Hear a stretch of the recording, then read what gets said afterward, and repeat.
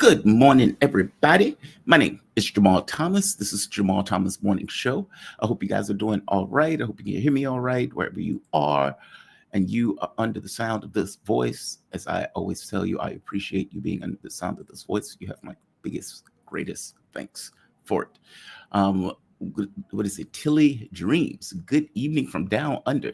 Tilly, you are about 3 hours ahead of me. So yes, I'm not going to be a regional chauvinist.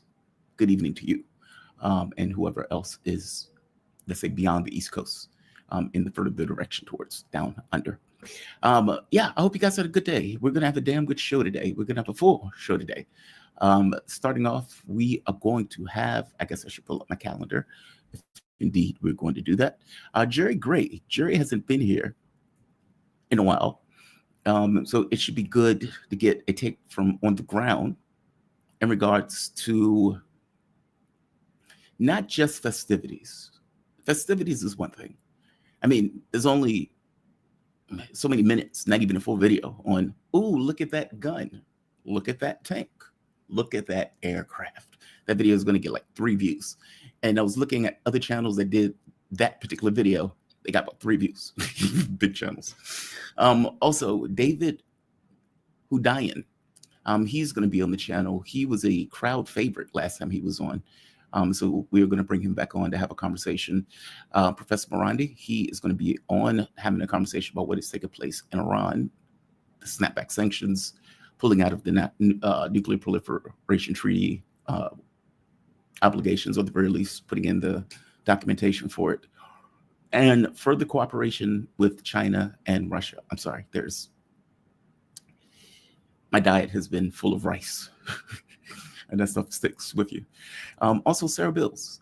Sarah Bils is going to be here to round the show out, having a conversation about Putin's Q&A and kind of a breakdown of some of the things that are being said in the Q&A. I have a monologue that's probably going to take place at the 8 o'clock hour, just before Morandi comes on. And I'm going to cut that into a video. I think, as I think about this, like world events, there is this strange argument that's taking place. I brought it up with the Colonel yesterday, where he agreed with me. I don't think he wanted to get fully into what is taking place now in the current context. I think he wanted to stay within the context of history. But he did agree with me that there's an argument taking place, a sub-argument beyond what seems to be the origins, or let's say the beginnings of the Third World War. And we should talk about it. It shouldn't be something that is just kind of floating around in the ether. You see it when China is making its commentary. You see it when Russia and many of these other countries are making this argument, the stern defense of international law, despite the fact that many of the countries, a good percentage, are fully lawless. It is impossible to have any such thing as international law when 30% of the countries don't acknowledge international law. And using international law as a restraint when the other countries are violating it, not so much. But I strongly suspect that there's a reason that they are doing it. And I think it's related to the argument that's effectively being made for the longer term. So I definitely want to hit upon that. That one is going to be a bit explosive, because I'm going to make the argument that Hitler won, at the very least from the context of the West. And of course, that is going to probably set people's hair on end. But I think the argument is correct. And I think I can make the argument that ultimately Hitler did win the Second World War. And yes, I know in the abstract, or in the fact of the matter, he lost. So I'm not necessarily doing revisionist history. But I am pointing out that the ideas that he was espousing has effectively taken shape and grown in Western cultures, and in the way that the West looks at itself, looks at the rest of the world, and looks at its role in the larger world. It is very Hitlerian. And you can go through one item after the next in order to make that particular case felt, even though, again, I know it's a bit hyperbolic in the way that people are going to see it. I think it's right. Declare the Q for a moment. We have a few minutes. I screwed up today. I screwed up today royally. And I feel so bad about it. That's why I need to declare the Q. I'm guilty. Never like to put a knife in somebody that didn't deserve it. And Lord knows I did today. I have a pet trigger. What do they say? They would say your Pluto gets out of control on certain issues, especially specifically related to independence and control of self. Not jealous, not, I don't have this need to tell other people what they need to do, but I'm the only one that is ever going to defend me, and and I am hyper reactive in the context of defense, especially around medical issues. My doctor triggered that today. Very nice woman. She didn't mean to. She walked in the buzzsaw. And it was after the fact where I realized, oh, so I'm wrong. I'm sorry. My bad. And it made me think of KJ. It really did. And this is not poking or anything else. It's kind of an understanding moment. I have had a very complicated medical history. That is to put it mildly. And one of the main triggers was being stuck in a hospital for a week without pain medication, while doctors and nurses acted as if A, I wasn't in pain, B, I was lying about it, and C, as if I was just making it up. And when you are left to your devices in constant agony, without any assistance, any help, and everybody trying to gaslight you into believing that there is no spoon when you are clearly, there's a spoon. It gives you a perspective of the world, and it gives you a perspective of self in regards to defense of self, vigorous defense of self. Never will happen again, ever. And so when you tell somebody, do X, and they don't do X, and instead of doing X, you believe, strongly believe Y has taken place, and you're pointing out, dude, gently at first, I told you to do this. Period. This is in relation to me. I am stuck with the consequences of my actions. This is in relation to me.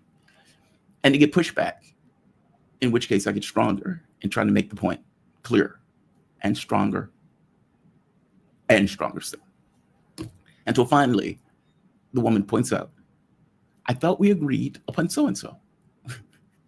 And my first thought was like, damn it, I wish you could have said that first, as opposed to pushing back on me this entire time, because we did agree on so-and-so. The results were just, wasn't her fault. I'll put it that way.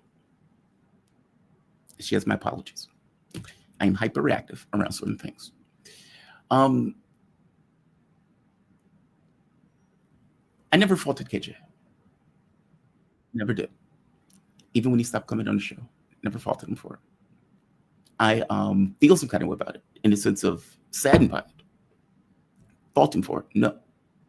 He is perceiving something through the lens of lived experience, and that is giving him a certain point of view around that lived experience. I can respect that. I may disagree with the outcome, but I can respect it. So I want him to do fantastic. I want him to do extraordinarily well. I wish him well. We're human beings, right? We all have our pet peeves. All right, I am going to bring in my guest. I am joined with the man himself, Jerry Gray. How you doing today? You doing all right? Good, thank you. Thanks for the opportunity of coming back to your show. It's always fun.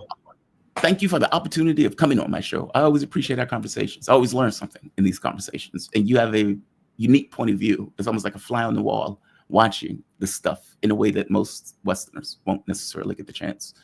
I'm not sure that it's unique. It's certainly different to a lot of people in the West. It's not unique in China, though. I don't mean unique. I guess I said that poorly. I don't mean unique in the sense of an out there point of view. I just mean you have a window into something that most of us don't have. Like, I've never lived in China. I've been in China for all of 12 hours at the most. So there's no way for me to kind of just sit and soak in what it's like. I can tell you what Malaysia's like. I can tell you what Indonesia's like. I can tell you what all sorts of places is like. China, not so much. But you do. You were raised in the West, and now you're there. And so you can see it with a certain lens and communicate it in a way that many people can't. And so, no, I appreciate your capability in doing it, for one, but I appreciate you coming on my show. A second. We have been watching a hell of a military parade. Yes. And it has been Victory Day, as we like to call it. I mean, first we got the one in Russia, which was a barn burner. And now we're getting the one in China that is also a barn burner. Just for the audience, just in case you missed some of the splendor of this, I'm going to play just a small part of this.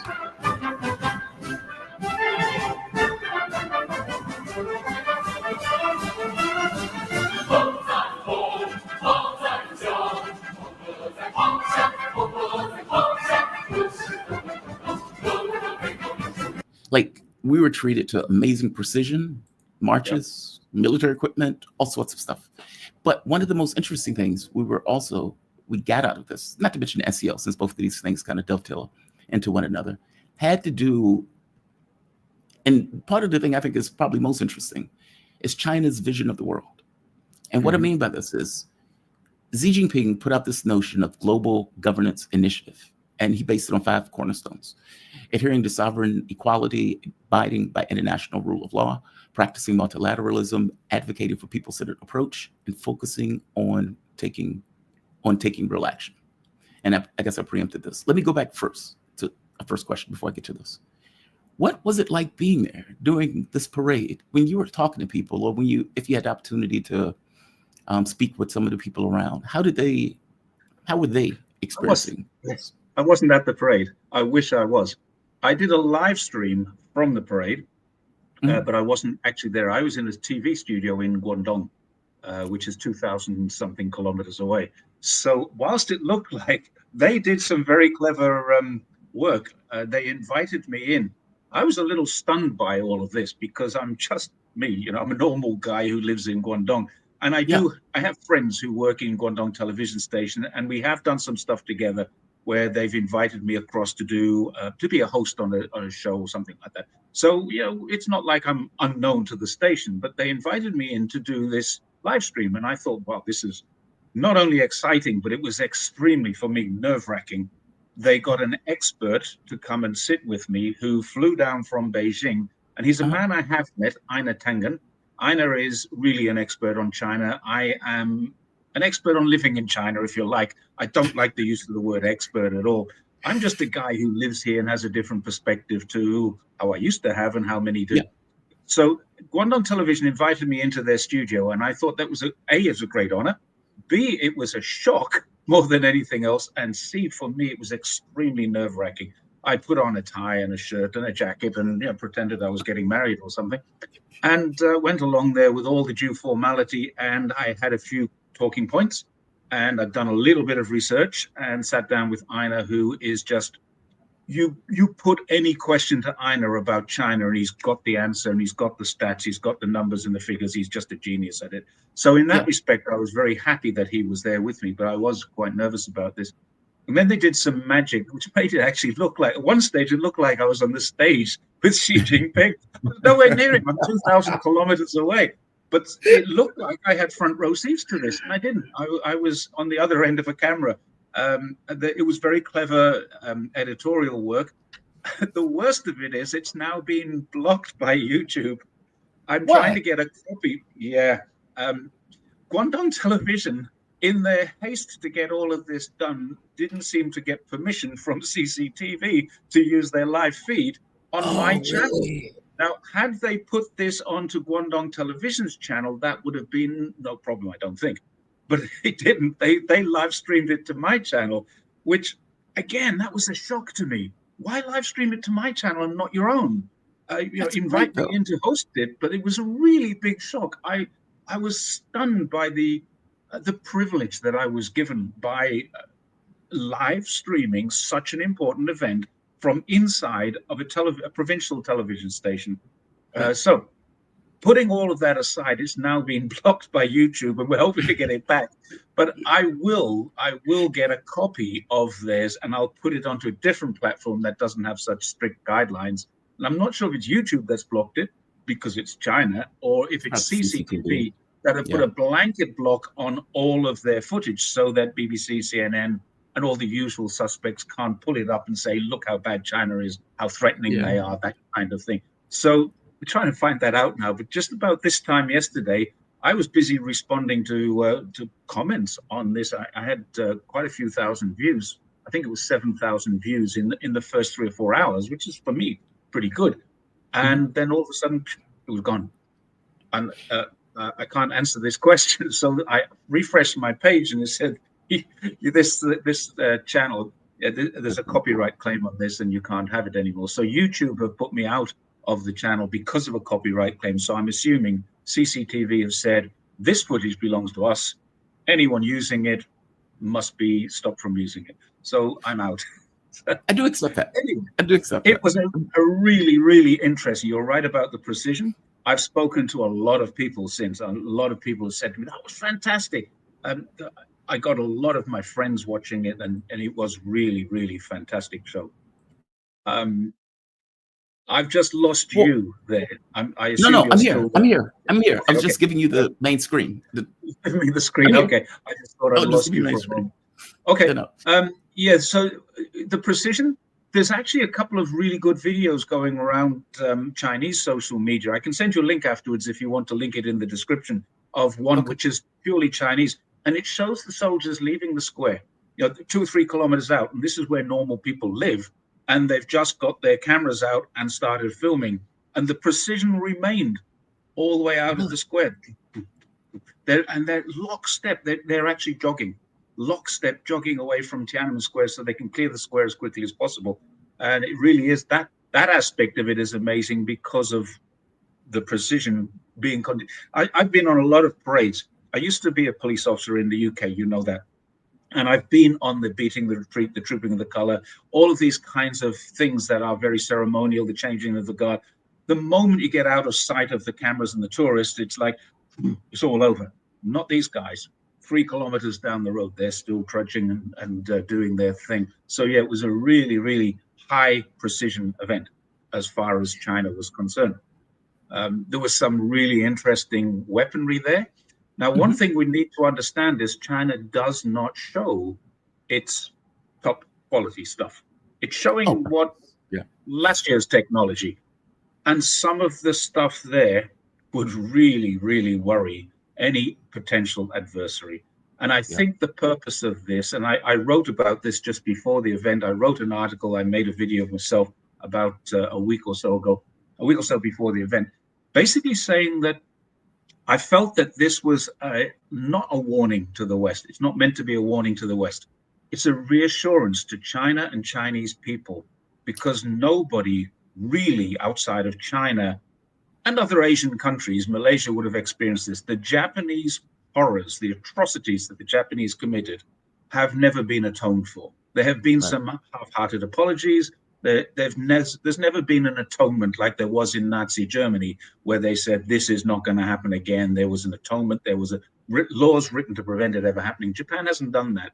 Japan has just basically whitewashed it now and said there was an incident, and we had to defend ourselves in Nanjing.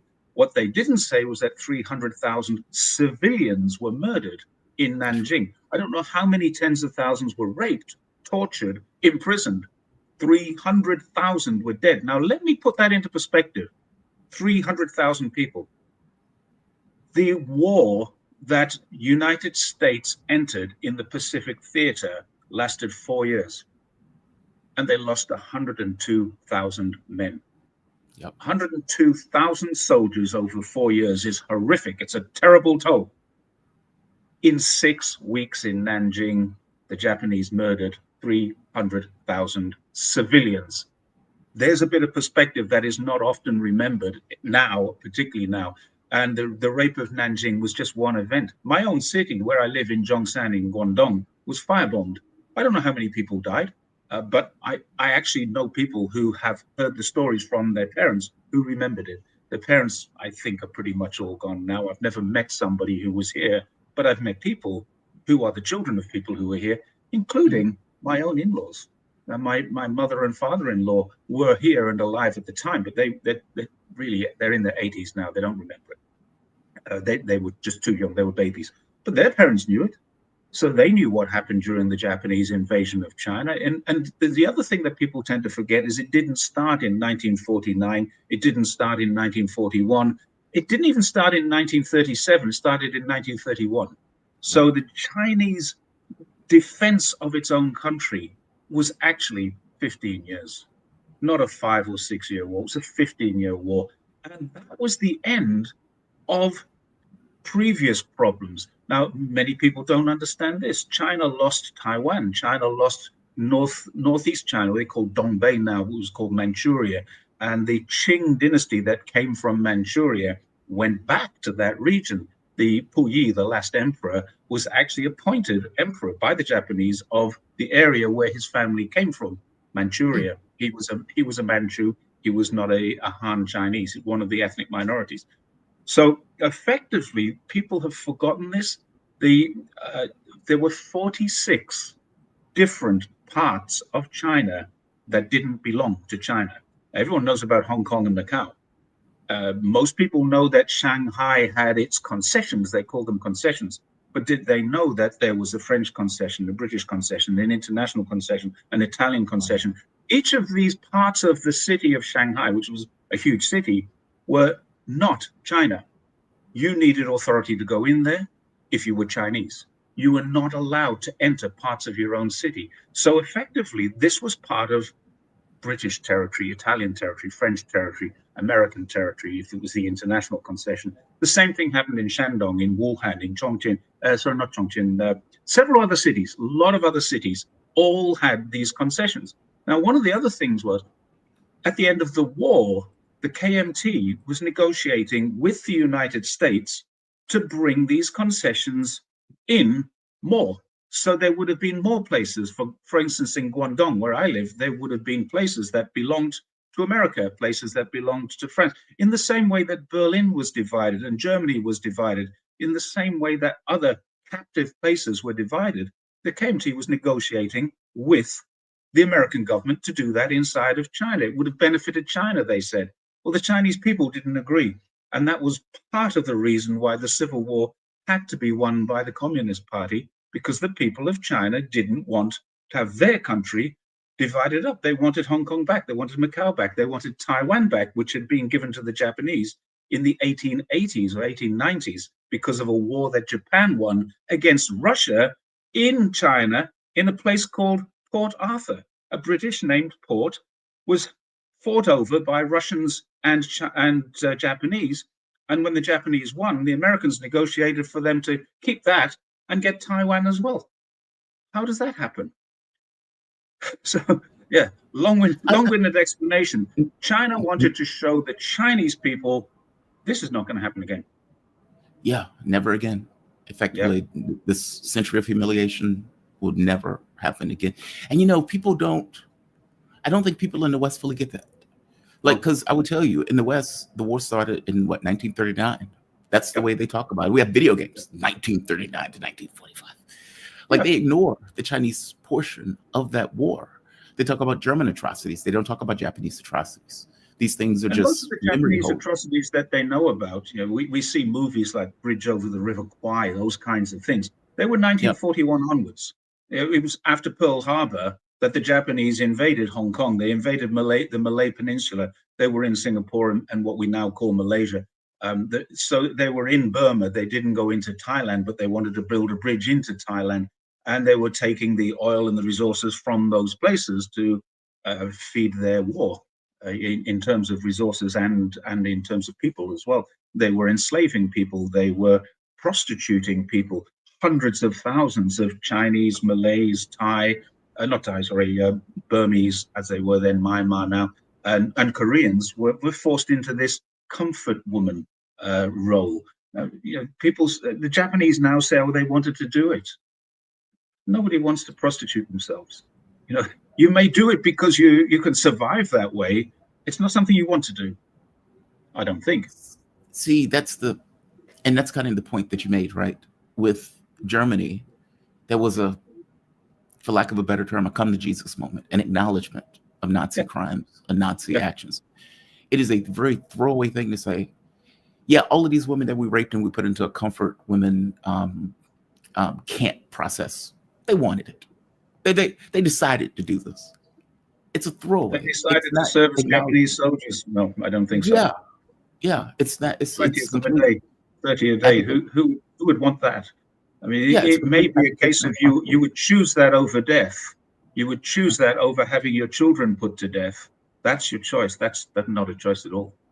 I mean, this is subjugation and it's horrendous. And the stories, if you understand and read the story, and that's not even the half of it.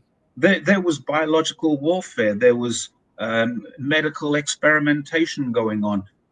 China has just released a movie about the Unit 731, Yeah, which is only one. There were several, but it's still there. It's a museum, and I've been there.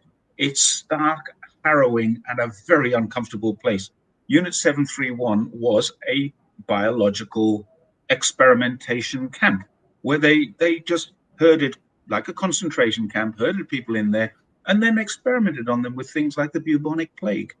Even when they left China, after the war was over, they didn't know what to do with these infected rats that they had. So they released them into the wild. And after the Second World War, for the next 5 or 6 years, China had to fight a bubonic plague that had been released by the departing Japanese.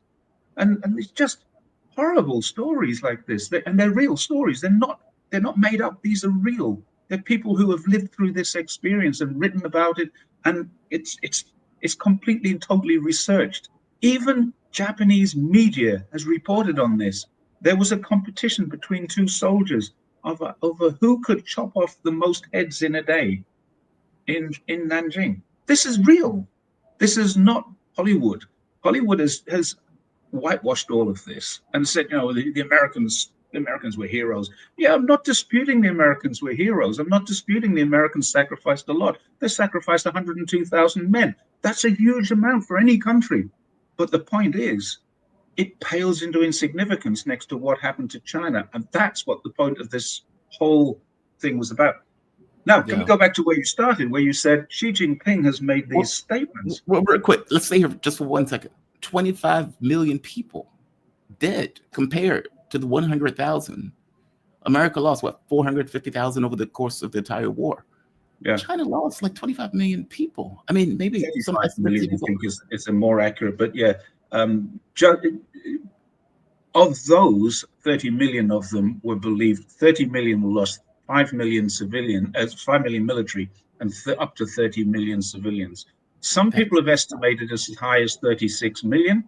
Let's go with the bottom estimate of 25 million. It beggars belief. And It what does. Xi Jinping has said actually mirrors the Charter of the United Nations. It does. He's not asking for change. He's not asking for anything to be different or better. He's asking for the world to comply with what the world agreed to at the end of this last major conflict that did kill tens, hundreds of millions of people. I mean, we don't know how many Filipinos or Indonesians died. That was an interesting thing. The president of Indonesia jumped on a plane in the morning, came to this show, and then went home in the afternoon because he's got his own problems down there, which the Americans seem to be very much in charge of right now, organizing this thing. We can see USAID and we can see NED all over this. And I actually did something this morning which proved that. Brian Boletic is writing about that, and I found a link for him which showed that the ABC in Australia is funded in that region by the National Endowment for Democracy and the George Soros Open Societies Foundation. So we just got all this thing going on. This is going on in Indonesia today. They're doing it again. Yeah. I'm here now, actually. I'm in Indonesia as we speak. Oh, is that you're in a hotel room there? Yeah. Yeah, an apartment for all intents and purposes. But yeah, I've been watching the protests as they take place, burning down buildings and everything else, and blaming the students for effectively doing it. Of course, it has all the hallmarks of another Tiananmen Square. It has all the hallmarks of what happened in Maidan in Ukraine. It has all the hallmarks of every single American color revolution. Yeah.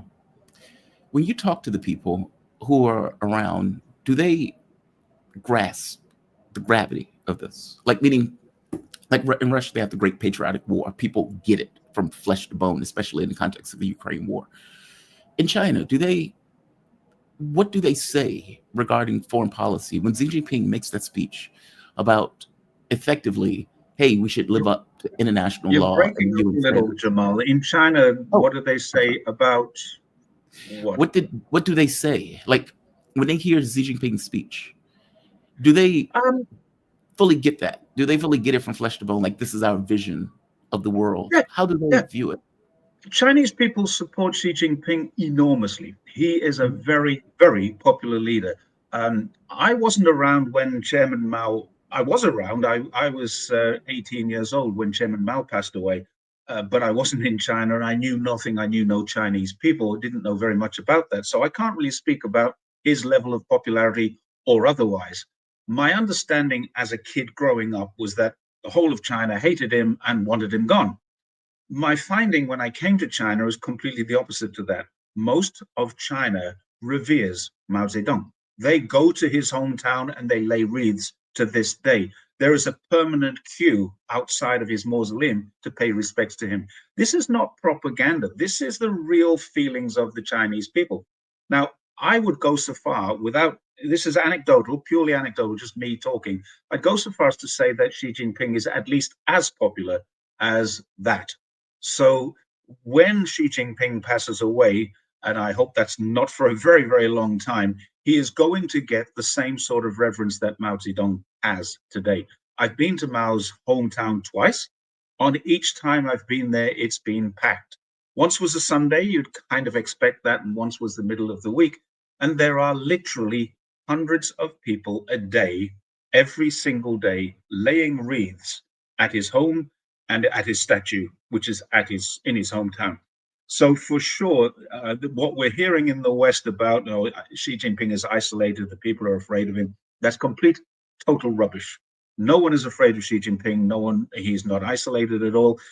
Isolation looks very different when you look at the pictures of the number of people who were in the Shanghai Cooperation Organization meetings and who came to the show on Wednesday, yesterday.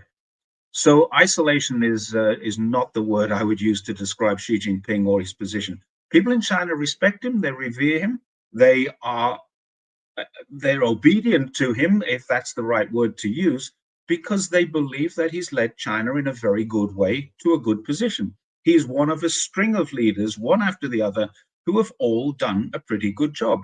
Now, with each one of them, you might find some criticism, but none of them would you'd find a place where anyone would say, let's get rid of this guy. I haven't seen that. I haven't heard of that. Now, Deng Xiaoping in 1989, maybe there were some people who thought that, but we know for a fact that George H.W. Bush was in Beijing organizing this. We know for a fact that Nancy Pelosi came over here a few days or a couple of weeks after the event to kind of rescue some people and do a little bit of damage control because it went wrong. We know for a fact, we know those of us who've researched it, that what did go wrong was nothing like what was reported to have gone wrong. The number of people who died in Tiananmen Square was low, 200 and something. That's too high, but it's much lower than the original 10,000 estimate. The number of people who died who were protesters is almost infinitesimally lower than the anticipated or expected numbers. The people who died were soldiers and policemen, mostly. So we know that for a fact. So we know that Western media have been misleading us for 35, 40 years on this particular thing. Why would they tell us the truth about anything else? The people of China believe and support what Xi Jinping is doing. The people of China don't have any animosity towards people like you. You're an African, you're a black African, and you would come to China and people would be friendly and welcoming to you. 99%. And you might get one a-hole who is not nice to you, but so would I. So would anybody else. That guy is just a person who is an a-hole. You're not Yeah. always going to get 100%, but almost every single person in China, despite what America are doing to China, they don't hate the Americans. I have American friends, and they're a little bit embarrassed about saying, I'm an American. Why would they be embarrassed about it? Because they're embarrassed about what their country is doing. I've got one friend who wears a Canadian flag. He's an American, but he wears a Canadian flag on his backpack and he's got some Canadian stuff. He always carries, I'm a Canadian. He's afraid to say that he's an American. But the fact is, even my American friends get treated very well by our Chinese friends.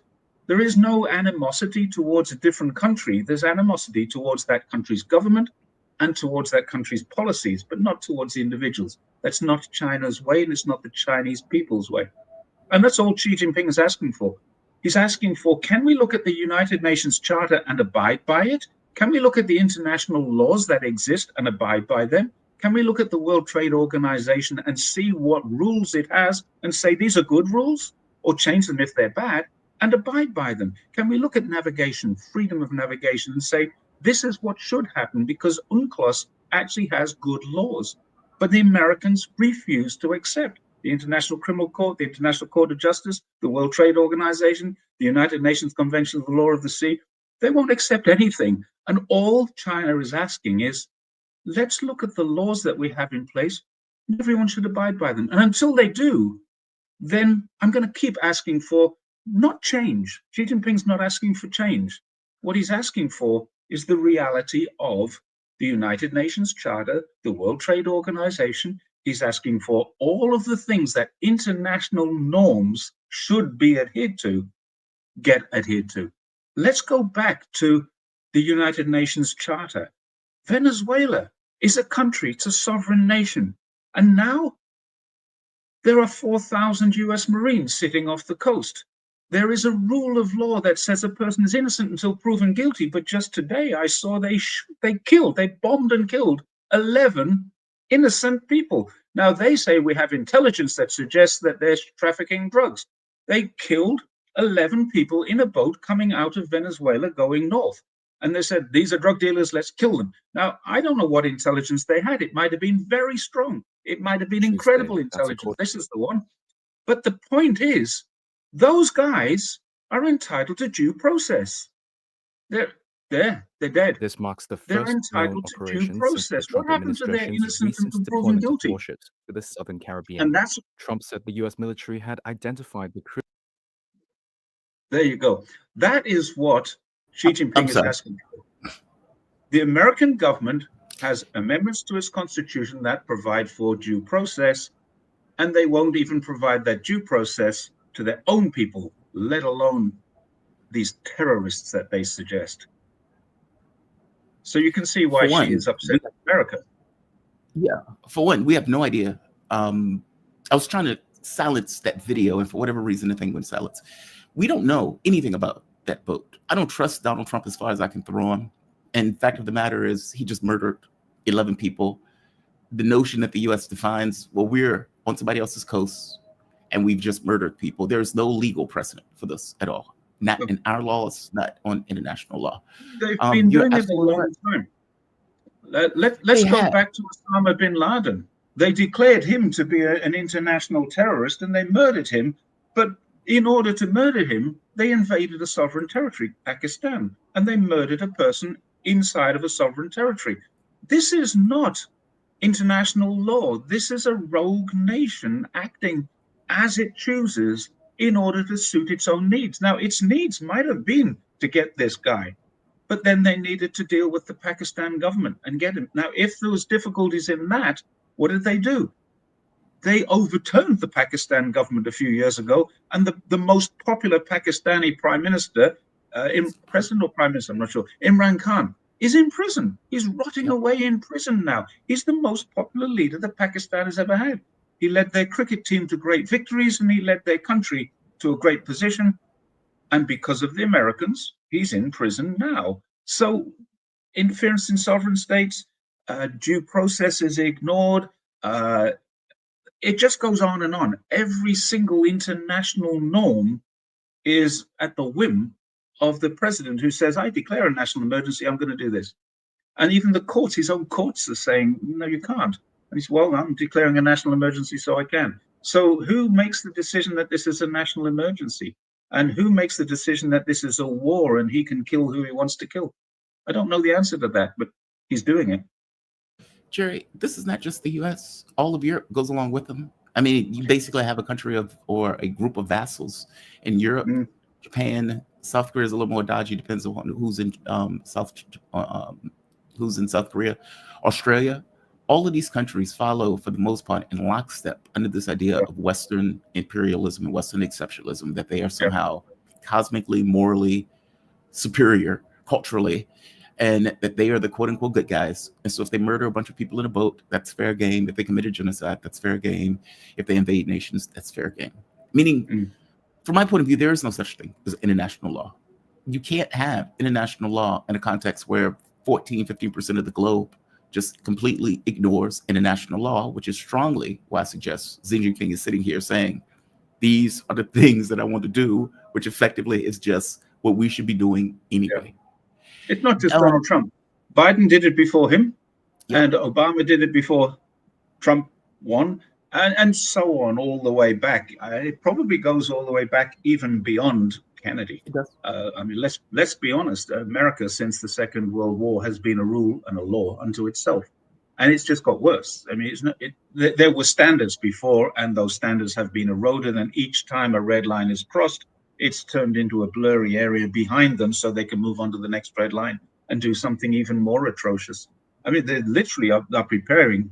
The Secretary of Defense today was telling Fox News that we are prepared if need be. It's the president's decision, but we're ready. If they need regime change in Venezuela, we'll do it. Now, that's just admitting to an international war crime.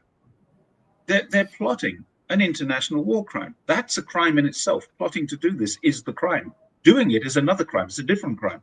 But when you start arranging a bank robbery, you're planning a bank robbery, you're already committing a crime if you're planning it. When you do it, you've committed another one. So there's conspiracy, and then there's the crime. But Jerry, who's the cop? Don't you need to have a cop to have a crime? I'm serious. I'm being very serious with this question. You don't need to have a cop to have a crime. You need to have a cop to catch the criminal, or you need to have a system in place to prosecute that criminal. The system that is in place to prosecute that criminal, there are two of them. One is the United Nations, and the other is the International Criminal Court, neither of which seem to have any power to do anything to stop the Americans, or the Israelis for that matter, from doing what they choose to do. Exactly. So is it a law if it's continuously being violated? It's not a law if you don't abide by it. Now, in order for the International Criminal Court to become powerful enough to do anything with America, America has to sign to say we agree to be part of the International Criminal Court or the criminal justice system. The International Criminal Justice System, they refuse to ratify that. Same thing with the UNCLOS, the United Nations Convention on the Law of the Sea. They won't ratify it, but they will accuse China all the time of not doing something. And this is the thing that they have. It's like one rule for us. And then they've got a very clever wording. Rules-based order. Whose rules? What is the rules-based order? Where is this written? There are international laws that are written and have been adhered to for years by a lot of countries, except America. So they make up things like freedom of navigation. They make up things like peaceful passage. They make up things like words like the international waters. These words don't exist. They don't exist in any legal definition. They're only in the rules-based order. That's why China needed to have a military parade that made, honestly, the American military parade, the 250-year when Donald Trump was sat in, and I believe Hesketh and Rubio were both asleep. Donald Trump sat there. He was very, very proud of this. It was a shambles. I mean, there are so many Chinese social medias doing a split screen of this compared with this. It is just laughable. It is pathetic. It was very pathetic. It was very pathetic. I am curious on your take on this, though. How does China plan on dealing with this? I mean, you have what I'm not going to call China a hegemon, but it's definitely a power in the world. It's severe, significant power. It's a benign superpower. China does not exert force anywhere. And people will argue, what about the expansion to the South China Sea? Well, we could have an hour-long discussion just on that. But the answer is no, they have not expanded into the South China Sea. They have actually contracted. Right. I would accept the benign superpower thing, even though I don't know if you can be a benign superpower, but I would accept it because I know what you mean in the case of China. But how does a quote-unquote benign superpower deal with what is a percentage of the world that is effectively, as you point out, gone completely rogue. Yeah. There's no country they won't invade. There's no person they won't kill. The best way I can describe it is by an old saying: never interrupt your enemy when he's making a mistake. And somebody once said to me, I think it was Aina Tengen a few months ago, actually said to me, there's no point in pushing someone when they're running towards the cliff. So I think that's probably the best way to look at it. China is sitting back and saying, what can America do wrong now? What's next? And that is a big problem for America, because until China reacts, and I'm talking about reacting kinetically to what America does, then America has no grounds on which to react kinetically back. So America is doing its best to try and goad China through its red lines on Taiwan, through its constant Hong Kong, Xinjiang, Tibet, Xinjiang, as they now call it, and we now call it, because I live in China. Xinjiang is the Tibet area. And we have these four things that America is constantly spending money to try and agitate. The thing is, their audience is getting smaller and smaller. Their support is getting smaller and smaller. We're going to see over the next 12 months or so, at least one or two more countries stop recognizing Taiwan and start recognizing China, because the BRI and BRICS are the only way forward. There is no way forward now economically with America, because as soon as you start trading with them, they change the rules. Nobody wants to be in an unstable trading relationship with a major partner. And America, for all of their faults, is a major partner for anyone who trades with them. They're the biggest customer on earth. We have to acknowledge that. So nobody wants to trade with them, but they feel they have to. So as soon as they do, even India now, India has been their democratic. India's the least democratic country in the world, but India has been their democratic, like-minded ally that is now going to suffer the consequences of not towing the American line, because India is buying gas. India is buying oil from Venezuela, refining it and selling it to Europe, and America don't like that. India's economy has lifted in the last 2 or 3 years quite considerably. It's growing faster than China. It's growing faster than Russia. Russia is at war, and it's still got a rising economy. If you think about this, 3 of the top 4 global economies were in Beijing a couple of days ago. Yes. In Tianjin, actually, not Beijing, Tianjin. Modi was here, Putin was here, and Xi Jinping lives here. So those 3, not only do they have 45% of the world's population, they have the only growth economies in the larger economies. The US is not a growth economy. At best, it's going to register a growth, but it won't be real growth, because the people are still suffering. Rich people are getting richer, and so the GDP goes up. People are spending more on legal fees, on medical fees, on school fees, those kinds of things. These are not helping your GDP. Manufacturing helps your GDP. But your price purchasing parity in America is shockingly bad, and China overtook that a long time ago. My 100 RMB will go a hell of a lot further than your $100. So there is that to consider. What's going on here in China with all of this is that Chinese people are sitting back and saying, there's no point in doing anything. 80% of the global population and more than 55% and growing of the global economy is dealing with China on a stable, natural, environmental, sustainable way. It's all happening. Jason Smith, a friend of mine in Beijing, has just written a book about the poverty alleviation schemes in other countries. And he's listed every single country that China is helping. I mean, helping. There are no strings attached. When China builds a hospital, it says here's a hospital. When China builds a road, it says here's a road. It leaves them there. When America lends you money, it takes away your water rights, your utilities, your electricity, your power. China builds a power station and leaves it in Uganda for the Ugandans to run. So where is the myth of this debt trap? None of this is happening. None of the reality is what Western media is saying. So here's the thing. How did China handle it? By actions, not by words. China doesn't need me to defend it. China will just continue to do what it's always doing. And the people who matter, the president of Venezuela, the prime ministers of this country, that country, and another country, those people know where they can do business. They know where there is stability. They know that where there is security and reliability, and they know it's not the United States. So the other thing about Africa, I don't know if you're aware of this, there are 54 countries in Africa. 53 of them recognize Beijing, and one recognizes Taiwan as the Republic of China. Well, that country, Eswatini, which used to be called Swaziland, is the only country, and it is supported. It's an absolute monarchy, dictatorial monarchy at that. It's not even a nice monarchy, and it's supported by the National Endowment for Democracy.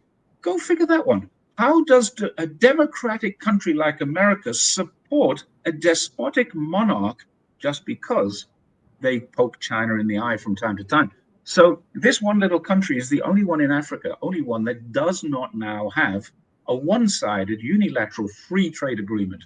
They can send anything they want to China, and China will accept it freely. China will send stuff to them, and if they want to charge China a tariff or a tax, China accepts that too. So they have a unilateral, 53 of 54 African countries can now send their coffee, their wheat, their beans, their beads, their jewelry, their clothing, anything they've got can be sent to China completely, totally tariff-free. So it's a unilateral, one-sided free trade agreement with the entire continent of Africa, bar one country. So that's your point. That at is the your main same point. time, Donald Trump has put a 15 or 30% tariff on the whole continent. So who are you going to deal with? That is why China needs to do very little in terms of proposals or it doesn't need to go out there and advertise what it's doing, because every single person in Africa knows what China is doing. You know, you've got another 2 billion or so people in Africa. You've got 2 billion in India, or 1.5 billion in India, 1.5 billion in China. We all know. We don't need to be told what China is doing, and that is why China doesn't need to do very much. Oh, that is such a good point. Oh, that is such a good point. Because, you're so right. It's, you take action, you do things, and people see what you're doing. You don't need to write about this. You don't need words. You don't need to promote it. You don't need me. Nobody needs me. I do what I do because I enjoy doing it. And I love getting people coming back to me and saying, yeah, but what about? And I give them the what about. Wow, I didn't know that. So many people say this to me. I didn't know that. And don't try and don't call me names. Try and prove me wrong. So it's my regular catchphrase now. Stop calling me names. If you want some respect, prove me wrong. And if you can, I'll apologize for my mistake. But if you can't, then please apologize for calling me a CCP shill or paid propagandist or whatever it is that you want to call me. I've had some pretty bad words. It's just reality, right? I mean, you go into a country, you build a military base. Okay, thanks. You go into a country and you give all of these loans from the IMF. Thing. The military base thing is an interesting one. People keep saying that China's building military bases all over the place. It hasn't. It's built airstrips on a couple of islands, and the word is they could be used to house military. Yes, they could. Yes, they could. But so can Guangzhou airstrip. So can Zhuhai. I've got 5 airstrips within 100 kilometers of where I live, and they could all be military, but they're not. None of them are. But no, I'm sorry, Jerry. I meant the U.S. will go into Africa and build a military base, whereas you build a hospital, you build a road, you build, etc. What they're going to need the most: hospital, road, schools, etc. They're going to care about those things so much more. One military base in Africa. They have a military and a navy base in Djibouti, and it was built with 20 other countries, including the United States, because the shipping that was going through the Horn of Africa was getting Somali pirates and Djibouti pirates. They had a big problem there. So China's pulling its weight and helping Chinese trade, mostly Chinese trade going through there. About 40% of the trade that goes up there is from China or to China. And so we've got to do this. So they've built a military base so they can do it. But at the same time, in Djibouti, they've also built a hospital, a few schools, they built some roads, they built a train station, they built a train line. They're building things like this. Whereas America just says, oh, we're going to send troops down there to protect our national, not yours, not the Africans' national interest. This is our national interest that need protecting. So there's a uranium mine there. There's an oil field there. We're going to send Marines. We're going to send, what are Marines doing in Syria? They're 1,000 miles from the ocean. They're Marines. Stealing They're the used on oil. ships. They're Yeah, stealing the they're oil. protecting oil. They're swimming in Yeah. oil. Yeah, that's what they're doing in Iraq. Women in oil. There is no ocean there. What are Marines doing? What were they doing in Vietnam? They were killing people. What are they doing in Afghanistan? Afghanistan is landlocked, but the Marines are there. Yeah.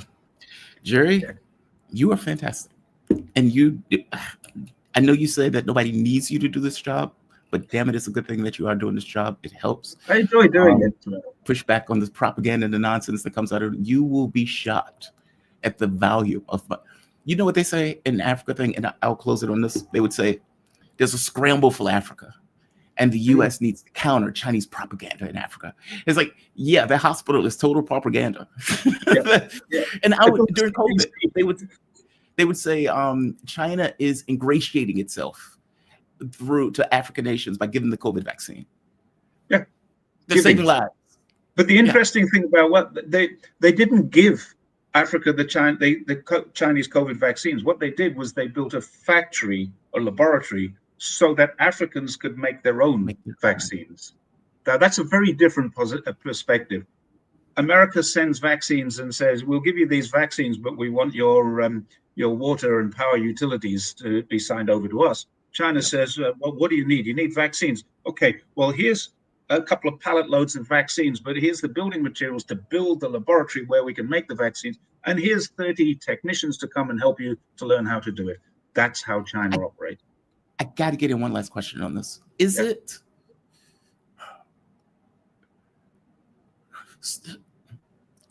countries often have there are, how can I say this? It's not bias, ideologies that the countries work through. So think of a complete example that is not exactly the example I want, but it's kind of in the spirit of it. Star Trek. In Star Trek, they have this ethos of we're going to be good, we're going to be righteous, we're going to be fair, honest. This is the Starfleet way. We're going to go places and help other people when those people need it, even if it's to the detriment of ourselves. We'll do it. This is our ethos. Now, some people said they're in a cult. Whatever. It's the way they think. It's their workable point of view of the world. In the U.S., that's profit. We want to maximize our profit, get as much money as we possibly can. We want geopolitical control. We want hegemonic control, et cetera. That's our ethos. That's the way we look at the world. Is China, as you call them, a benign hegemon, are they looking at this in the context of, is this a strategy to win friends? Or is this just the way they look at the world, if that makes sense? In your time being there, is this like, we need to, we are dealing with a hegemon that is out of control, and we need to get as many allies as if we're playing the game of Go, where we can effectively surround the hegemon and weaken the hegemon? Or is this, no, this is the way we look at the world. If we can help in Africa with the COVID vaccine, if we can build a hospital, if we can build a road, it's in their best interest, and they're going to look at us favorably in the process of doing that, and we have a better world and more connected world in that process. We have about 1 or 2 minutes. Which one is it from your point of view, just on being there? It's a great question. China has a very different approach to America. Ideologically, China is communist, socialist, Marxist. It is a touch of Leninist as well. I mean, I'm not an ideologist, and I don't really get into those, so I'm not going to get into that. The materialism and all that sort of stuff. The point is, China wants mutual benefit for all. Now, China, coming from 1949, came from a position of absolute total destitution. It had no money. 1949, it started helping African countries, socialist African countries. So if there was a socialist country trying to shake off the shackles of colonialism, China would help them, even though they had nothing. So that tells you about their ideology. They really want to help like-minded people. Now it's different. China does not impose its ideology on anyone, and I challenge anyone to prove me wrong on that. There is not a single country that China does business with that China has said, we want you to be like us, or we want you to do what we do. China does business with everyone. It does business with Palestine. It does business with Israel. It does business with Saudi Arabia. And it does business with Iran. It does business with everyone. And it says your ideology, your internal affairs are your matter. But we think if you're doing business with us, it's going to be beneficial to us. But it's only beneficial to us if it's beneficial to you and you don't resent us doing it. That's a really important aspect of mutually beneficial trade. You can't have resentment in it. So China is trying to do mutually beneficial trade, mutually beneficial enhancement of lifestyle and living conditions. And at the same time, the United States is trying to say, we don't think you should be friends with China because they're evil. But without giving any example, a real example of their evilness or their evility. I'm going to make up a new word there. So America is just trying to sour the grapes at the same time as China is trying to sweeten the milk. It's milk and honey with China. It's sour grapes and weapons with America. And that's the way I view it. That's the way most of my Chinese friends view it. China has done nothing to hurt any other country in our lifetimes. Yeah, for a few weeks it invaded Vietnam in 1979. Is that the best they can come up with? America's invaded 150 countries or thereabouts since that time. It's just really a case of let's just stop and hold a mirror up to the Americans and say, who are you talking about here? Is it the people on the other side of the mirror, or is it the people in the mirror? That is really what it boils down to. China is not hegemon. It is a superpower, there is no doubt, but it is searching for equality for all countries, no matter how big or small they are. It's searching for mutual beneficial trade. Harmony, it's its favorite word. Harmonious society is China's favorite words. Jerry, you are fantastic at this. I swear to God, you are. And you give a damn good explanation to a lot of this stuff. And look, you are, screw people who call you names. You're just talking reality. I've experienced that myself when covering issues like this. You're fantastic. Thank you for this. Thank you very much. Jerry Gray, by the way, where can people find your channel? Just so people will know. Jerry's Take on China, and I've just started a new one called China Untraveled, with a hyphen between the T and raveled. Untraveled, but unraveled at the same time. You guys may not know this, but he's on a bike all through China. So that is being written about 40,000 kilometers on bikes in China. Bicycles, not motorbikes, bicycles, all done with pedal power. Westerner living in loving China and pushing back on the nonsense that people say about it. Jerry, thank you for this, man. You be safe, okay? Have a good night. Thank you, and I'll see you next time. Absolutely, absolutely. All right, let's go to our next guest. Shout out to Jerry. Always appreciate talking to him. He knows his stuff, and he is always great to talk to. And we're going to go from one damn good guest to another. We are joined with the man himself, David Hudayan. Did I get that right? David, can you hear me? I can't hear you. You're muted. I think you're muted. Go back. Go back. You had it once before. One more time. Oh, now you're muted. I can't hear you. I can't hear you. Oh, talk. Let's see.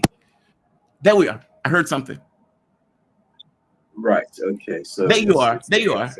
There you are. Okay. Now I can hear you. David Hudayan.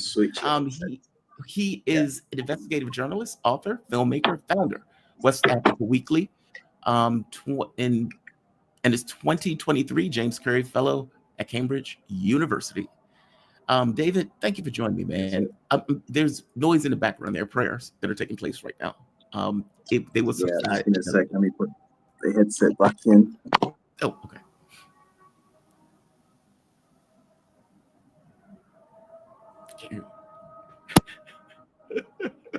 I'm sorry. Headsets, it's okay. It's okay. I can hear you just fine. We're just gonna have to take it like this. So yeah, no, you're perfectly fine, man. Thank you for joining me, man. Really, I always appreciate. The last conversations. The audience loved you, and you gave probably one of the best breakdowns of Sudan I think I've ever heard, and you've explained it in a way that made sense more than any channel that I've come across, anything that I read. So you are awesome.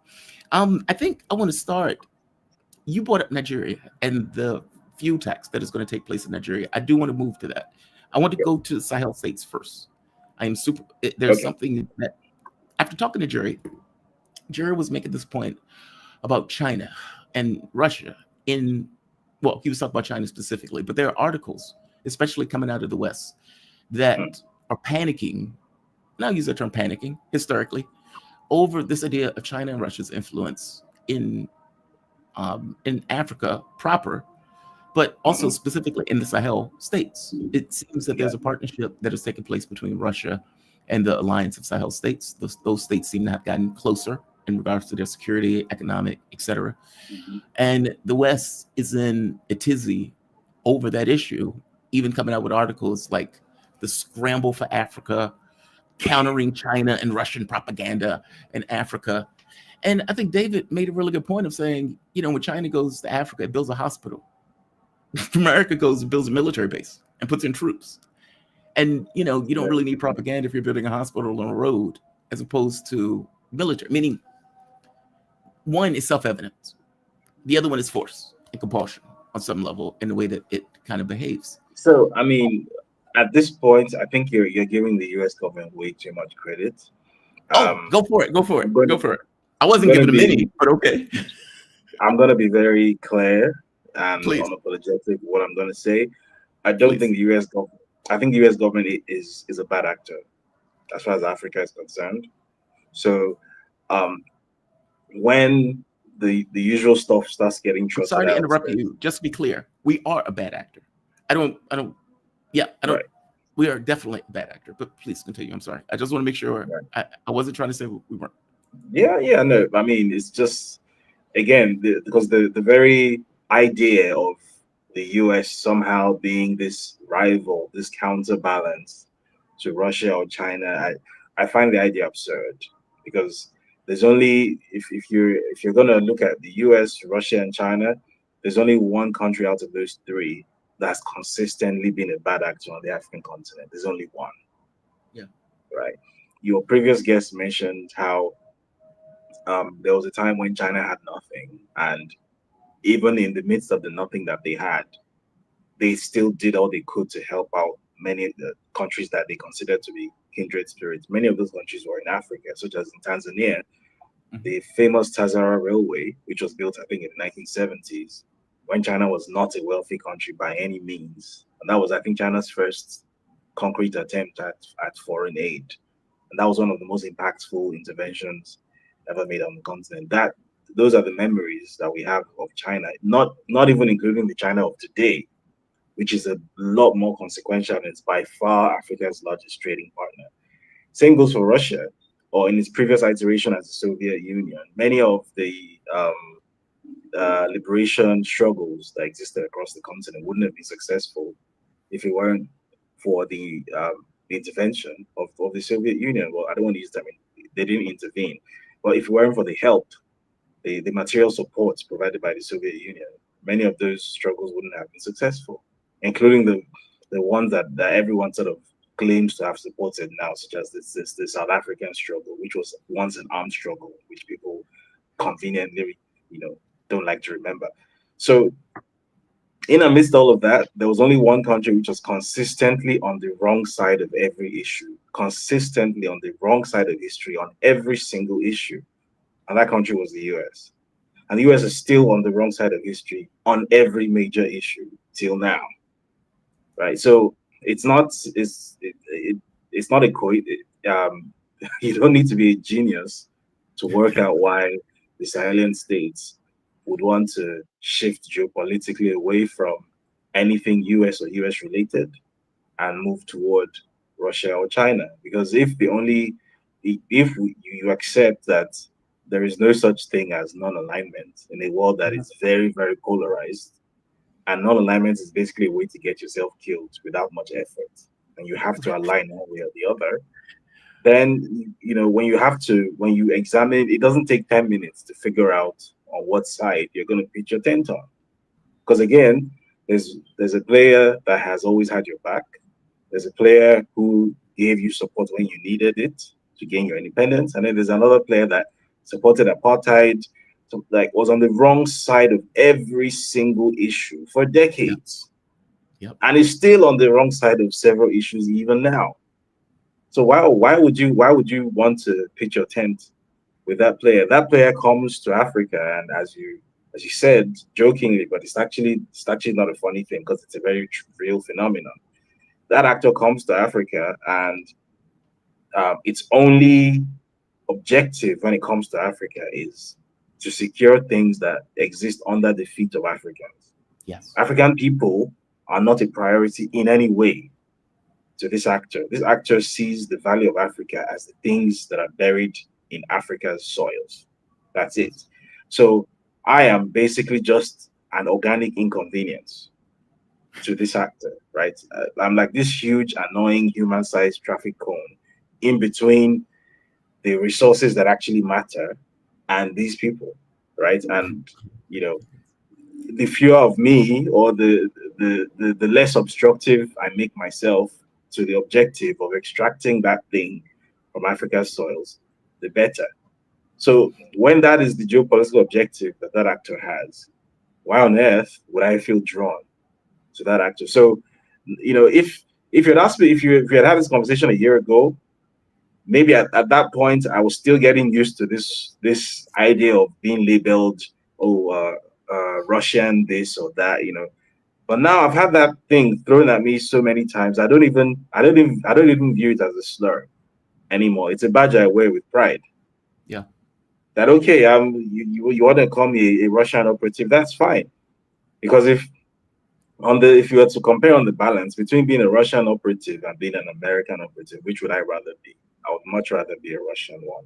The Russians have been on the good side of history much more often than the Americans have. The Americans have a unique talent alongside their little unsinkable aircraft carrier in the Middle East, have this knack for constantly being on the wrong side of every issue and constantly inventing new ways to be on the wrong side of things that don't even exist yet. Yeah. Right. So, I mean, the less It's said a about that, talent. the better. Yeah, it's a talent. It's amazing, right? It's like a cat landing on his feet. It always finds the wrong things, like the clock, where you know it's going to always be on the wrong time. It's weird.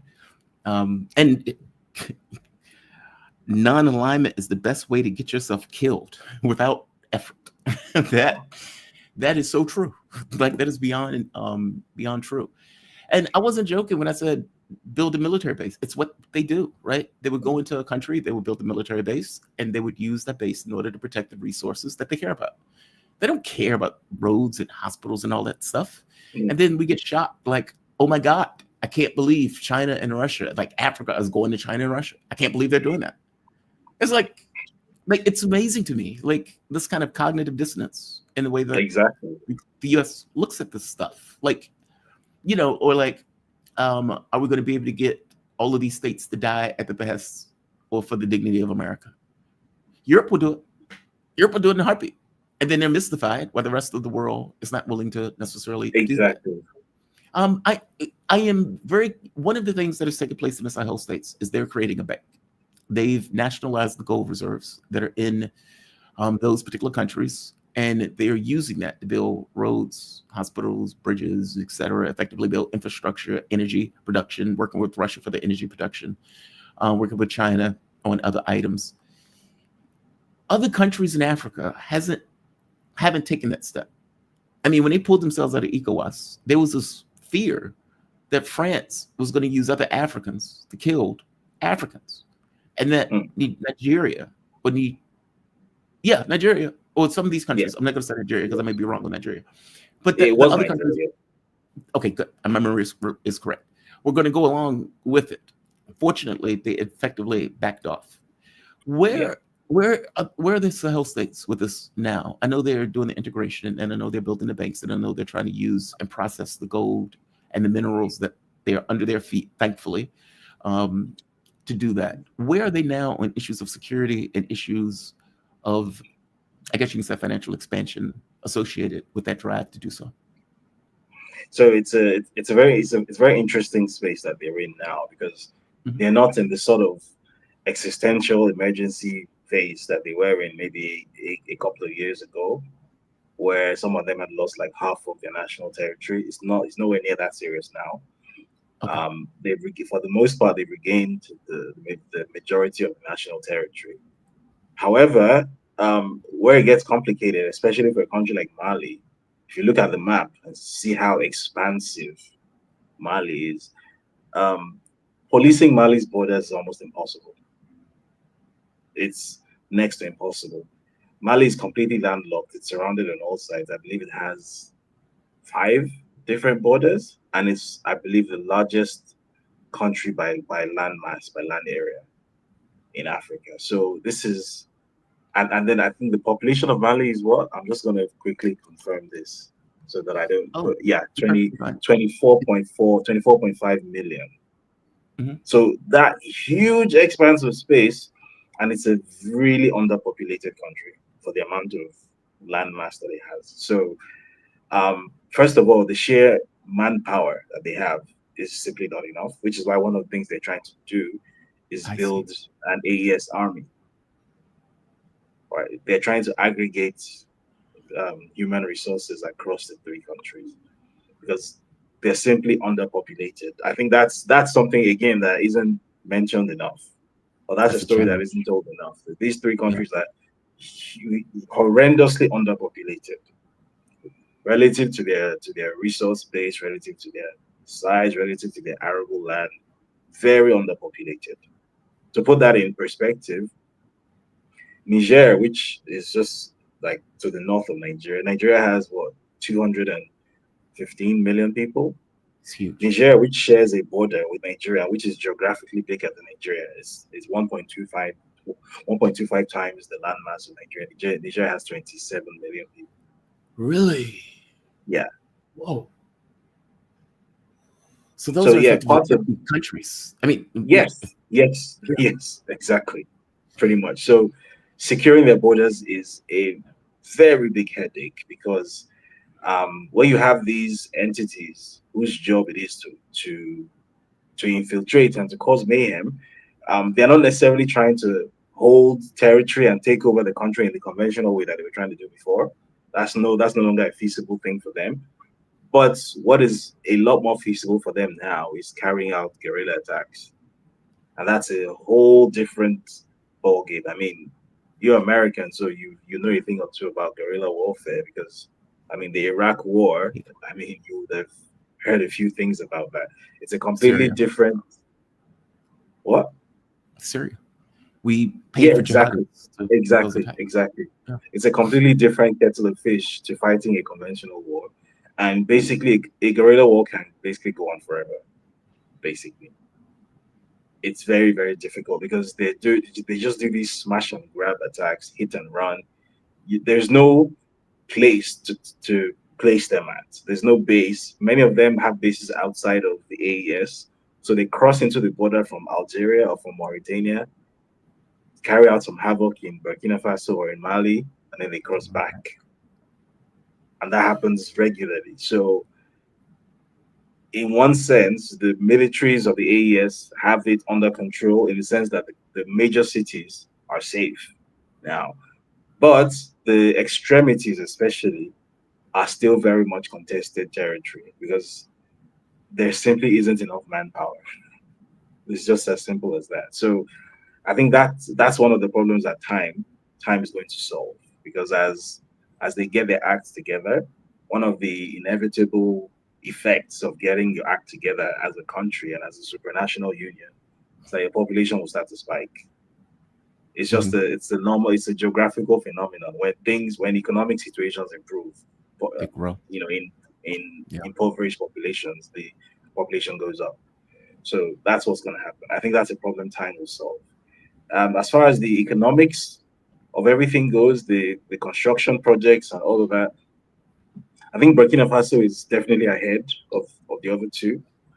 But I don't necessarily think that's because Burkina Faso is um, much more competent than the other two. I think Burkina Faso is a bit fortunate.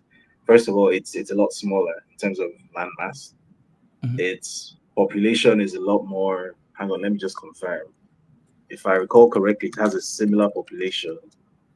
Yeah, 23 million people. But the land mass of Burkina Faso is like a fifth of Mali. So Oh, much smaller. the yeah, population is about the same, but land mass is a lot smaller. And in Burkina Faso is also a lot wetter. Bear in mind these are Sahelian countries, so they have a reputation for being a bit dry and arid. Burkina Faso is very wet compared to the other two.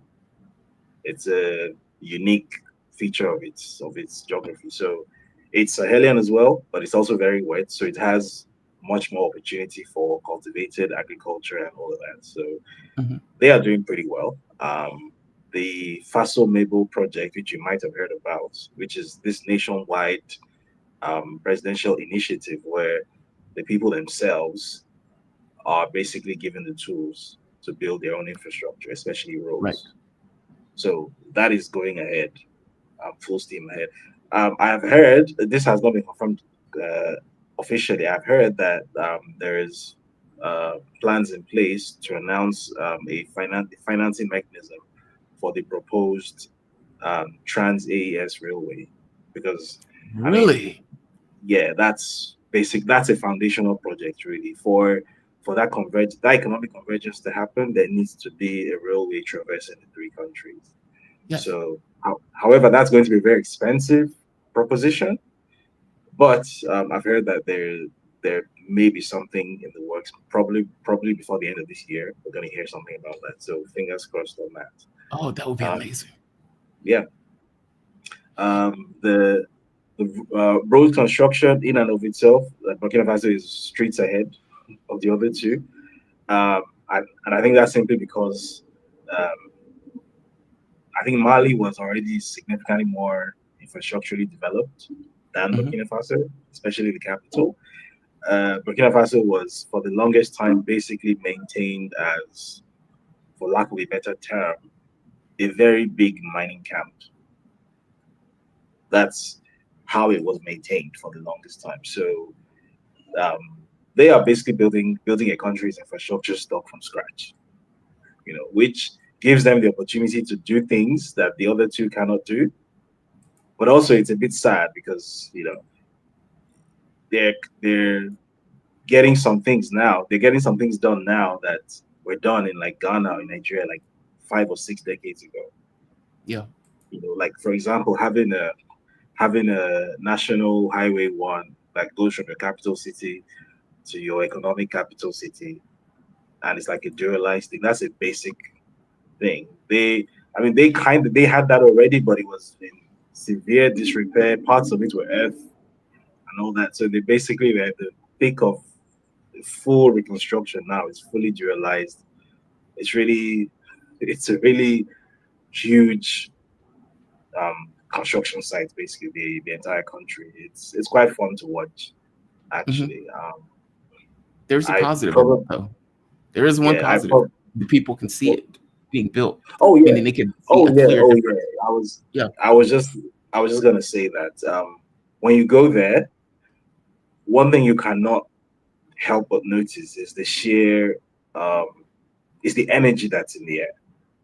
Because I think one very silly narrative that I think I've seen some people try to sell is that, oh, there's this atmosphere of repression. These are military juntas.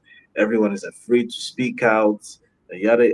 But I've been That's to these places. There is, especially Burkina Faso, it's a place where the people on the streets who have nothing to do with the government, have nothing to do with the military or the VDPs or anything, just regular guy riding a bike down the street will not hear a bad word said about his government because he actually genuinely believes in the mission that his government is embarked on. That's not something I've seen before, probably anywhere else in Africa. It's quite a new experience for me because I've been used to the type of Africa I've been used to is one where everyone is almost like a cynic. So even the places that are not so bad, everyone just has this like studied. It's not genuine cynicism, but it's like there's this layer of cynicism, like to protect themselves, right? And you go Mhm. to the AES and you don't see that. People genuinely buy into what their government is trying to do. That's an amazing thing to see. I was watching a video earlier today. There's a city called Bobo Dioulasso. It's the second city of Burkina Faso, Mhm. and their Faso Mebo um, project is on. They've got several Faso Mebo projects going on, and there's apparently there was a big market where the people who run the market women decided on their own volition, without being prompted, that for a whole day they're not gonna show up to work, and everyone is going to go to the construction site, and everyone is going to like. They did that. Then apparently the taxi rank next door to them, also without being prompted, they showed up and realized that the market ladies didn't come to work because they went to. So they also parked their cars and went to the construction site. Like, it's amazing to watch because, like, Yeah. from a Nigerian, I'm Nigerian. Like, I don't think I've ever seen that kind of thing in Nigeria before, and I don't think I will ever see that kind of thing in Nigeria because that idea of being so tapped in and so connected to what your government is doing, and you feel like you're a part of it. That's an amazing thing It's to watch. I exciting. really love it for them. Yeah, it's exciting. I don't blame them. I mean, you function under a political system that for so long wasn't representing your interests, and Yeah. make it even worse, you believe it was representing foreign interests, and you get somebody to take over who you actually believe cares about the integrity of the country, and on top of it, you can see them doing stuff in order to build that country. That's a heady feeling. It's like we're building Yeah. something new. We're making something that's Making ours. history. Yeah. Oh man, that's a hell of a feeling. I can imagine. I'm curious of something else. Who's paying these terrorists to do this? I mean, like, That's it's expensive to have guns and bullets and transportation to do hit and run attacks and gear and all of this other stuff. Who's paying for this? that is a very interesting question. There was a story that we covered on West Africa Weekly, I think 2 days ago, and it was a terror attack in Mali by an Al Qaeda linked group called JNIM, Jamaatul Nasr Islam. It's an Arabic name. So basically, there's a road that's under construction between Bamako, the capital of Mali, and a city called Kayes, which is on the border with. There's like a tri-border, so Senegal, Mauritania, Mali. So like there's Okay. a road, highway that cuts across Mali from Bamako to Kayes, which, as you can imagine, is an economically important road. It's basically a road that connects the economies of three countries. And there's a terror attack on the construction site because this road is being fully reconstructed. And the terrorists, as far as I can tell, didn't kill anyone. There are no confirmed reports of any casualties. However, the target was to burn down all the construction equipment. I wonder And why I they thought, would want to do that. yeah, Well, I thought, isn't that's that so interesting? weird. Because there's actually a video of this, right? They literally, Oh, like, there's someone, like, these terrorists have just left. All the excavators and whatnot, the JCB equipment, they're all on fire. Someone's taking a picture and he's making comments on it, and it's like, so these people came, terrorists who are trying to set up an Islamic caliphate, and they're so big and bad, and they didn't actually kill anyone. They sort of shot their guns, scared everyone away, and then they sabotaged the construction equipment. Why is it such a core objective of an Islamic terrorist? First of all, why is there an Islamic terrorist in a country that is 90% Muslim? Question. yeah. Secondly, are you trying to Islamize people who are already Muslim? Right. Does it make sense to you? Right. You know? Secondly, you go to carry out your terror attack, and this is not the first, second, third, fourth, fifth time this is happening. It's a consistent pattern. They target construction equipment. So basically, the idea is anything that is going to make this place less poor, anything that is going to build wealth. If you build a road, you're aiding trade, which obviously is going to build wealth.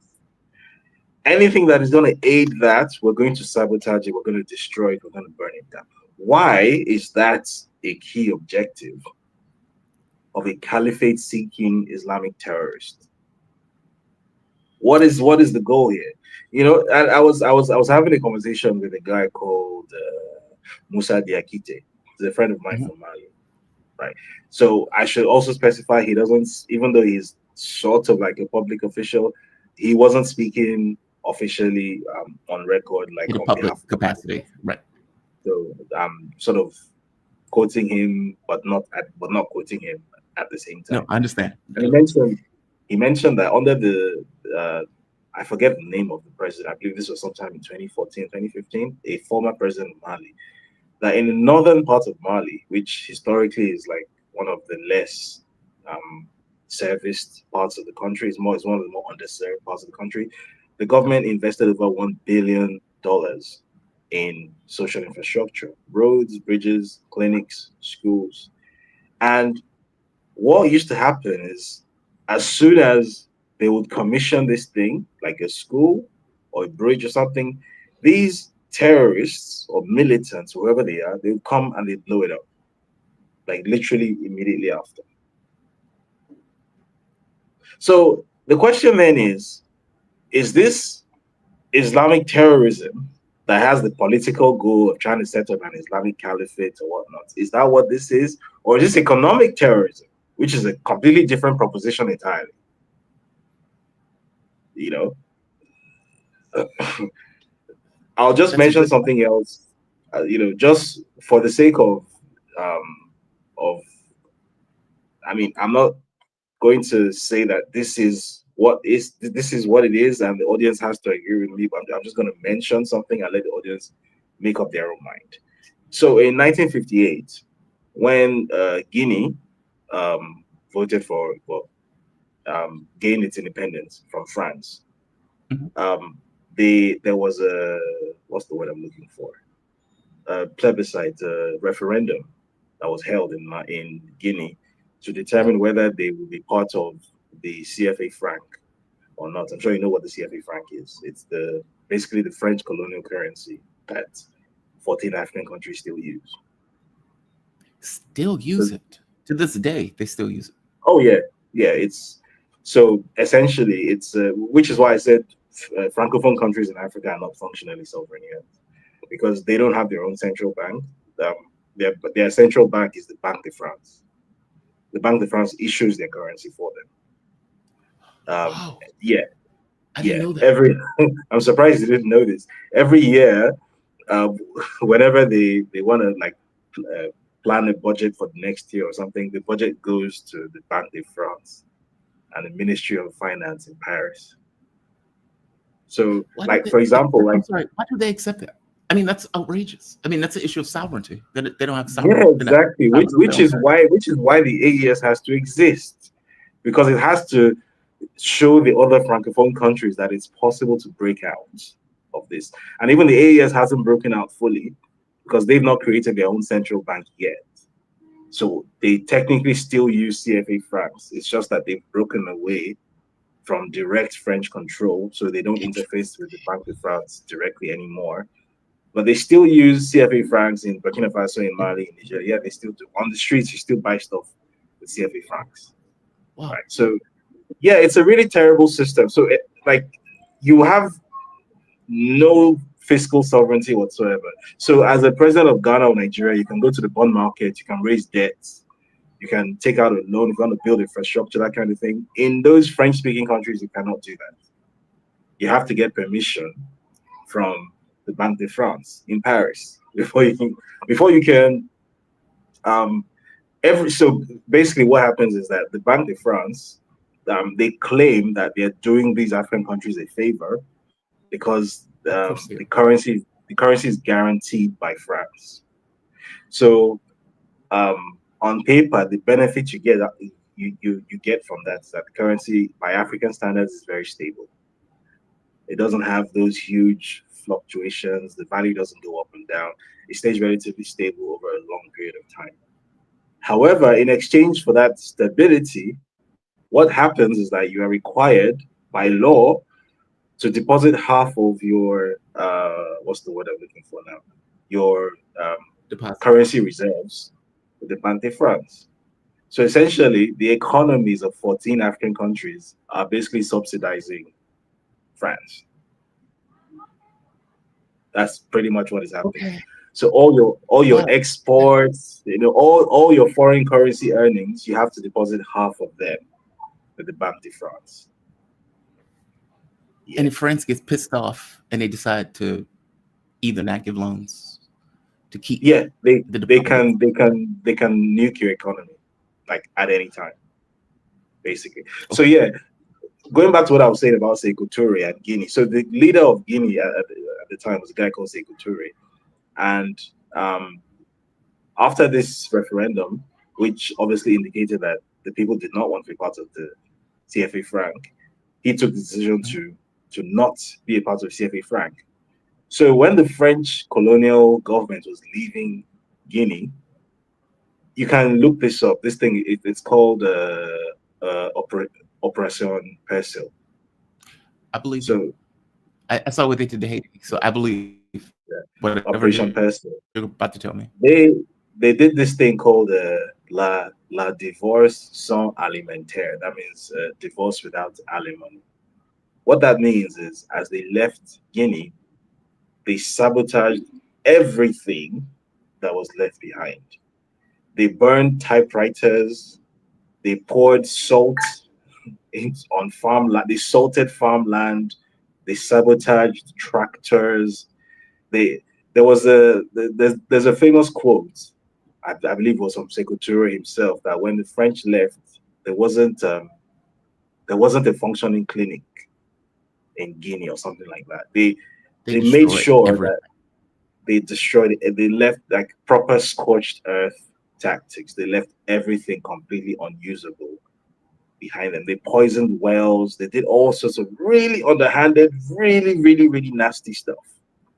So the reason I'm bringing that up is that the French, in particular, have a history of doing some of the most underhanded, some of the nastiest stuff you've ever come across. So if I'm asking the question that why is it that these terrorists seem to have a specific affinity for attacking road construction equipment, which is trying to make the region aggregate wealth for itself, then I think, it doesn't take a genius to work out where, They're being paid. finger of guilt is pointing. I'll also mention this. I wish I had the link now, or I'll send it to you after this.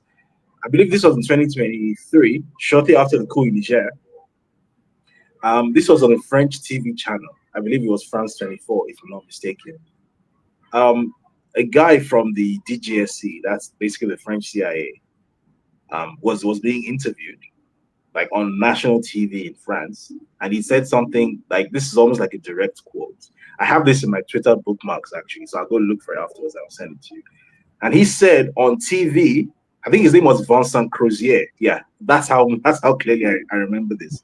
He said that now that French diplomats have left Niamey, have left Niger, and that all their people have been pulled out, that now they have the opportunity to go carry out destabilization activities. Yep. Like, he said this. Like, this is not. He didn't imply it. He didn't infer it. He said it wholeheartedly. He didn't even hide it. This is, yeah. This is France. This is France. This is what they do. That is outrageous. I get it. I mean, it's what America would do, frankly. So I'm not shocked France would do it effectively. All right, they forced this out, so now let's make sure they don't prosper. We can't have them prosper. We can't have other nations see that this can be a successful enterprise. Exactly. That is outrageous. That is outrageous. What time is it? We have a little bit of time. Let's hit Nigeria also.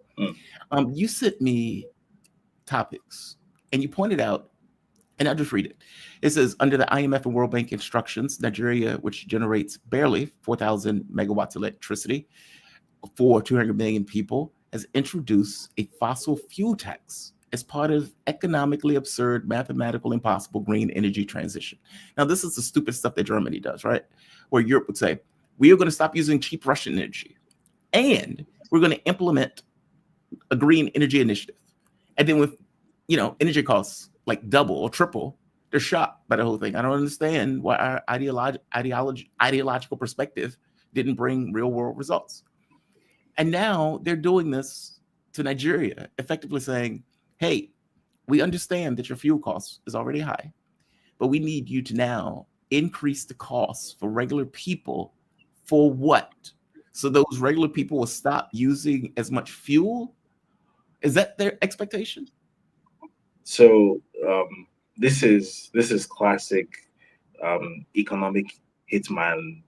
This is a classic example of being of experiencing an economic hitman, because right now Nigeria is going through an economic hit job. If you read the book, The Confessions of an Economic Hitman, Nigeria right now is an ongoing case study, step by step. Everything that is written in the book is happening in the same sequence that it happens in the book, step by step. Please explain. So, as I'm sure you all know, the current president of Nigeria, who has all kinds of question marks about his background, was, to all intents and purposes, outed last year as an active CIA asset. To all intents and purposes. For those who don't know, this guy basically he used to be a drug dealer in Chicago, and in 1993 he was actually I wouldn't say he was, because he wasn't in the country, but he was investigated and he was forced to forfeit $500,000, and it was written very clearly that this proceeds of heroin trafficking. Right, this guy was a drug dealer. It was quite a well-known thing. He was a drug dealer in Chicago and he became president of Nigeria? Oh yeah, I did a whole story, a whole documentary about it. It's partly what got me into trouble with the Nigerian government. It's partly why they want my head, because all of this was supposed to remain under the covers, but me being me. So long story short, 1993 is forced to forfeit drug money to the US government. But instead of basically, crawling into the forest somewhere and dying as just another drug dealer, somehow this guy becomes governor of Lagos, which is Nigeria's most powerful state, like 6 years later in 1999. And then if you're looking through the WikiLeaks files, you realize that this guy's name comes up like thousands of times. And when you look through the cables, he's just constantly talking to the US ambassador. Constantly yap, constantly, like a lot. And it doesn't take a genius to work out that this guy was basically groomed as a political asset in Nigeria working for the US government. Wow. Right. It doesn't even like it. You can, from the cables, you can even figure out who his handler was. A guy called Brian Brown, who used to be, I think, the deputy ambassador in Nigeria. He was also a CIA agent, obviously. All of this was it wasn't even particularly secret, because it was, no one expects Nigerians to even understand such things. So they don't really make that much of an effort to hide in this part of the world. So long story short, the US government has basically made him their project for the past 30 years for Nigeria, and finally became president in 2023. And now that he's president, this is not the first time Nigeria is having what you would call a puppet president. It's not the first time, but this is the most extreme example of a puppet administration that Nigeria has ever had in its entire history. Because typically what tends to happen with a puppet is that they do a good 60 to 80% of everything you tell them to do. This guy has done like 100, including the most asinine stuff that no other Nigerian president has dared to do. One of the most, I think, egregious examples is there's been a very long-standing fuel subsidy in Nigeria. The reason being that fuel on the international market, obviously the prices vary very widely, and Nigeria is a country where the minimum wage is 70,000 naira a month. So 70,000 naira is roughly $41. Right? This is not a country that is populated by wealthy people, like, at all. It's a very poor country. So people in that state cannot be expected to pay for fuel at international prices, at the global going rate. It just doesn't work. Nigeria happens to be very rich in hydrocarbons. So this was something that I believe that started in the 80s. There was a government program that began in the 70s, actually, that to cushion Nigerians from the effects of the international oil market, to basically keep the cost of living manageable. There's been a fuel subsidy for decades, since before I was born. This is the first president who has, like, other presidents have talked about it. Other presidents have made noises about removing the subsidy and yada yada. The IMF has advised us to remove, because IMF is constantly advising you to remove all subsidies. You know that. This is the first president who has actually dared to do it. And he didn't just do it, he did it on his first day in office. That was his commencement speech. Subsidy is gone. You can Google this. There's a whole, you'll find it on YouTube. He literally said, subsidy is gone. And from his first day in office, there was this almighty crisis because people started hoarding fuel. There was a huge nationwide fuel scarcity. It was just terrible. And it's not gotten better since then. So basically, this guy is the guy that think of like the most like dyed in the wool, like Chicago school disaster capitalist you can think of. Like think of like Ayn Rand, with the side of John Bolton. Like think of that. Those are the kind of people that he apparently has in his ear, and every recommendation that has been made to him has passed. No other president has dared, for example, to try to legalize GMOs in Nigeria. It's a very politically touchy issue. He's the first one to attempt it.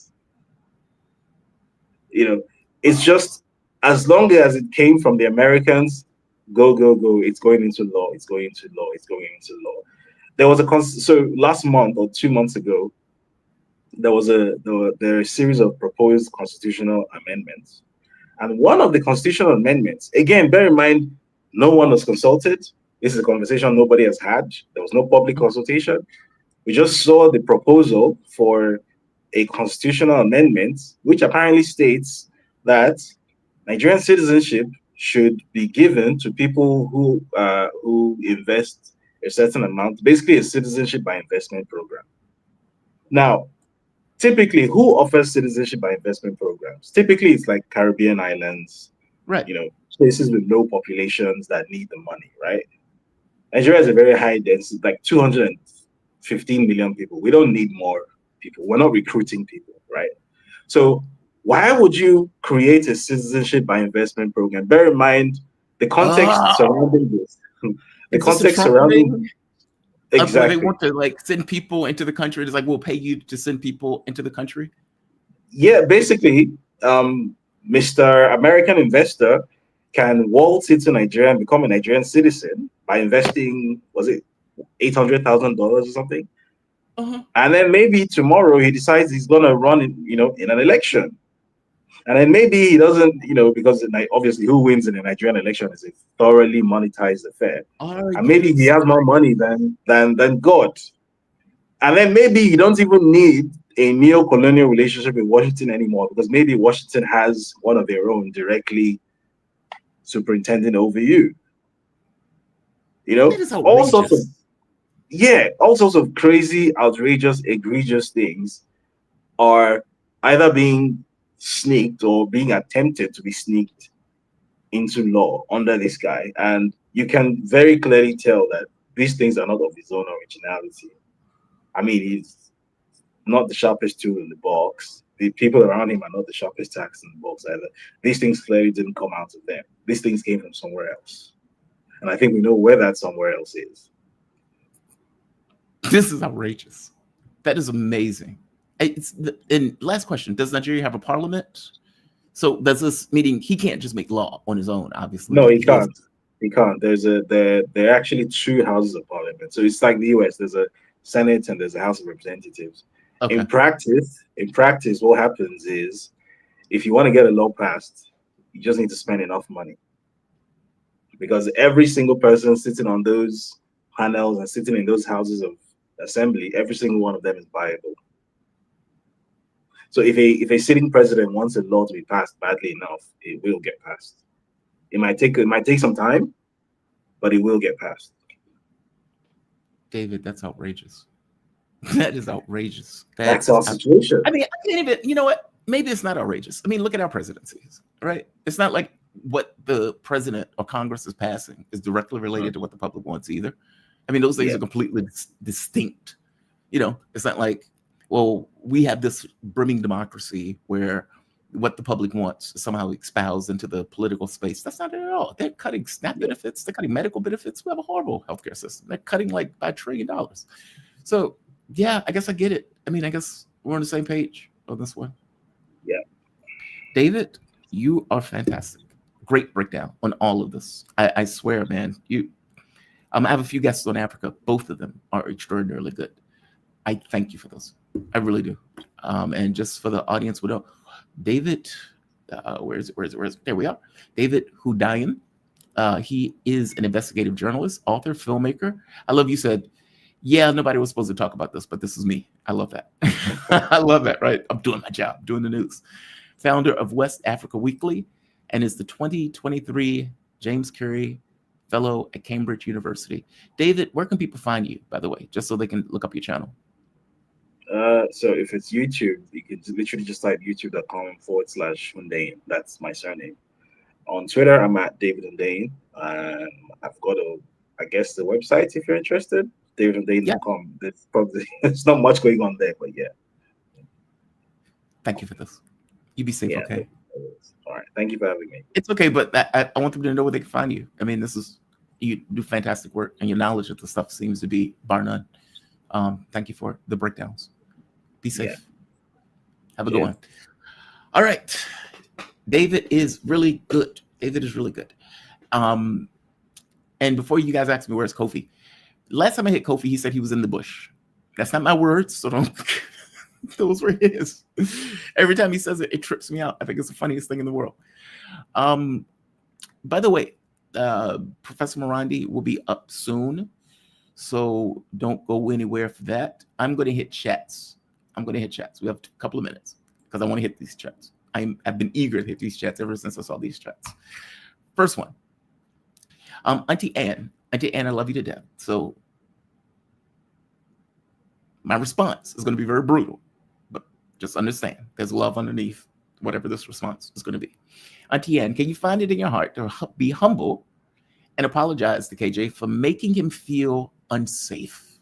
He felt unsafe online 5,000 miles away and unsupported while on your show. Unsupported. Auntie Ann, with all due respect, KJ is a grown-ass man. KJ, as a grown-ass man, attacked another grown-ass man on my show. If anybody should get an apology, it is me. Humble has nothing to do with it. I was very soft-eared in having conversations with KJ behind the scenes. Far more than I should have been, far more than I needed to be. But because I felt like we had a relationship that goes back, I felt like we can talk if there's any issue. The last thing I said to him was, quote, I want you to feel whole. How do I do that? So apology, no, there's not an apology. None of that is going to come about because I didn't do anything wrong. When I told you I felt some kind of way about the way I dealt with the doctor today, I felt guilty. Guilt is a good barometer for me on whether or not I did something wrong. And given different points of view, I can be made to come to a conclusion of, okay, yes, this is not one of those situations. I don't feel guilt. I don't feel anything other than sadness that he's not coming on the show. I understand where he's coming from. I understand his point of view. Those things do not require apologies because I did nothing wrong. As a flat fact, I did nothing wrong. My objective was to balance the equation. KJ came on the show. He said everything that he needed to say, and he went after Dimitri. Dimitri doesn't know KJ. Dimitri didn't know anything about KJ. He went after Dimitri's law career. He went after all of that stuff. He could have kept it specifically to the point. He didn't do that. He went after Dimitri as an individual, as a person. What am I going to do with that? Right? I bring Dimitri on to balance the equation because, after all, if Dimitri goes over to his own show, he is going to be far more brutal than what he was on my show. Dimitri came onto the show, and as I always tell you, I will defend my guests. And in the same way that if I thought there were attacks against Dimitri, I would defend Dimitri. I defended KJ in the exact same way in that interview with Dimitri. Full stop. I did my job. When another one of my guests attacks KJ, I put a knife in him. It wasn't a soft ear. It was a knife because I felt like you're getting involved in something that's none of your business. I put a knife in him. So humble and no. You're talking to the wrong person. You've watched wrong events. You are seeing this through a lens where you appreciate KJ. I also appreciate KJ, but you need to be honest. Be honest about what effectively took place. None of this nonsense of, will you beseech yourself? No. There's nothing to apologize for. Nothing at all. Zero. Absolute zero. I love you to death. I appreciate you. On this, you're completely flat, 100% wrong. You're wrong. Yes, I would love KJ to come back on the show. I would love him to get that I understand where he was coming from in regards to what I consider to be a bit hypersensitivity on this particular issue. I treated him completely fair. I was completely straight with him and transparent with both him and with Dimitri on this. I had every right, not just right, obligation to bring Dimitri on the show, considering he was attacked on my show. And he is a good guest on this show, just like KJ is a fantastic guest on this show. My objective was to try to keep both and try to balance this equation. I invited both to come on the show to talk about it. I invited multiple times for them to come on the show to talk about something I didn't want to do, by the way, because I just wanted this issue to fucking die. The issue didn't fucking die. And so here we are. I listened and read the 10 pages that KJ wrote. I responded to it. I was open and transparent with him on my thinking about it. I was very understanding about it. And as I point out, if anybody should get the apology, it's me. So, Hundeyin, I appreciate you. You're wrong. Let's see. What's the other one? Second, please mend with KJ. He's my favorite. That is not up to me. That's not up to me. Nothing out the way was said to KJ for me. Nothing at all. Zero.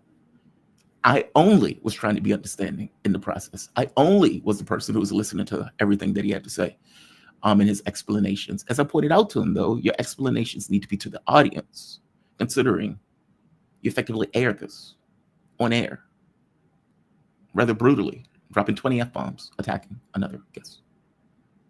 He didn't want to do that. That's not up to me. If he believes that my perception of events is not fully and entirely 100% on his side, and because of that he chose to not come back on, what can I do with that? I don't 100% agree with anybody on pretty much anything. I would understand you. I would understand where you're coming from. I get your sensitivities because, as I pointed out, my hypersensitivity with the doctor. He may not appreciate me calling him hypersensitive, but it's my perspective. It's not an insult any more than I'm insulting myself when I'm saying I'm being hypersensitive with the doctor, right? It's how my take. We have a different take.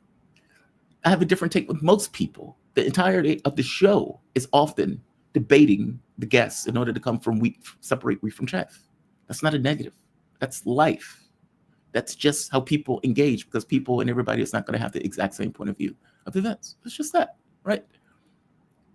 I offered him to come on the show and explain himself. He didn't want to do it. I listened to everything that he had to say. Wasn't enough.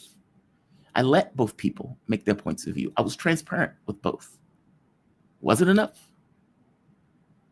I have no power beyond that in this process.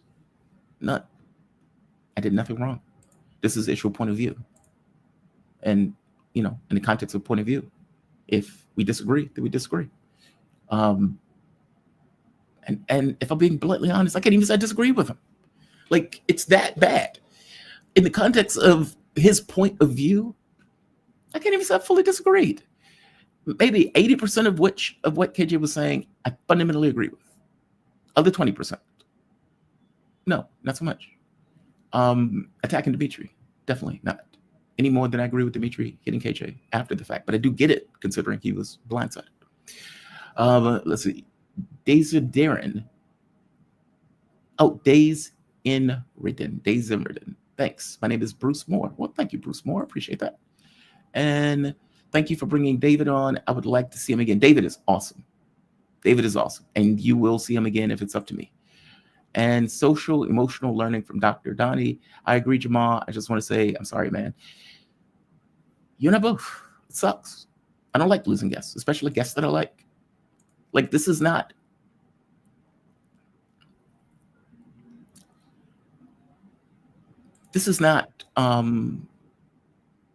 One second. Okay. This is not a Scott Ritter issue. It's not that. It's not that. I can perfectly accept putting a knife in Ritter and him not coming back on. I'm okay with that. This is different. This is different. Professor, how are you today? You doing okay? Can you hear me? I am doing fine. Let me flip this. Oh, good. Okay, there may be a slight lag. That's okay. We'll work it out. All right, let me flip this over so the audience can see it. What is going on? There we are. All right, we have Professor Morandi here. I'm going to share the screen so all of you can see. And my system is creaking. 1 second, Professor. Let's just take it a while. Okay, this. There we are. Okay. Yeah, my system is creaking. It's okay. It'll work. It'll work. I know it'll work. I have complete faith that it will work. All right, there we are. We are joined with Professor Mohammed Marandi. Professor Marandi is, there we are. He is Professor of English Literature and Orientalism at the University of Tehran. Professor, you have my thanks for being here, especially on short notice. Thank you for this. How are you doing this morning? Well, this afternoon for you. I'm doing very well. How are you doing? I'm doing okay. I'm that bad. I was talking to the audience about a mess that I made earlier today and drama that's on the show, but it's irrelevant. It doesn't matter, at least not in the context of us. I'm glad that I can bring you on. I'm curious on something. So, well, if you have a problem, let me know. It's just a flight away to Indonesia. Well, right. That's where I'm here now, right? That's where I'm here. With all the protests in America's action trying to screw over this government. I'm curious on something. So right now, Iran went to the European states trying to get them to do what they were supposed to do and fulfill their obligations under the JCPOA. Europe, predictably, did not do that. In response, Iran put in legislation to pull out of the Nuclear Proliferation Treaty. And there's a bit of a standoff that is effectively taking place. Pezeshkian said that he's going to speed up or trying to push for the ties between Russia and China to, I guess, expedite itself. You have a BRICS meeting that's taking place, which Iran is a part of. And there's trying to be this kind of coordination about how all of the nations are going to respond to the United States and the tariffs that are taking place. From Iran's point of view, where does this leave Iran? The IAEA is trying to get into Iran, despite the legislation that's in for the Nuclear Proliferation Treaty. Are they going to allow Grossi and his band of spies back into Iran anytime soon? Well, of course, that's not going to happen. The International Atomic Energy Agency won't be given access to Iran or Iranian sites, and so far, we've seen that law has been observed. Mm-hmm. Some people made some protests about 2 observers coming to Iran, but that was to go to the Bushehr site. The Bushehr nuclear power plant is Russian-made, and the Russians, being a part of the International Atomic Energy Agency and having a normal relationship with the body, in order to fulfill its obligations, it has to have the body witness its activities at Bushehr. And right now, the Russians are building a 2nd and 3rd unit as well in Bushehr. And so there is a refueling process. There was a refueling process taking place. And so those observers came to see that. So it has nothing to do with Iran's nuclear program, its indigenous program. that has to do with building centrifuges or enriching uranium or anything like that.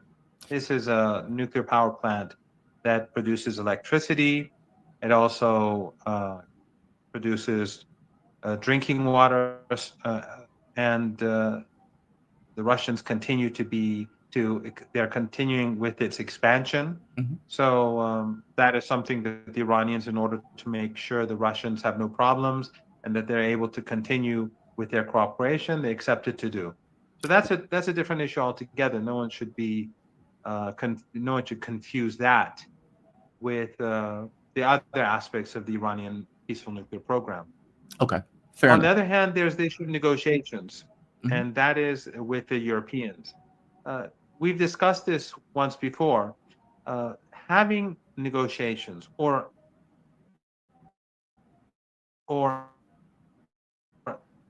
declaring the willingness to have negotiations uh, uh, is not in itself a bad thing.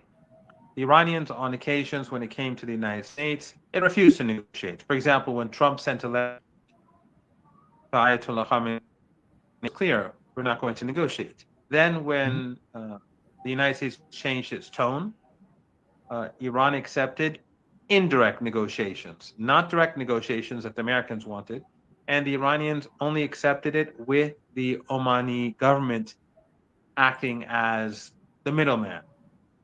And it took 2 weeks for the Americans to accept Iran's conditions. So initially, Iran refused. The Americans had to change their tone. And then they had to accept the Iranian format. And this benefited Iran immensely because, to be very blunt, Jamal, and I think maybe we have probably discussed this on your show, that we believe in Iran, the belief, at least among those who were in the know, was that the chances for a deal were very low. Right. And Trump was moving the goalposts. If you recall, Witkoff initially said one thing. He said we can live with enriched uranium at 3.6% or so. And then he did an interview on Fox and he changed the goal. He moved the goalposts and said no enrichment. And it was becoming clear after that there would be no deal. But the Iranians knew that an attack by the Israeli regime with U.S. support was inevitable. And they knew more or less the dates of when the attack was going to take place. And ultimately, the fact that the attack took place as the Americans were negotiating or pretending to negotiate, that benefited Iran, both inside Iran and across the world, because everyone was saying, look, the Iranians were negotiating, but the Americans were being deceptive, they were being dishonest, and they were trying to deceive Iran and help the Israelis carry out this attack. And of course, we saw how Trump gloated the day after, and then he said that Iran has to capitulate and that Iran has to accept absolute surrender. And then he threatened to murder Ayatollah Khamenei, and then all sorts of the nonsense that Trump said during those days we all remember. And then of course things didn't turn out the way he wanted. But the point is that Iran has been negotiating with the United States on and off for many years, since the 1980s. At times it would not negotiate, at times it would negotiate. It depends on the circumstances. But right now we have the circumstances for negotiating indirectly with the United States are not there. The conditions are not there. With regards to the Europeans, the Iranians are willing to talk, but the Iranians are not going to give any concessions, such as allowing the International Atomic Energy Agency access that violates Iranian law. That's not going to happen. So negotiating does not mean capitulation. And the different means in which Iran deals with the Europeans and the Americans depends on the circumstances. I accept that. No, I accept that. And you're right, it doesn't. And to be fully transparent, I was one of those people who's like, why is Iran allowing these inspectors in at all after what the IAEA was responsible for? So no, I understand that answer. That makes perfect sense. From the standpoint, I mean, let me give you a very important. I mean, I'm sure you know this, but during the Shanghai Cooperation Organization meeting, the Iranian, the Russian, and the Chinese foreign ministers signed a joint letter yes, stating that they do not accept the snapback being pushed forward by the Europeans, and they see it as illegal and illegitimate and immoral. That is a huge success. But when the Russians, for example, want a couple of inspectors to see the refueling process at the Bushehr nuclear power plant, if we do not allow the Russians to have that done, especially since it does not harm our national security, then how would that play out when we want to sit down with the Russians and the Chinese to put such a letter together? no, I So we accept that. have to be, No, I accept that. I accept yeah. that. No, I'm sorry. No, I do accept that. I totally understand your point. It's, I guess my initial instinct, and maybe that initial instinct was wrong, was these people were responsible in a subversive way for the murder of Iranian scientists. But you're right. This is not really a national security thing. This is a Russian plant. So it's not the same thing. It's different. So I do get it. I do understand. That means Iran is in a standoff, though, for all intents and purposes. You have had the U.S. pulling out of Iraqi bases. Apparently, the Russian embassy pulled out of bases in the region. So there seems to be this feeling in the air that something is about to take place. What does Iran stand on this? And I'm saying this in the context of Israel just murdering the cabinet of Yemen, in addition to the president or the prime minister himself. They murdered the entirety of the Yemeni government. That's outrageous. The West hasn't said anything about it. They don't seem to care. What does Iran think in this case? I mean, are they at this point expecting an attack? Meaning, we just accept this as a pause before more kinetic action between these countries? Well, you know, Jamal, actually, sometimes Israelis do outrageous things that, well, they often do outrageous things that hurt themselves more than anyone else. Yeah. They murdered the prime minister and his cabinet that had, you know, they were dealing with civil society issues. They did not bomb a military council. They did not bomb those who are in charge of defense and or those who are in charge of striking the Israeli regime or Israeli regime targets. They bombed people who were in charge of health, education, roads, and but in addition to that, they murdered a prime minister who is not a Houthi. He's not even a Zaidi. The prime minister is from the south, and he's Sunni. And this created itself awareness among people across the region. People who didn't know that the prime minister was not even a Houthi or a Zaidi. And it shows how, and not even from the north, and it shows how united the people of Yemen are and how they are one and the same. And they together are struggling to stop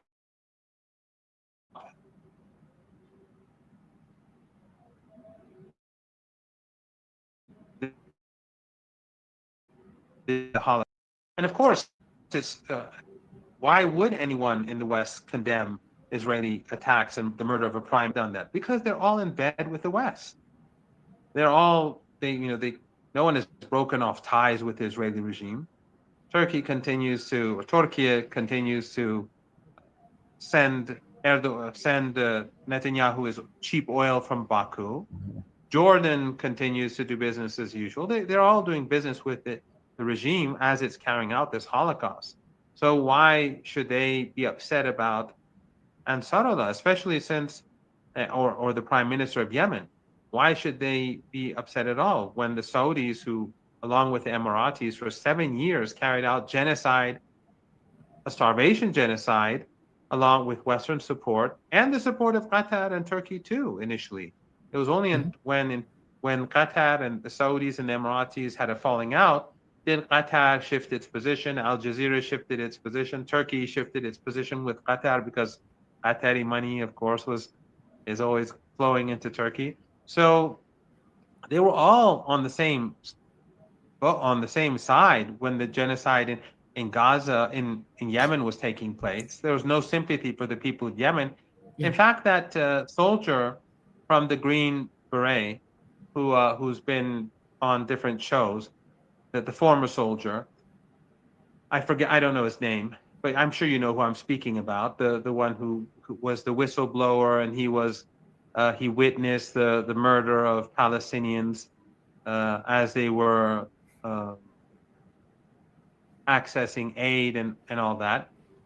He said that he was in the Red Sea during those years on a ship Mhm. when American naval ships would stop boats, and if they saw medicine or food in them, they dump it into the sea. Mm. They were helping with the starvation of Yemen. And at that time, all these regimes were supporting Saudi Arabia and the Emirates. So why should they change now? The last 2 years, I think, has exposed everyone, and that is a good thing. It is. It's a good thing. All the hypocrites have been exposed. You see those who pretended to, like Qatar.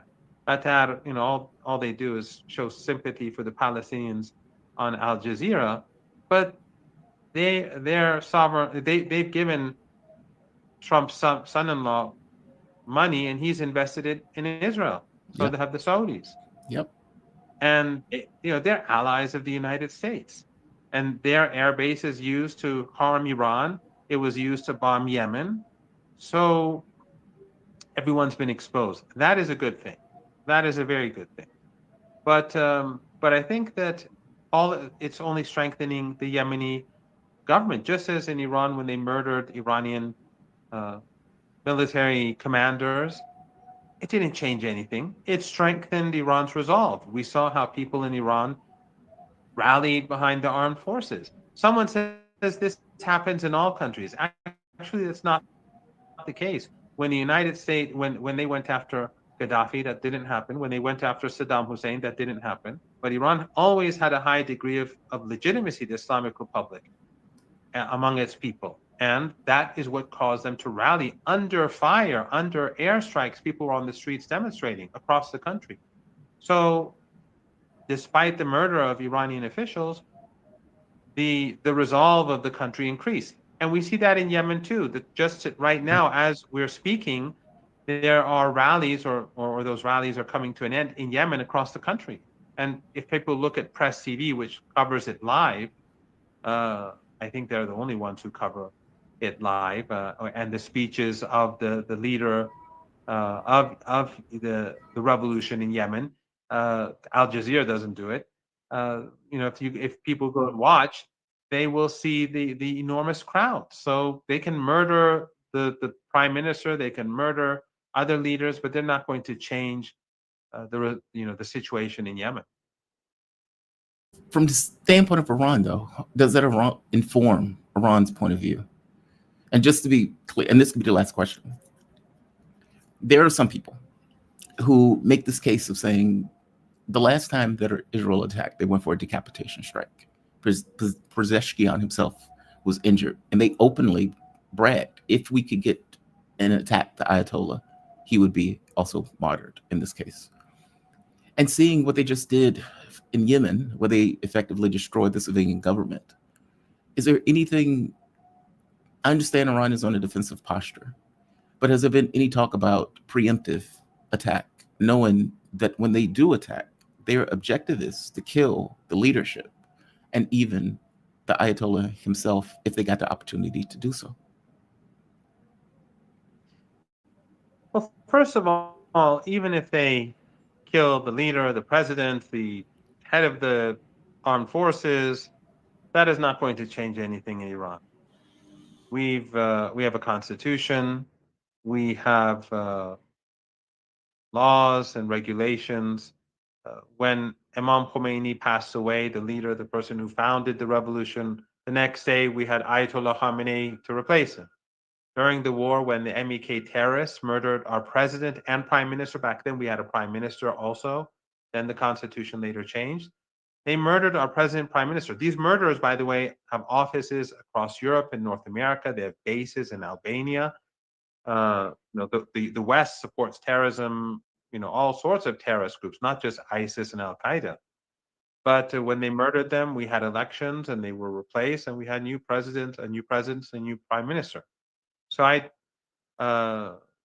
don't believe that anything that the Israeli regime does when it comes to attacking the Iranian leadership would change Iran. Professor, However, I want you to Iran finish is far just.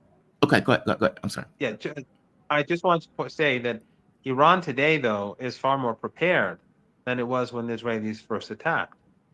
The Iranian military has studied its problems, its flaws. The government has studied its flaws. The intelligence agencies have been going over their shortcomings, and they're dealing with that. Yet the Israeli regime gave it their best shot because it was a regime change operation, as they call it. Today, the Iranian missile defense capabilities are greater. The Iranian ability to deal with any assault by the Israeli regime is better. And next time round, Iran will strike the Israeli regime much harder than last time. The Israelis lost the war, as we've seen people like Steve Bannon admit openly. But next time round, it will be much worse. I do accept that. But I think you and I have a difference. As an American, let me say it this way, as an American, people have value. And I don't want the Ayatollah killed or martyred. I don't want Pezeshkian martyred.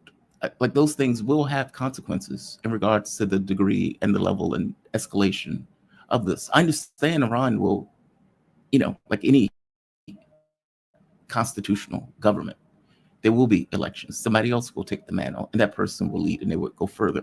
And it won't stop the response that Iran is going to do. I get all of that. I accept all of that. But I don't want the Ayatollah killed by some filthy Israeli in some kind of strike that these guys are doing in order to try to decapitate the Iranian government. I guess that's where that question came from. And this is not my point of view, by the way. I am dubious about. I'm conflicted, put it this way. I don't have skin in the game in a direct sense. I do, but I don't in a direct sense. So I abdicate a point of view on preemptive strikes. But there have been people who have made this argument that Iran shouldn't wait, considering they know what Israel is going to do. That's where the question came from. This is not coming directly from me. This is coming from the question just being asked. And yeah, I do. I mean, I place value in political leaders of a particular country. Some of them anyway, and specifically Ayatollah. I actually like him, per se. I hope you get my point, though. I find that they have value. I don't necessarily want them killed in some kind of strike if it can be prevented.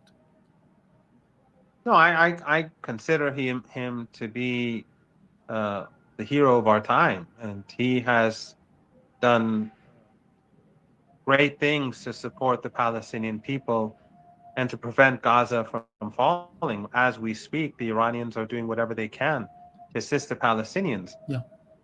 And Iran pays a heavy price for that. People often don't appreciate that. And sometimes people don't understand. They think, we should just be firing missiles. No one is on our side. Right. It's just us, Yemen, and global public opinion and groups like Hezbollah. Iran has to protect its borders. It has to protect its,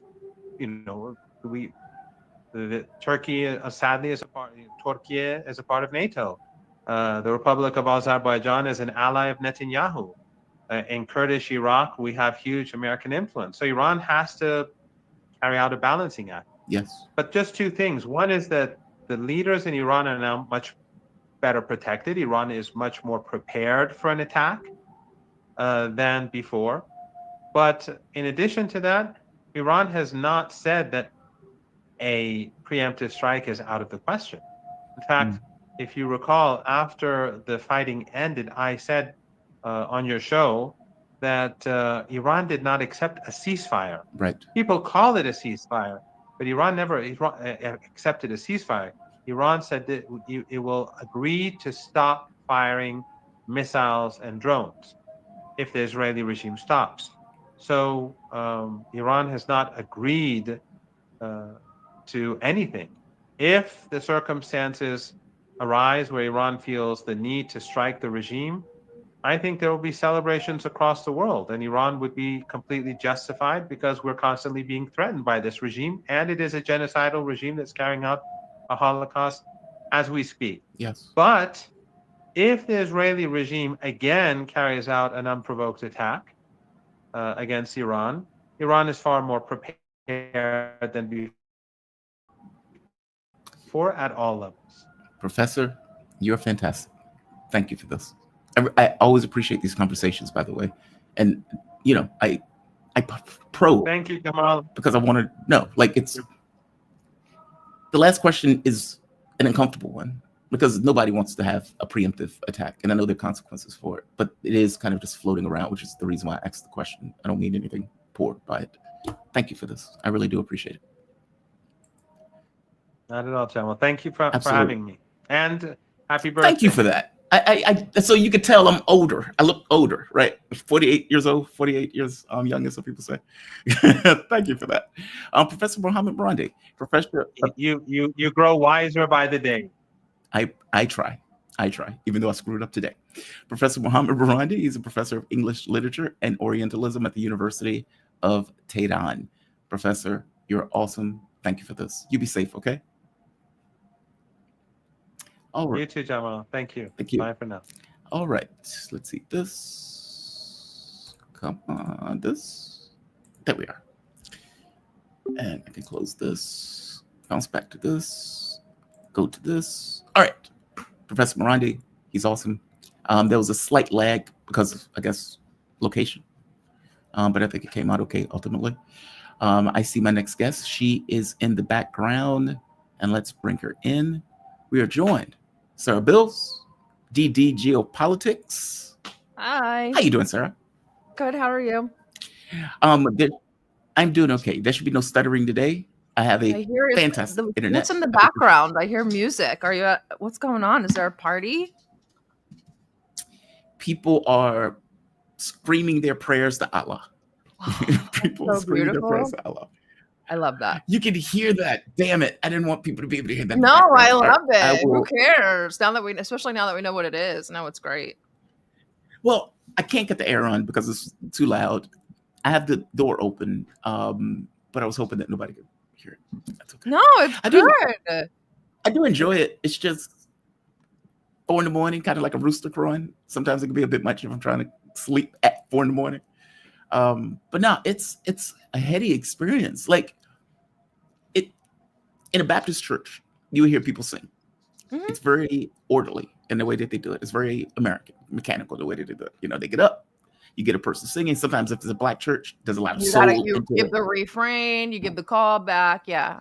Yeah, right. Black churches are that way, right? It's like the woman getting in it. It's like a woman in her 60s. She's doing it up.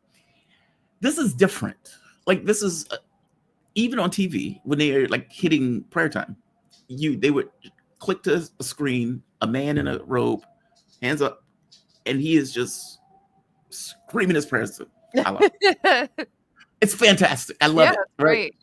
Yeah, it's so I love it. And then you hear tune-ups. So just before they really get to that point, you hear people like screaming, tune in, trying to make it get it right. And then finally at the moment, it's very harmonic. No, it's good. I like it. I've enjoyed it here. How are you doing, by the way? You doing okay? I'm doing well. How are you? I'm okay.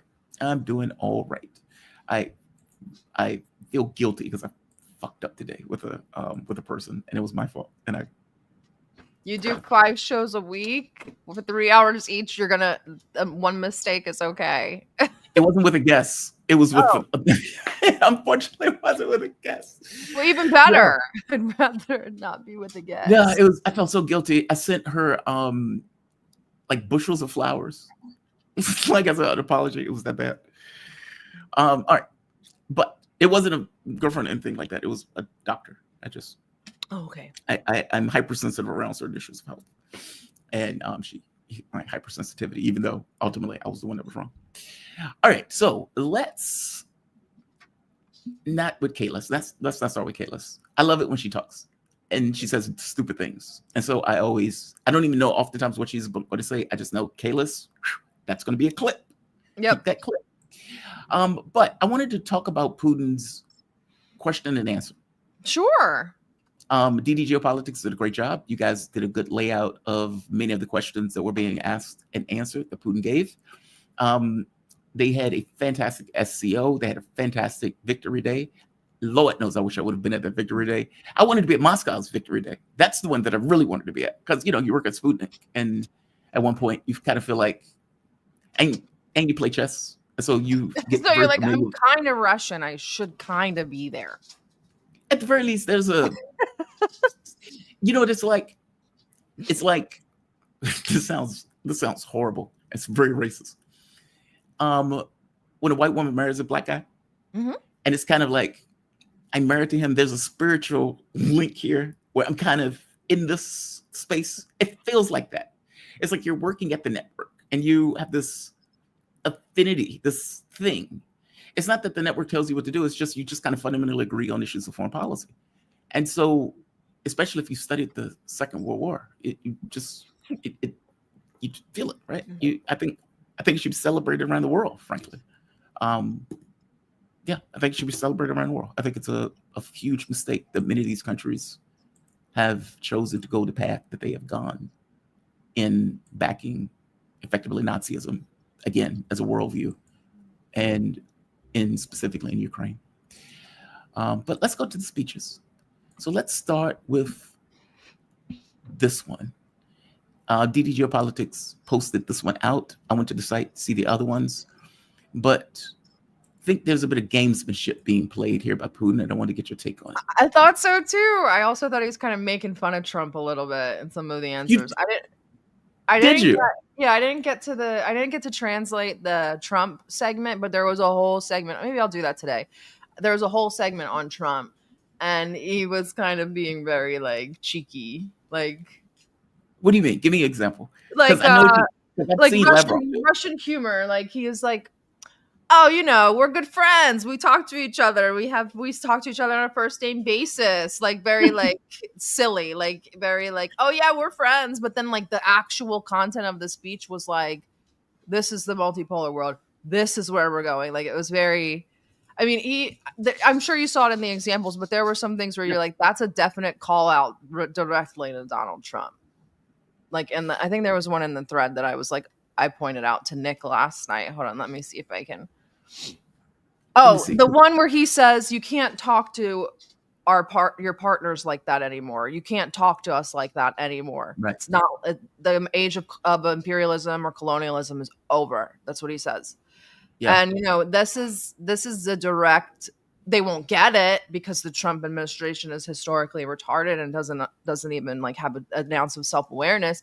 That's direct call out to the United States confronting India over oil. You can't tell us what to do anymore. He was very direct in saying it, though. How could Trump not get that?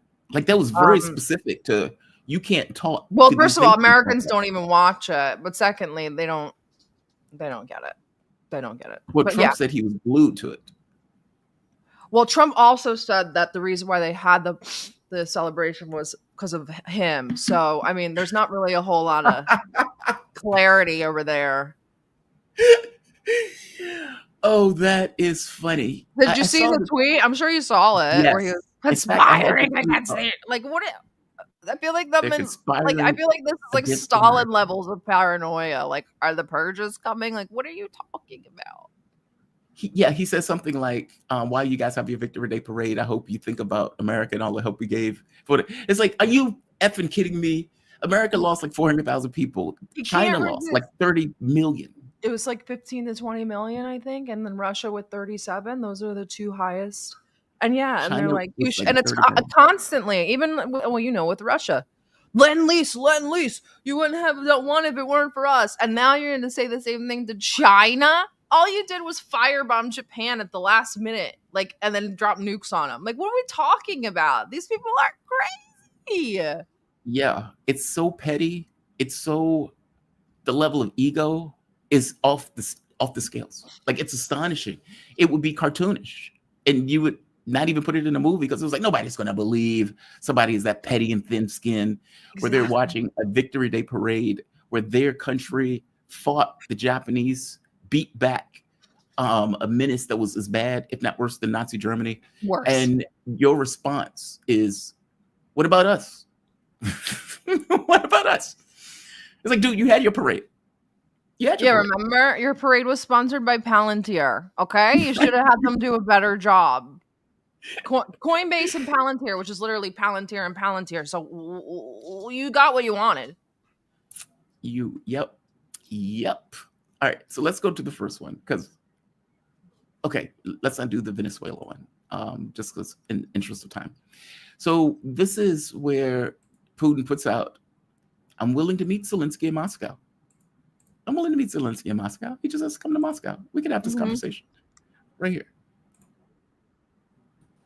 Ну, Дональд попросил меня, если возможно, провести такую встречу.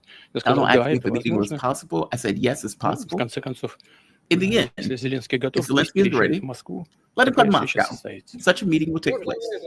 Дональд попросил меня, если... Now, first, he's calling Donald Trump by his first name, so there's that. Two, he knows. Which is not necessarily a good sign from a Russian.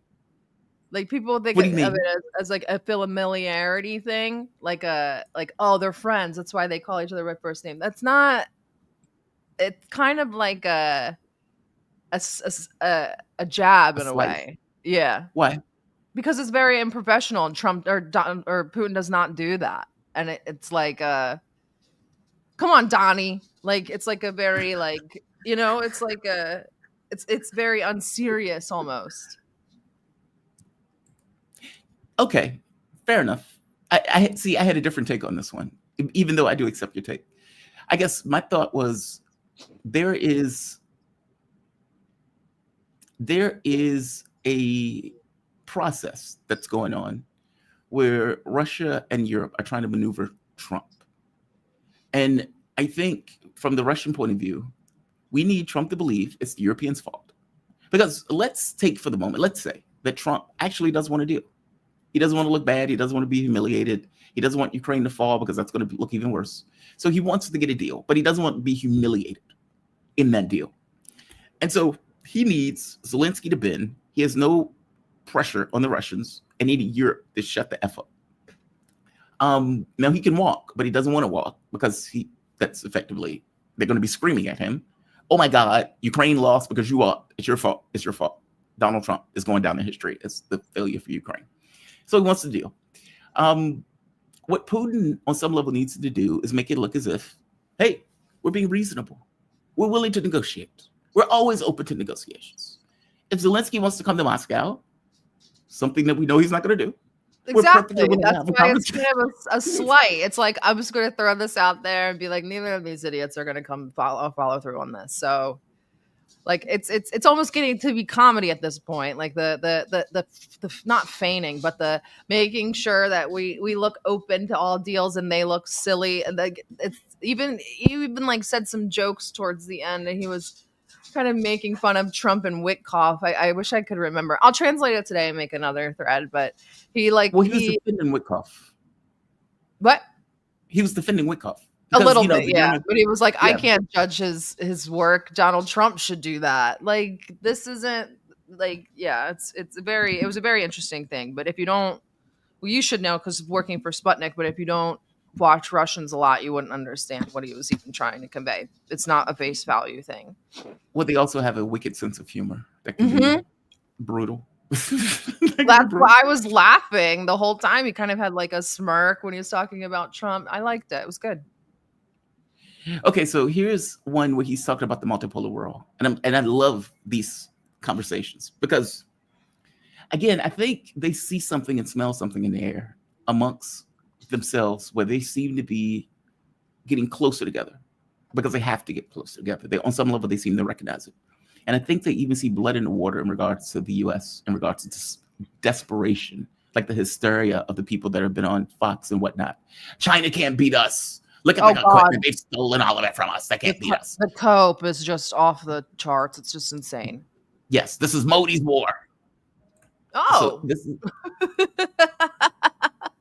Oh, let's see. Let me bounce this around so everybody can see it. I love that. Yeah, that guy is like the arrogance of the Indians. Oh, like of all people, the Indians, they're like the least arrogant out of the global South. The arrogance of those Indians to make money off of oil. Yeah, how dare they? And buy those Russian weapons as opposed to ours, and open up their grain market so we can destroy their grain market. Yeah, like you said, the cope has been pretty extreme. Here's Putin again. Well, assessing the work of someone who works for the President of the United States is not my job. It is the job of his employer, President Trump. And I'm convinced that Mr. Witkoff conveys the information in this context with me and with other members of the Russian leadership that originates from the US president, not anything else. And our talks in Anchorage showed, it was clear from the context of our talks, that information is relayed quite correctly. Our position is conveyed to the US leadership is completely clear to me, and it's something that I saw during our discussions in Alaska. Because the things that we discussed with Mr. Witkoff, all of that was fully confirmed in the presence of President Trump. And now, the reason that he has to do this is because the German newspapers and even Politico has been attacking Witkoff viciously, saying Witkoff got it wrong. Witkoff didn't understand what was being said. Oh my God, I can't believe Witkoff sat in there with with Putin by himself without military advisors or something like that, so they can, be more boisterous. They have been hitting him relentlessly, and Putin is, I guess, regenerating his credibility. Give me your take on this, because I have a certain idea on why he's doing this, but give me your take on this. I don't think so. I mean, talking to Russian analysts, right? Like, even in the beginning, they were like, they're going to drag you along, like talking about the United States, they're like, they're going to drag you along in these negotiations and let you look stupid. You know that, right? And they did. They dragged us along in negotiations and made us look stupid. And this was early on. And I've looked at it from that lens like the whole time. Not that they're like maliciously, but they're allowing the Americans to look dumb. Witkoff is a real estate broker who is beholden to the Qataris. You think that Putin doesn't know that? Of course he's going to say, yeah, he's doing a great job. Yeah, he's doing a good job. I agree that they weren't going to try to rush this for anybody's benefit. No, I think that they're saying that a mediocre or a shitty job is a good job because it's a good thing for Russia for them to be shitty at negotiations. It leaves all the power and leverage in Russia's hands. Agreed. The United States never knows what's going on, which they still don't. It's insane. You could literally pick up like a book by Glenn Deason and be like caught up and up to speed on this, but they refuse. But the fact that they don't know anything about it gives Russia all the power and anyway. And they're just kind of stringing them along. I mean, even in the press conference, he said, we'll solve it by military means. That's fine. So stringing them along. If your opponent, which they are an opponent, and that's how Russia looks at them, is fucking up and sending you a retard, you don't complain about them sending you a retard. You let them keep sending you a retard. No, that's not what I was going with. I accept that. Agreed. You have my full agreement on that one. Stringing along, I guess, is what I was picking at. I think that from the Russian point of view, we have things that we need to settle, and we're not going to do this overnight. And if this takes 2 years while we beat the devil out of the Ukrainian military, then it takes 2 years while we beat the devil out of the Ukrainian military. I don't care that you have a child that's a president with a small attention span. This will go along our schedule. We will be very diplomatic about it. We'll be very nice. We would call Donald. We would do all that stuff. But I feel like there's some barbs under that niceness. That's the vibe that I've gotten from this press conference, more so than any other. It was like, yeah, we'll play nice. Is it because of the smirk? He's smirking. He had a smirk the whole time. Yes, he's smirking. The Donald thing. it was just it was very interesting. I'll translate more of it today. Maybe you can give me more of your opinion on Saturday. But yeah, it was very, very interesting. The way that he kind of held that speech, and just even the Ukraine answers were not very, I don't want to say they were aggressive, because they weren't like warmongering, but they were very like they were aggressive. They were like it's very clear where the Russians stand. It's I a think president that in a dominant position. I think that at this point they're kind of just toying with their prey, with the Americans. It's a president in a very dominant position. Like when Obama, do you remember when Obama and Romney had their debates? And the first debate, actually, Obama got rolled. The second debate, it was about even. In the third debate, Obama was a beast, and like he was a hard ass. Well, they were talking about military, and so it's almost like just cause. I'm the man that's going to protect us from the world, and so I can beat the devil out of Romney in this debate in a way where I had to be no drama Obama. This is a president that has been in a war for 3 years, is in a leading, dominant position in that war, knows Ukraine is on the brink of disaster, and he's flexing. It's just, I think it's that. As for Witkoff, I think he has to rehabilitate Witkoff. I think it's kind of what you're saying. You send a shitty negotiator. We like that shitty negotiator because he has no idea what the F he's doing. He's dealing with people who are trained to negotiate and make these sort of deals. And so we want that guy. And so we need to protect and rehabilitate the credibility of that guy. And so if you ask us, did he get it wrong? Well, no, he got it perfectly right. When we were in the meeting, everything that we relayed to him, he relayed to Donald Trump, and the outcomes of the meeting is exactly what we needed to be, et cetera, et cetera, et cetera. Yeah, he's rehabilitating Witkoff for their own reasons. At least that's my take on it. The smirk is there. The smirk is there all the way through. It's just funny. Let's go to another one. So this is also Putin, and he is talking about, as you brought up, the multipolar world. Now, this one is interesting because you just had the situation where China gave out its, what do you call it, declaration, this kind of world governance initiative. Oh, the initiative, yeah, the World Governance Initiative, the New World Order. But that is just the old world order. That is, what's funny about that? That's just the UN's own initiative. It's what the UN is supposed to be doing anyway. I know, it's funny. Yeah, but they see it as like the new axis of evil is putting in a new world order. It's like, no, those were the rules the whole time. It's just you just didn't follow them ever. Don't follow the rules, right? You just don't follow the rules. So this is Putin having the conversation about multipolarity, which, of course, is the objective. And on some level, why the US media was freaking out because they said, "Oh my God, the majority of the world is at the Shanghai Cooperation Organization and is standing with China, and Putin is supposed to be isolated, and yet the overwhelming majority of the world is standing with him, including some NATO allies, because you had Erdogan there, Pashtian there, Azerbaijan's, Aliyev there.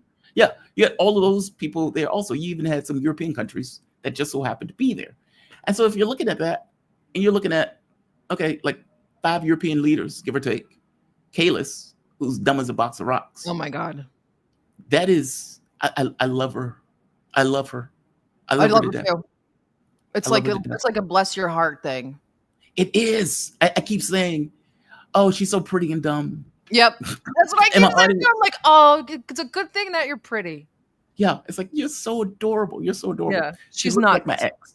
She's really crazy. It's a good thing she's in charge of she was in charge of a very small country, and her job at this point doesn't really mean anything, because if this woman wielded any power, we would be effed. She is so delusional and psychotic and Russophobic that we would be dead. Yes. But she's pretty. She's cute. Pretty. Yes.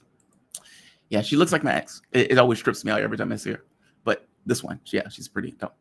This is Putin talking about multipolarity. I wouldn't really speak about any domineering pose. It doesn't mean that this new multipolar world should have any hegemons, because no one is speaking about this, not in BRICS, not in the SCO. Everyone has equal rights in this multipolar world. And from international law point of view, everyone must have equal rights, must be in the similar position. Yes, there are economic giants like India or China And actually, our country is among top 4 biggest economies if we speak about the purchasing power parity. These are the current realities. That's not something that we would like to have. That's what international organizations calculate, but it doesn't mean that anyone should dominate over the politics or over global security. So we do not believe that there should be some domination. Everyone must be equal. Is that possible? Is that possible? Is there such thing as a benign superpower? I mean, because even if, let's say, the dollar collapses and the US recedes on some level and we avoid the Third World War, and you get China, Russia, India, Iran, South Africa, you get, these other countries that start to lump onto things like the SCO, the Shanghai Cooperation Organization, meaning you get this kind of new world of sorts that at the spirit of it has that point of view of like, look, we're all nations, we're all equals. In theory, China has 3-4 billion people. They're going to have a military that is astonishing. Their industrial capacity is going to be breathtaking. Can you have a benign hegemon? Well, your hypothetical is impossible anyway, because if the dollar collapses, the United States will blow up the world. They will trigger World War III. That will never happen. But I don't know. And you know what? I was reading this morning before I hopped on. I was reading Indian comment sections, and they have the same trepidations. They say, we're like, they're happy. They don't necessarily like Trump, but they're say, as soon as the dollar is not the currency, or as soon as United States hegemony falls away, China will betray us, just like they betrayed the Soviet Union. And I thought that was kind of neat, because I take the Chinese side in the Sino-Soviet split. But yeah, they think that they're kind of, there is no such thing as a benign hegemon, especially when it comes to China. I don't know that I feel that way. I think that we need to give them a chance. People don't understand, or people don't realize China's understanding of Marxism, Leninism, which is another thing that Xi brought up. He said, we need to continue on the course of Marxism, Leninism, with Mao Zedong thought and and Deng Xiaoping theory. And that's important, because those are communal-centric, anti-imperialistic visions. And if they're continuing on a Marxist-Leninist path, then he stressed socialism with Chinese characteristics, I believe that they will be a benevolent hegemon if they continue on that path. Chinese embody the whether you agree with Marxism, Leninism or not, or Mao Zedong thought, or Deng Xiaoping thought, whether you agree with it or not, these are very communal, anti-imperialistic ideologies, and nobody understands them better than the Chinese. Even Marxism, they always understand it better than, they've always understood it better than any other communist society, even the Russians. And that's how China has been. China is very incredible about learning from other people's mistakes. They will look at Cuba, they will look at the USSR, and they will say, we're not going to do that, and this is why. That are constantly learning about the material conditions. When people think of China as like this militaristic thing, it's not. It's an academic endeavor. They are very, very ideology eccentric. They understand what this means. Whether you think that will get warped is up to you. I look at Xi as a continuation of Deng Xiaoping, and he was very benign and peace-loving. He just wanted to kind of engage in this sort of state capitalism, and which evolved into socialism with Chinese characteristics. And I think that pathway is peaceful. I don't know enough about the border dispute with China and India to get too detailed with that. But I would think that would be one of the only hangups.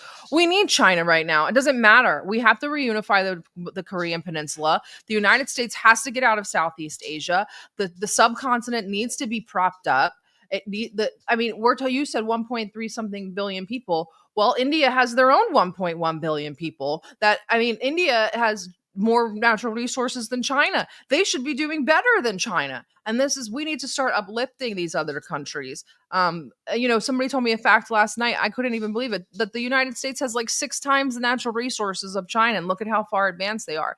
That's because Chinese people look at other societies and they learn from their mistakes. And I think that they'll look at the United States and learn from the mistakes of global hegemony. I mean, they suffered a century of humiliation. They suffered famines that were so great, millions of people died. They lost 20 million people in World War II. You think they want to do that again? That's crazy, you know? So maybe I'm you being utopian, but at least for the foreseeable future, I don't think that China will be an aggressor. Not against anybody inside of this sort of bubble that they're creating, maybe towards the United States, but I don't think it will be militarily. I think it will be more economic and political, the way that they've been maneuvering. I agree with everything you just said. Okay. I think philosophically, China is different than, let's say, the USSR or the way the United States. I agree. Yeah. Operated. Yeah. It's kind of Confucian. Yeah. It's very relationships. That's what we want to do. Yeah. I disagree with Mearsheimer on this, because Mearsheimer thinks all states are effectively states, but he's using the Western model to kind of come up with that hypothesis. Like, well, all states, once they become hegemonic. Don't look at the state as we look at the state. It's not the same thing. I mean, it's just I'm talking to the listeners. Go watch Xi's speech. Go watch any of Xi's speeches. The party is the people, and the people are the party. And the country is ran by the Chinese Communist Party, period. I know party members. This is a very holistic and a very inclusive society, like a very inclusive sort of political movement. I just don't foresee it schisming, especially now that there's no Radio Free Asia, no Uyghur genocide propaganda. All that stuff's been shut down. China has like smooth sailing right now, and all they have to do is build up soft power and continue on. And I agree, it comes from this sort of unavoidable Western sort of lens or perspective when talking about these hegemons. So they're like, well, I mean, a powerful hegemon is obviously going to go around starting wars because that's what we did. I mean, we're normal and we set the standard. So if we did it, everyone else is going to do it, or at least want to do it. And it's like, right. That's not how everybody else is. Yeah, I don't think that's how it works. No. I mean, if China gained primacy, let's say the Soviet Union and the US, these were, I know people don't think so, but mirrors of each other, like the way they operated, in the same way that the Soviet Union fell. And the United States, even analysts of the time, or there's a really great book of Russophobia by Guy Matan. I don't think that I have it near me, but yeah. And he talks about this. He's like, one of the reasons why the United States hated them so much is because they were so similar. Yeah, they were. I mean, otherwise they wouldn't be enemies in a weird way, if that makes sense. Like you. Yeah, you can't be diametrically opposed to China because they don't even understand what China stands for. If the Russians are a lot like them and kind of want to be more Western, it's much easier to sort of give people the knowledge base to be like, this is why you hate them. Yeah, China was different, or at the very least, China. Yeah, is for different. Chinese, they're like, I don't like them because they're mean to animals. Oh, okay, or like so stupid shit like that. But with the Russians, it's like there's actual Russophobic, like they're hateful. It's because they see themselves in each other. Yeah, on some level, but I don't know. I'm gonna have a monologue after this, making the argument that Nazism won, and not necessarily the material conditions of the war, but if you think of Western the ideology itself, 100%. Yeah, what is it other than Nazism? I mean, if you look at the genocide that's taking place, that the West fundamentally and fully backs and pays for, if you look at the Russophobia that has taken place, even going to the point of getting actual Nazis, driving with Nazi insignias on German tanks, rummaging through Kursk for 3 minutes. I think people forget about this, that all of this even happened. Like, it's such a mind fuck. You're like, remember we had a Nazi in the Canadian Parliament and we like had to actually argue about that, and it's like they applauded him. All of this stuff happened over the last 3 years, and I think that you should do the monologue. I'll watch it, but yeah, I've said that. I don't want you to watch it. It's gonna make me nervous now that I know you're watching it. Well, I've said that in some capacity because they pulled the best and the brightest out of the Nazi regimes, even the Nazi puppet regimes. They pulled them into the United States. And what else did they bring besides their ideology? Like, what else did they bring besides their ambition and their intelligence? They brought their ideology. And liberalism is very easily kind of shifted and molded to be amicable to fascism or to fascists. I'm wondering how far this kind of corporate state merger will go in the United States, and how much. And not only that, you know what? I'll give you some fodder. We were talking about it last night. The Germans saying we're going to have to cut back on social spending because we got to.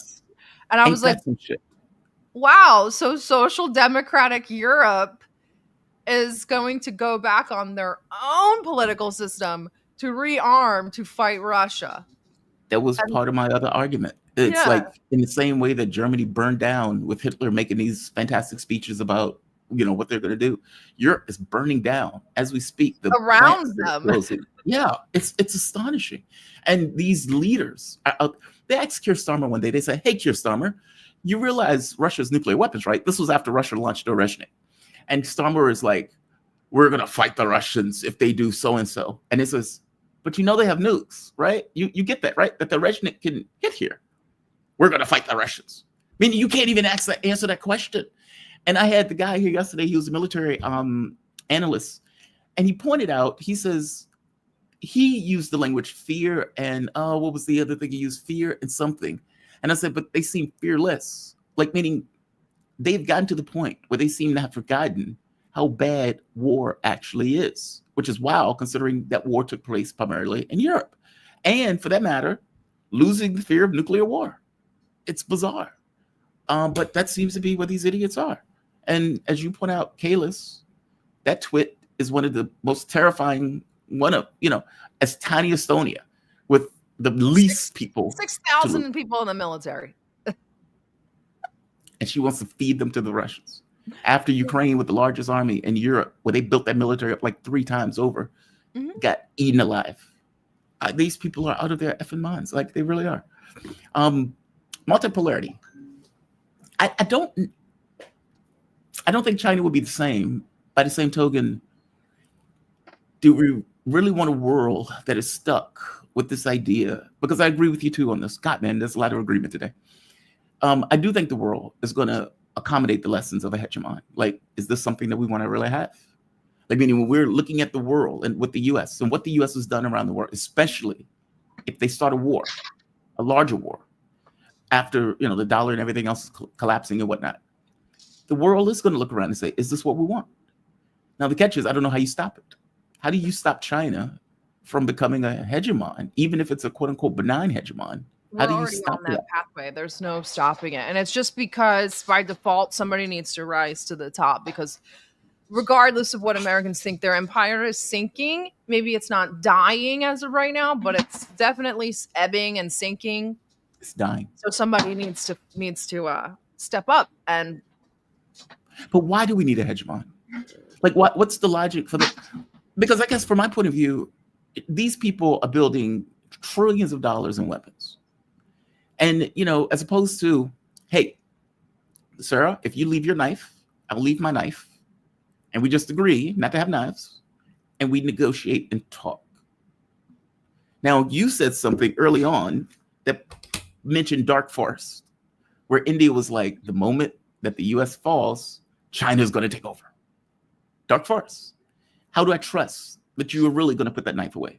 How can I trust that as a human being? How do I know that? You don't have a choice. Like, I mean, this is great, but you don't have a choice. Like, these lesser countries, I don't want to say lesser, these less powerful countries don't have a choice. You don't have a choice.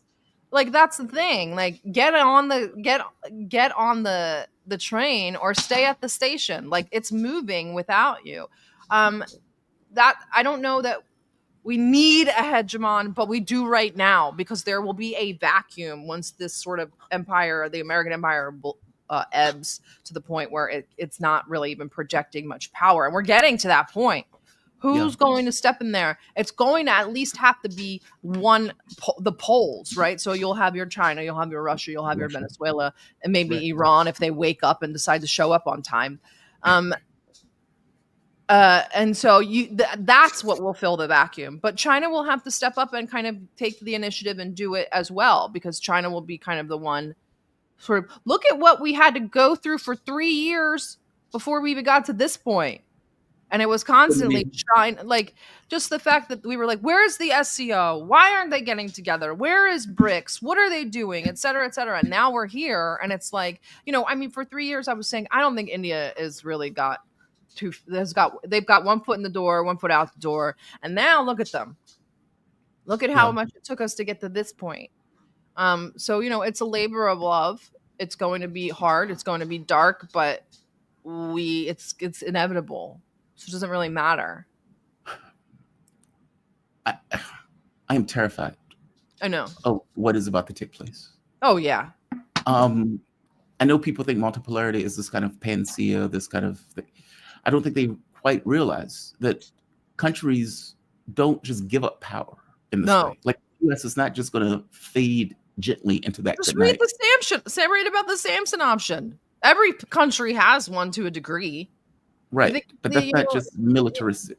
I mean, the U.S. is looking out at the world and is realizing we're losing position in Africa. We're losing position even in South America. This is our backyard. Europe is basically our only vassal at this point, with other countries being far more dubious. And so you have this kind of, for lack of a better word, this kind of Western empire of sorts that is on the decay because the United States is colonizing Europe for its own benefit. And yet you have chicken hawks who remember what it was like in the 1990s, where we were the unipolar power, this kind of unipolar moment. And my fear is that kind of what Trump is doing now with tariffs, where he realizes, okay, American power is waning. Let me exert that power. Let me right. tighter. That's another Samson option, because all it's doing is destroying yourself. Yeah, but you can take the world with us if there's not an economic collapse or something like that in America, like a Great Depression or something that hits beforehand. That is terrifying to me. I mean, look at what we're doing in Asia. We've been trying to do the Asia pivot for God knows how long.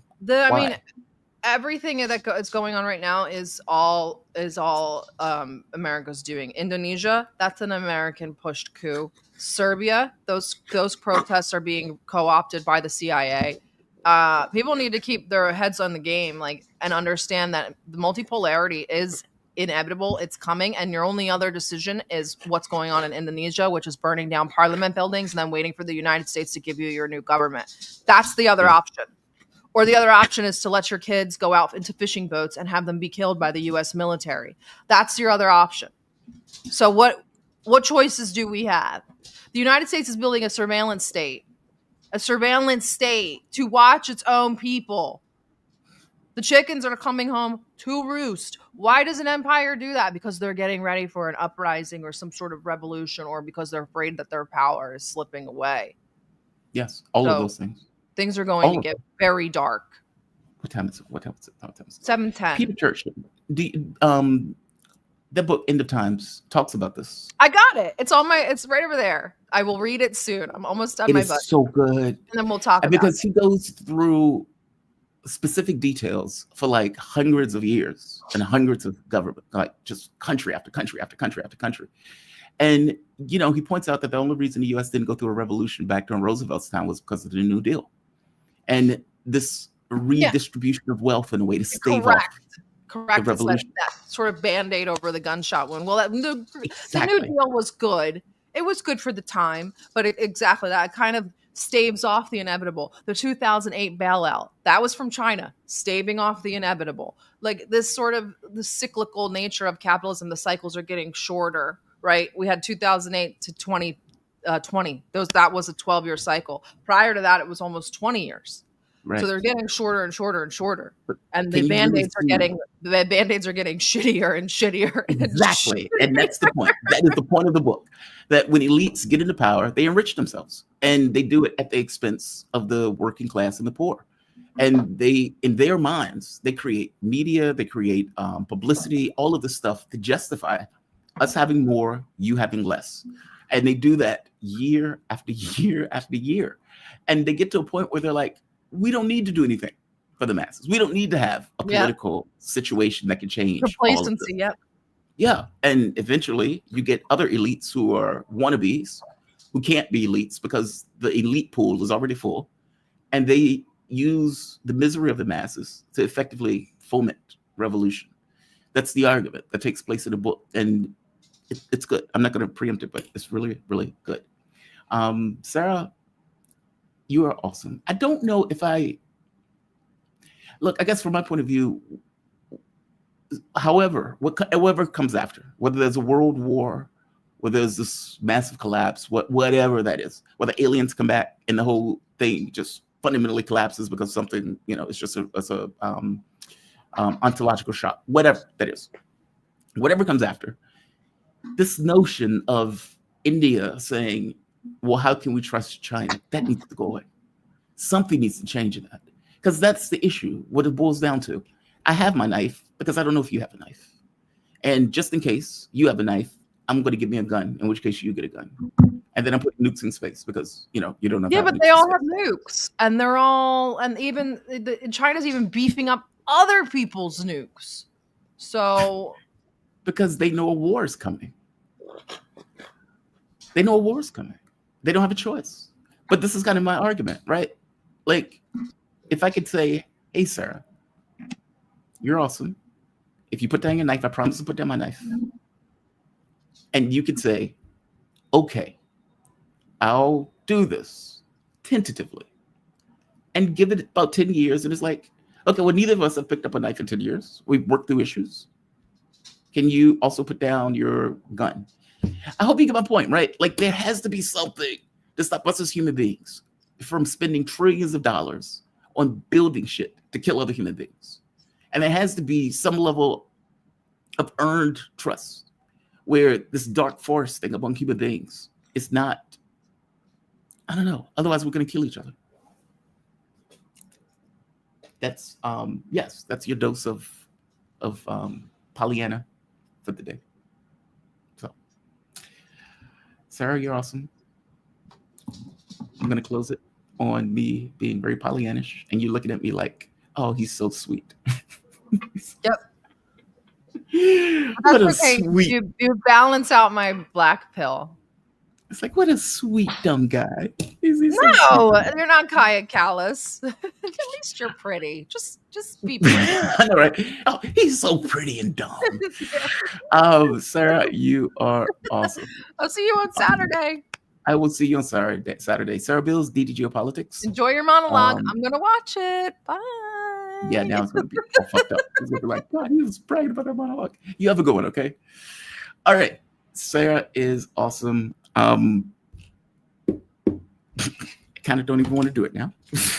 I don't even want to do it. Usually I do this at the very beginning when my energies are at my highest, and maybe I'll wait till tomorrow just because I don't know what is gonna be on the schedule for tomorrow. But let's check chat first. Let's check chat first. If this were Piers Morgan, you would, yes, but this is not Piers Morgan. It's not. Look, I don't think you guys, some of you, get my take on this. I will try to explain it as succinctly as I can.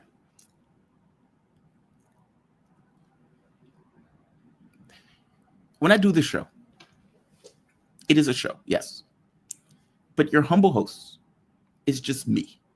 If you met me on the streets of Jakarta, if you met me in Kuala Lumpur, if you met me in Richmond, Virginia, if you met me at a chess tournament, if you met me at an event, same person. And anybody that watches the show that have met me in real life, they can attest to that. I've met a few people in DC and everything else. They would say, yep, he's right. Same guy, no difference. There are some people who I've worked with who can put on acts when they do a show. And there's some people, when they leave that show, they're completely different people. That is not me. I don't even know how to do that. I say that to say, when I'm dealing with people that I like, it's earnest. If I'm dealing with people I dislike, it's earnest. And if I'm dealing with people who I'm awkward with, it's earnest. Meaning it's always earnest. There are some people on the show that I like a lot, that I don't want to lose, nor that I have I guess, any expectation of losing, all things being equal. Ranked very high on that list is KJ. It's just true. I like him. I like him as a person. He's brilliant. He knows his stuff about the region. Typically, I agree with him, and even when I disagree with him, we can have substantial and good conversation back and forth. It's not even an argument or debate. It's just good conversation back and forth. Those are things I value. And under normal circumstances, even in talking to him in the background, I actually like him. So from my context, it's you're losing a professional friend. That's the way I look at it. That's why it's a sad event. And you're losing somebody not for something that you said, not for something that you did, but on some level for something that that professional friend initiated. I mean, be honest. Nobody attacked KJ. KJ came on fired up because somebody said something about Russia and China that he didn't like. Dropped 20 F-bombs and impugned Dimitri's professional career without really knowing anything about Dimitri. That's what happened. Be honest. Like, and I'm saying this as somebody who understands where he was coming from, who fully grasped why he was as reactive as he was to it. I get it, flesh to bone, I get it.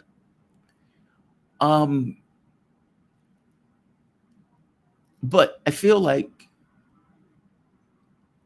on some level, he's not coming on because I don't fully agree with him 100% on that hyper-reactivity. That sucks. That is effectively a disagreement. And it's not even a disagreement I initiated. That's not even a disagreement that is all that stark. It's, I think you're being a tad bit over the top here. It's just that. And even in trying to be patient and listening to everything that was said, it's not sufficient. It's not enough. And so he comes away with it, with the take. I don't know how to make him whole in this case. And because I don't know how to make him whole, and there is nothing to tell me, this is how you make me whole in this process, or this is how you make me feel seen, if you want to take it to woke stuff, then there's no way out that box. I didn't do anything to him, so there's nothing for an apology for. I didn't attack him. I didn't slander him. I didn't go after him. I didn't do any of that stuff. All of this stuff is effectively, you don't see this with the, what's the word I'm looking for? With the exuberance, with the emergency level to which I do. Which, so what? So what? I don't agree with anybody 100%. And the 80, 90% agreement doesn't seem sufficient, nor is listening patiently sufficient. So from my point of view, it's losing a professional friend, which is why it's my take on this. That's also the reason why I don't have anything in me that wants to see these people come on and act like howler monkeys and bang heads like chickens. Piers Morgan does it because he doesn't give a shit about his guests. I actually care about me and my guests. There'll be some people, depending on the topic, who I'm perfectly okay with doing that with. And as you know, I push back on my guests all the time. It's just kind of part of the show. But not in this context. I mean, this is person attacked, person feel aggrieved that they were attacked. That person attacks back. They're both coming on the show, amped up, and are going to do what? Have a substantive conversation, are going to be dicks to each other. Why would I want two people that I actually like doing that? I do not. So, no. Emotional learning with Dr. Donnie? Yes, if it was Piers Morgan, he would do that because Piers Morgan doesn't give a shit about his guests. I actually do care about my guests. I just wish he would have called. We talked it out. I agree, Jamal. I just want to say, sorry, man. Yes, I appreciate that. Donnie, who is this? I think I've done these before. Colby, 2, thank you for bringing David. I would like for him to come back. He will, if it's up to me. If I have anything to say about it, he will. Thanks. My name is Bruce Moore. Well, thank you, Bruce Moore. Days in Redden. What is that? Oh, that's coming out there. Days in Redden. It's reverberating around the room, making it sound like it's coming from behind me. Let's see. I did these. Please been with KJ. He's my favorite. GP. Look, of all of my guests,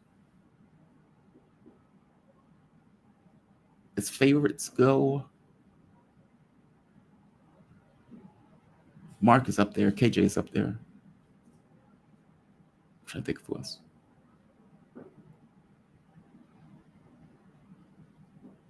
Yeah, KJ is at least in my top 3 or 4. So yeah, that is true. And Auntie Anne, I will read this again. Can you find it in your heart to be humble? I am humble. I'm the fucking most humble person on the planet, Auntie Anne. Apologize to KJ for making him feel unsafe. KJ is a grown-ass man. He's a grown-ass man.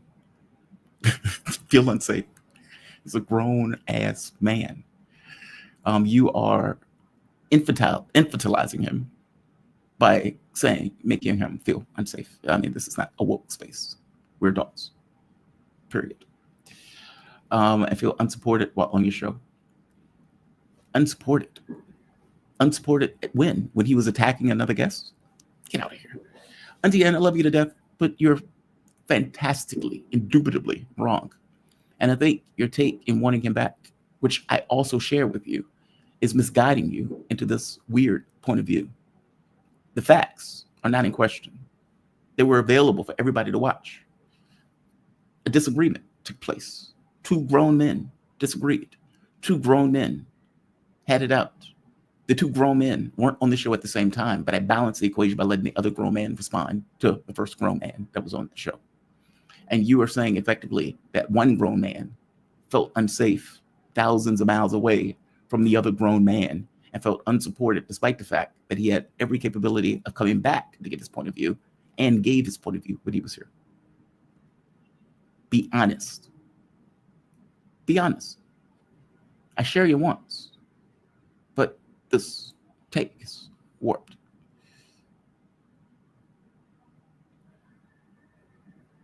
And Keith Alcock, that's what I was trying to find the name.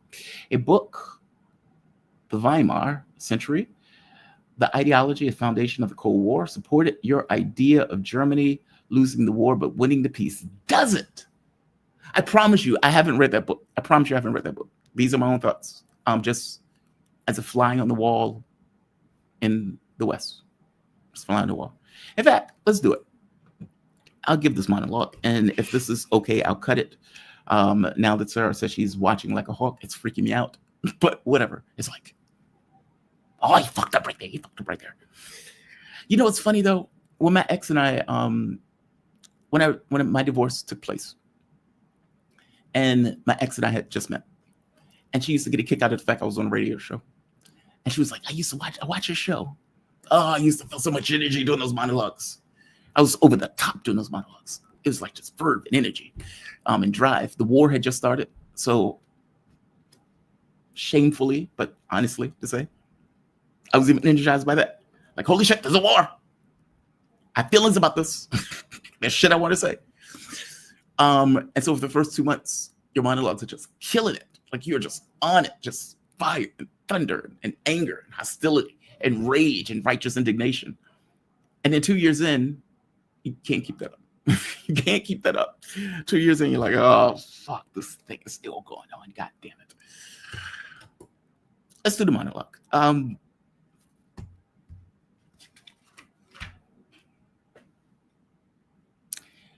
I would like to make an argument. The argument seems hyperbolic in the very beginning. You may recoil when you hear this argument, but I do think the argument is fundamentally correct. I have notes, so I will be looking down at notes periodically. And the argument boils down to there is a shadow war underneath the war that seems to be in a preluding stage, meaning a third world war. And the shadow war is based on narrative. This narrative in one sense of we are now a naked hegemon, meaning from the Cold War, it flipped. In the old days, you had this argument of We are love and light. We're truth and justice. We are the United States. They are a repressive regime. We have big, beautiful grocery stores. Look at our bread aisles. You have 1,000 loaves of bread that you can get at any particular moment, 24 hours a day, even sometimes if you want. But look at them. Look at their stores. Look at their cars. Look at their society. It's repressive. It's different. Now, the whole freedom, justice, love, and light thing was just advertising. The reality was we're knocking over governments left and right. We still had, of course, Jim Crow's, or at the very least segregation, basically an apartheid state. But it's Hollywood, right? The veneer of it was pretty. It sparkled. And because of such, when countries made a choice, we wanted the big, beautiful grocery stores. And so many of those countries effectively sided with us in an ideological sense. Great. But this is not currently the way this is working out. Currently, you have a naked hegemon where they would come out and openly state, we have a rules-based order. We set the rules. You effectively follow the orders. And they would tell that to country after country after country, not hiding it, not hiding the ball. They would be very open about the fact that we have a rules-based order, meaning the idea of the United Nations and all of that stuff is nonsense. We don't have to follow international law. And as I've made the argument before, international law doesn't exist. If you get 20% of the world effectively flagrantly violating it in the open, then you do not have international law. That is called something else. It is the law of the jungle. There's that. The reason that I'm going to make this case, that a lot of this and what is coming out of the West from the standpoint of Western exceptionalism is effectively Nazism rebranded. I would make the case that Hitler actually did win the war. Maybe not in the context of militaristic means, because obviously he popped his dog, who didn't do anything wrong, even though he was Hitler's dog. What's her name? Killed herself, and Hitler popped himself off in the head. And yet many of the other people within the context of the Third Reich that off themselves, others hung, shot, etc. So obviously they lost the war. But ideologically, in the context of the West, it is hard to make the case that they didn't win. If you had to distill what Hitlerian points of view down into a snapshot, into a sentence, what would it be? We're German, goddammit, and we're better. We are cosmically better. We are intrinsically better. And it has nothing to do with what we do in the larger world. We are morally, culturally, socially, physically superior. And again, it has nothing to do with what we do in the real physical matter reality world. It is untethered to this physical existence. It is cosmic in the way that it effectively functions. And if you had to really think about Western imperialism or Western exceptionalism, how is it not the same? We are better, culturally superior, etc. And because of such, we have a God-given right to dictate the order and the means by which this world propagates itself. And ideally, with us being in charge. Rules-based order. We set the rules. You all, Neanderthals, you mongrels, you follow the orders. Same thing in the way that Hitler thought of the world. This is our garden. We're Germany. We're better. Those mongrels out there need to be led. And if we need to kill some off in order to make more space for us, then fair enough. That's what we need to do. What is it? Is it not very similar in the way that the West looks at the way that they operate? It seems that they've come to the conclusion that the problem with Hitler wasn't the exceptionalism part. It was A, that it wasn't just Germans, it was all of the West. B, he was too loud about it. And the way that he went screaming it around, making his dramatic speeches, banging his fists and everything else. And C, that he tried to colonize Europe. That his objective should have been to take down other governments around the world of the mongrels that were outside of the European garden and to function in those terms. And so the US and Europe effectively have come to the conclusion that we need to rebrand Nazism. We're going to call it Western exceptionalism. And whether we say it openly or not, that is what we're going to espouse to the world as our justification for naked hegemony. And that is exactly what they're doing, complete with committing a genocide. Because that's the other point. The values, the morality, the cultural, social exceptionalism is cosmic. It's esoteric. It's ethereal in the way that it operates. It's not tethered to the physical existence in regards to the things that you do. So if they want to commit a genocide, if they want to knock over governments, if they want to get 1.7 million people killed, if they want to propagate wars, if they want to do any of these things, if they want to knock over spaces and take resources from people, if they want to invade, if they want to blow up boats, blow up pipelines, they would do that. And in no situation, none of that besmirches their morality, their social advancement. It doesn't change what they think of themselves when they look in the mirror, untethered to all physical actions, even when they are complete, deranged, degenerate sociopaths. It doesn't affect them. They still wake up in the morning thinking to themselves, feels good to be superior. Let me go rule the world. The issue that they're having is it's slipping away. It's all slipping away. And despite the fact that the world is showing them a reflection of better countries, with their countries falling apart. Look at China. Look at the high-speed rail. America can't even build high-speed rail. Look at the cities that China is building. Have you seen American cities? Look at the Russian subways. Have you seen American subways?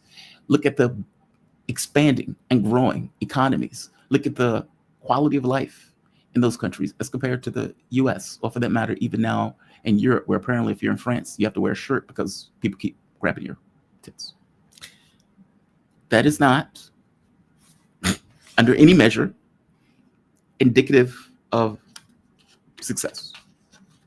It's just not. I guess my point is this. It's kind of as if they moved from slavery to Jim Crow, but in this case, from Nazism to a lighter brand of Nazism, and used that as a prevailing ideology and a justification for the witch ruling the world. It's wild to me that this is even complete with supporting a genocide, very Nazis, in a way that the Nazis would be like, wow, that's an impressive genocide you guys are running there. And it's an impressive propaganda outlets that you guys are using to justify that particular genocide that you guys are running. The starvation, hey, firmly at home with the Nazis on that one. The ethnic cleansing, or at the very least the attempted ethnic cleansing, the Russophobia. Well, again, look at what they're doing in Europe, where they're instilling Russophobia built on fundamental lies about what was taking place in Ukraine and this kind of expansion of Europe closer and closer to Russia, with the idea of toppling the Russian government so they can get their hand on the resources. Lebensraum, right? How is it all that different? And again, even to the point of burning down their own cities as they make ridiculous, ludicrous speeches that I'm not sure how many people listen to, without even the flair and dramatics of Hitler. Meaning, at the very least, he gave good speeches. These idiots, these twits, these male degenerates, less so, less interesting, with no swords to back them up in any of these speeches. Meaning, for all of the threats that they leverage, they have no capacity to fulfill any of them. And yet, they seem to be dead set, just like Hitler, on feeding their own populations to the Russians as their cities crumble. There's so many dynamics that seem to just float to one another, living off of lies, Goebbels. I don't need to see how that's all that different. It seems like they're even more effective in doing that stuff than what Hitler and many of the people in Germany was doing. It's as if they've instilled or accepted this mantra, and that they've accepted this in trying to overtake the world doing it. Look at what Trump is doing in Venezuela. Look at the attacks on Iran. Look at the overthrow of the Ukrainian government. Look at the overthrows of the governments in South America, for that matter. Even the overthrow of the Iranian government at that point, right? They were able to take it back, but the United States never necessarily got over them doing it. Look at what France is doing in Africa with this notion of trying to put the kibosh on governments and countries that have decided to pull away from France. Hell, AFRICOM, and what they're doing in this region of the world, where they're, again, going after governments that they don't particularly like. Romania, Georgia, these governments that they don't necessarily like, that they're doing everything in their power to either overthrow or take power in, because those governments have decided to go a different path. How is this democracy? And in the context of other governments like China, you have Kalis, who's losing one war and contemplating the next war that she will also lose against China. This is a cancer. Whether it's Nazism in the way that they look at the world, or whether it's Western imperialism or Western exceptionalism, these things are very close to one another, both of which are cancers, and both of which are going to lead us as a world to ruin. I could be wrong. I don't think I am. There are plenty of filthy degenerates in all of these countries that seem to have decided that the world, the 14%, should come together and effectively rule the world. And the rest of the world seems to be disagreeing. And so they seem to be setting the world on fire for primacy.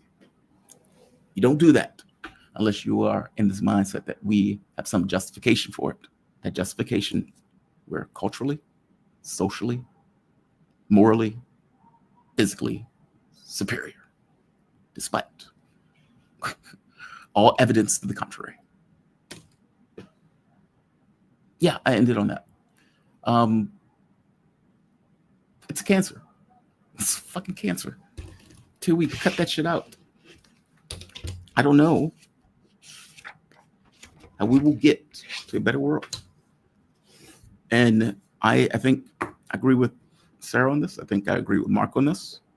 I think we are at a high chance for some kind of catastrophe where one of these lunatics who seem to be no longer fearful of ending the world does something that potentially ends the world. Up to this point, if you've noticed in the wars, and this is not part of the monologue, but if you've noticed, for all of the negative things that they've said about Putin, if Putin was that guy who they said he was, they would not be risking a lot of the shit that they do. If he was a different type of, as they say in rap, a different type of N-word, they wouldn't be challenging and testing in this particular way. It is purely the fact that he has been patient and he has tried to avoid direct intervention, direct kinetic action against NATO countries. Even though, as it costs his belly, they have been lobbing missiles into his country. He has every right to hit those places where those things are being developed. He has avoided doing so. These idiots have gotten more provocative because of his patience, effectively saying his patience or his reticence to start a larger world war is effectively weakness. That is limits.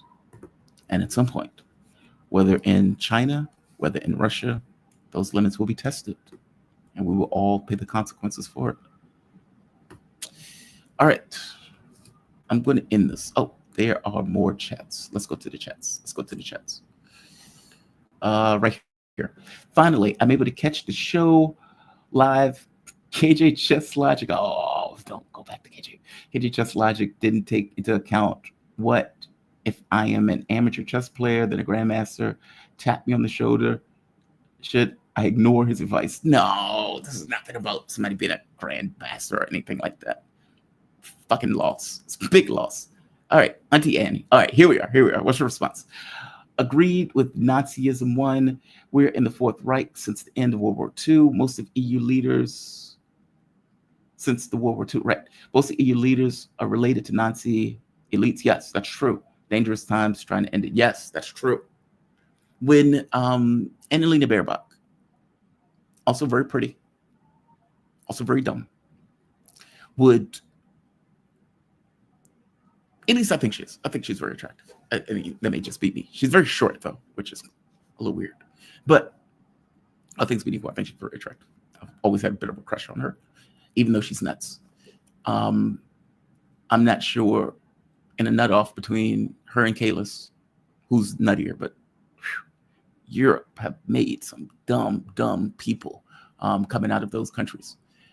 I call it the planet of the apes, especially when you talk about somewhere like Estonia, just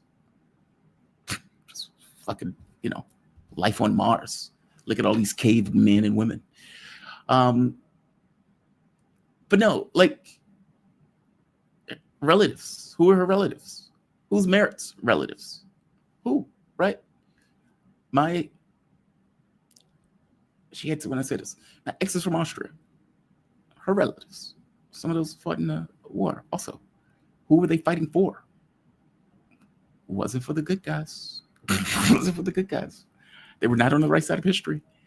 And you seem to have a lot of these Germans who want a rematch and feel some kind of way that they got their ass kicked after invading Russia. You should read, if you get the opportunity, read, what is it, Biber? It's been so long since I read that book. One is called Stalingrad, the other one is called Berlin. Anthony Barber.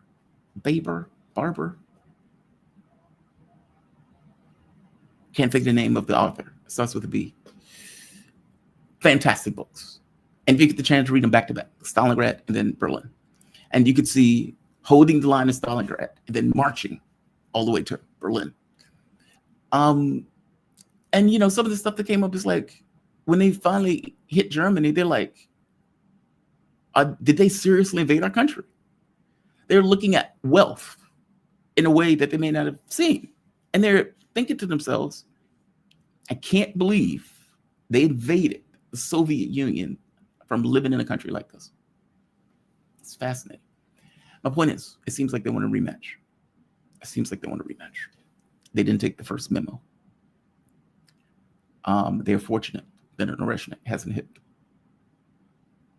the parliament or the weapons factories that they're building that nonsense.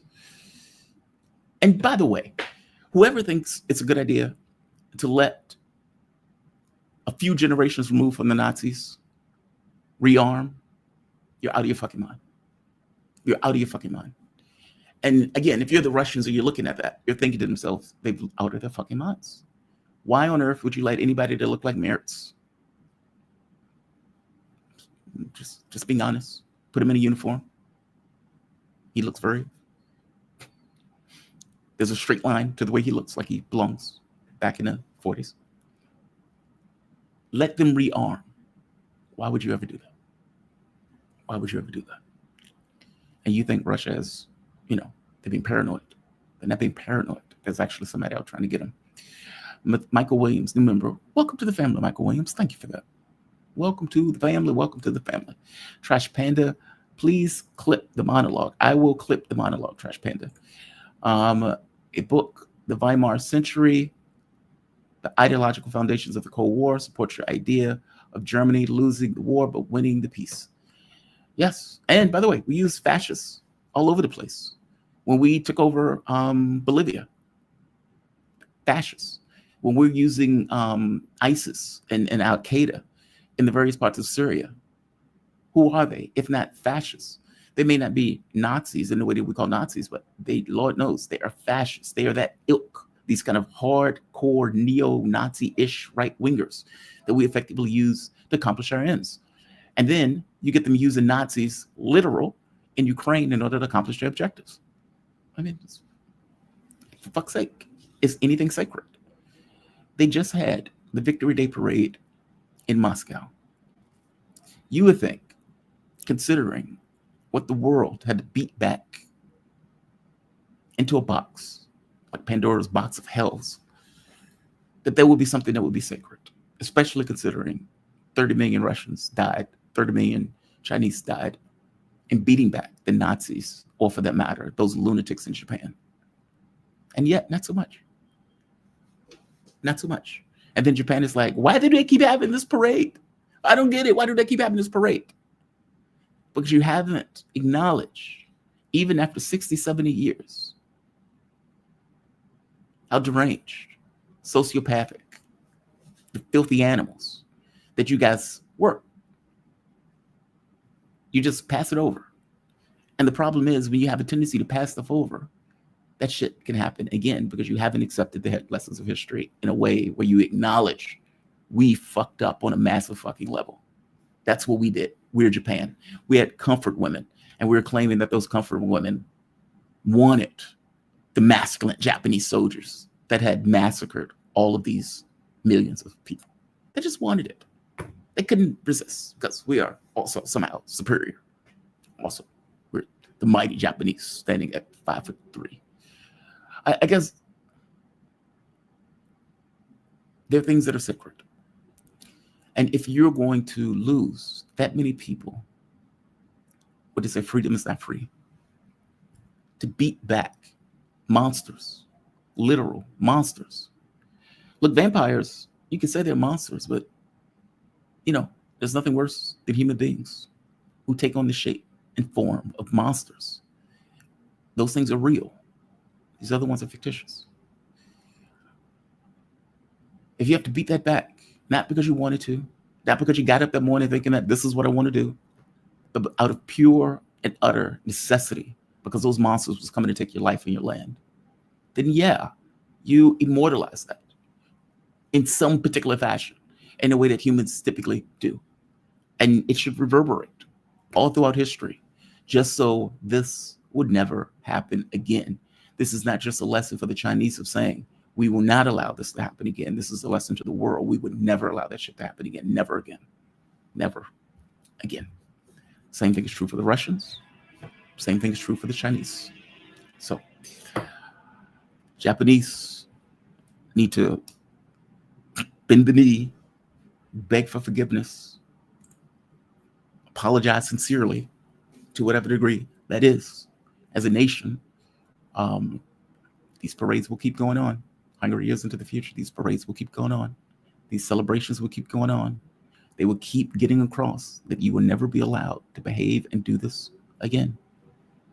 And showing you the weapon systems where they know it will be applied to securing their freedom and their dignities. Who is this? Jamal, I know you care. What is this? I know you care. GIF. All your guests. Great show, my child. What is this? I boo. KJ, I think about, talk to you. I love KJ. I know all the people does. I hope he thinks about it. I know he reached out. Go with God. Go with God. Like, look. I am not the person who would typically overly reach out if I didn't do anything wrong. If I did do something wrong, I would try. So it is a big deal.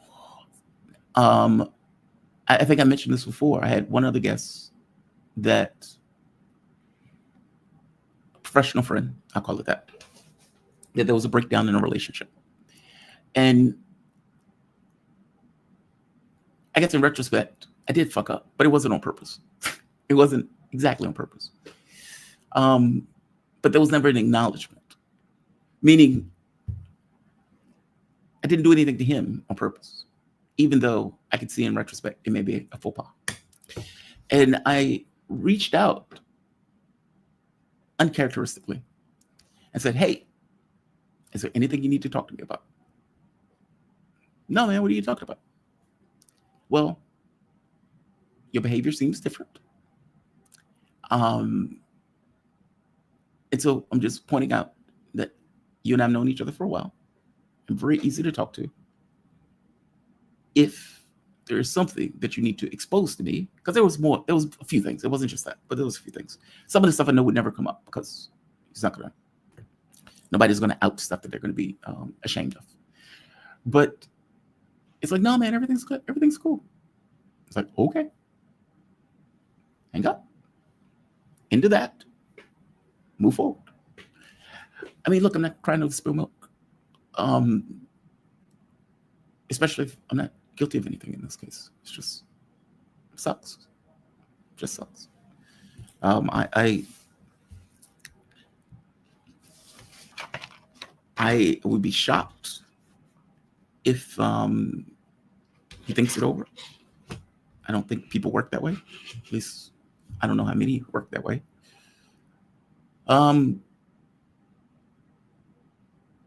But this is not an issue of guilt or fault. It's just not. It's an issue of, I don't want to say overreacting because that sounds brutal, or that sounds like I'm minimizing what's going on. And that's the rub. I didn't minimize shit. For all intents and purposes, I understood where he came from. I even understood the point that he was trying to make. But me understanding where you're coming from, and me agreeing with you 1,000% or 100% is the case. I mean, that expectation is just off the rails. Let me say this, take KJ out of it, just as people. The thing that I think bothers me the most about this, if I'm being bluntly honest, is realizing how difficult it is to build alliances. It's very difficult. I mean, you're on the same page with somebody. You're on the same page with a few people, right? But being on the same page is not enough. It's like, there's this one thing, I need you to agree with me 100%. And you're not doing that. And so I'm leaving. Fuck it. I'm out. And you're sitting there like, whoa, did that just happen? That's how it feels. And you look at the other person, it's like, what the fuck just happened? You had my agreement on the bulk of this stuff, and you're bringing in this other shit that doesn't apply. What the fuck just happened? And you're categorizing that other guy in a way that is unfair. He didn't even say anything about you. What the fuck just happened? It's that. It becomes that. Where idiosyncratic issues associated with race, sex, woke stuff seep their way into dialogue and conversation in a way that is just fucking unproductive. That's not, and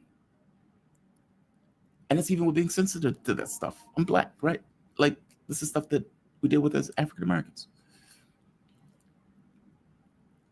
That is disappointing. That is disappointing. And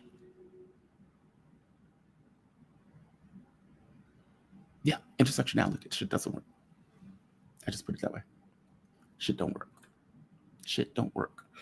You said the level of respect they have for the Soviets is not there for the Russians. Yes, that's true. It's because they knew that the Soviet leader would push the button. Yes. Yeah, it's that. It's that. They had a healthy fear that worst come to worst, the world would end. They knew it, flesh to bone, they understood it. But I think there's a slight difference also, though. I think in the case of the Soviet Union hadn't fallen, right? Like, it's one thing if you and I are on an even keel, and you know that whatever you think about me, I can end it all for both of us. You get it, I get it. What happens when I fall off that keel? Like, what happens when I fall off the horse? When I've damaged myself, I've been in the hospital, you've fed me Jell-O, you've seen me in my underwear as I've tried to get back into the bed and stumbled, fell, and dragged myself back into the bed. Is your level of respect for me still there? Now, I'm not talking about your dad that's dying or something like that. I'm talking about an enemy that you've seen falter in a massive effing way. The worst geopolitical disaster of our time. You've seen it. You've watched it. You've seen them fundamentally, utterly collapse. You've seen somebody like Trump running the country. I'm sorry, Boris Yeltsin, drunkard, running the country. You've seen that. You've experienced that. And you think Putin, VP, is going to be that same guy. And he's not that same guy. And he pulls the energies of Russia, cobbles them back together. They have a military tradition, cobbles it back together. Beat back the oligarchs. Oh, you don't like the new regime? Okay, well, let's go over here and talk about it. Anybody else? Anybody else? Todd, you good? Bob? Mitt? C. They don't speak Russian, just speaking Spanish after that. Meaning you have dealt with the shit that you needed to deal with to cobble back the strength and the power of your country and turn it into a great power. But they remember you in your underwear. They saw the red underwear. They saw your ass hanging out. I hope I'm being, cavalier in the way that I'm talking about this, but I'm trying to make the point of many of these nations saw a weakened Russia. And it's almost like the fall of the Soviet Union in and of itself, in their minds, gave them license to look at it as lesser. And as it is lesser, we can test it. It's kind of like going to a prison and there's a guy in prison and you keep testing that guy, not realizing that the guy will beat your ass and put a knife in you while you sleep. And then after you see him do it once or twice, it becomes that. What you're seeing in Ukraine is them testing Russia, and Russia putting a knife in their throats, and them not knowing how to deal with the reality that their world has fundamentally just changed, not just in a physical matter sense, but in a spiritual sense. This is them coming to grips with it. And in them coming to grips with it, you have Europe who are talking a lot of smack because they don't necessarily believe that Putin is going to attack them. So they talk a lot of smack. They don't want the war to end in Ukraine because they don't necessarily want to accept the loss. There's that. But also, they don't give a shit about Ukraine. So they would let every last Ukrainian effectively die on that battlefield if it staves off by one more day the humiliation that is going to take place when it becomes perfectly clear to the entirety of the world that an organization that has spent the entirety of its existence supposedly going against the Soviet Union, all of these other nations put together, like 50, 60, how many other nations put together, and its spiritual successor, Russia, one, beat them all.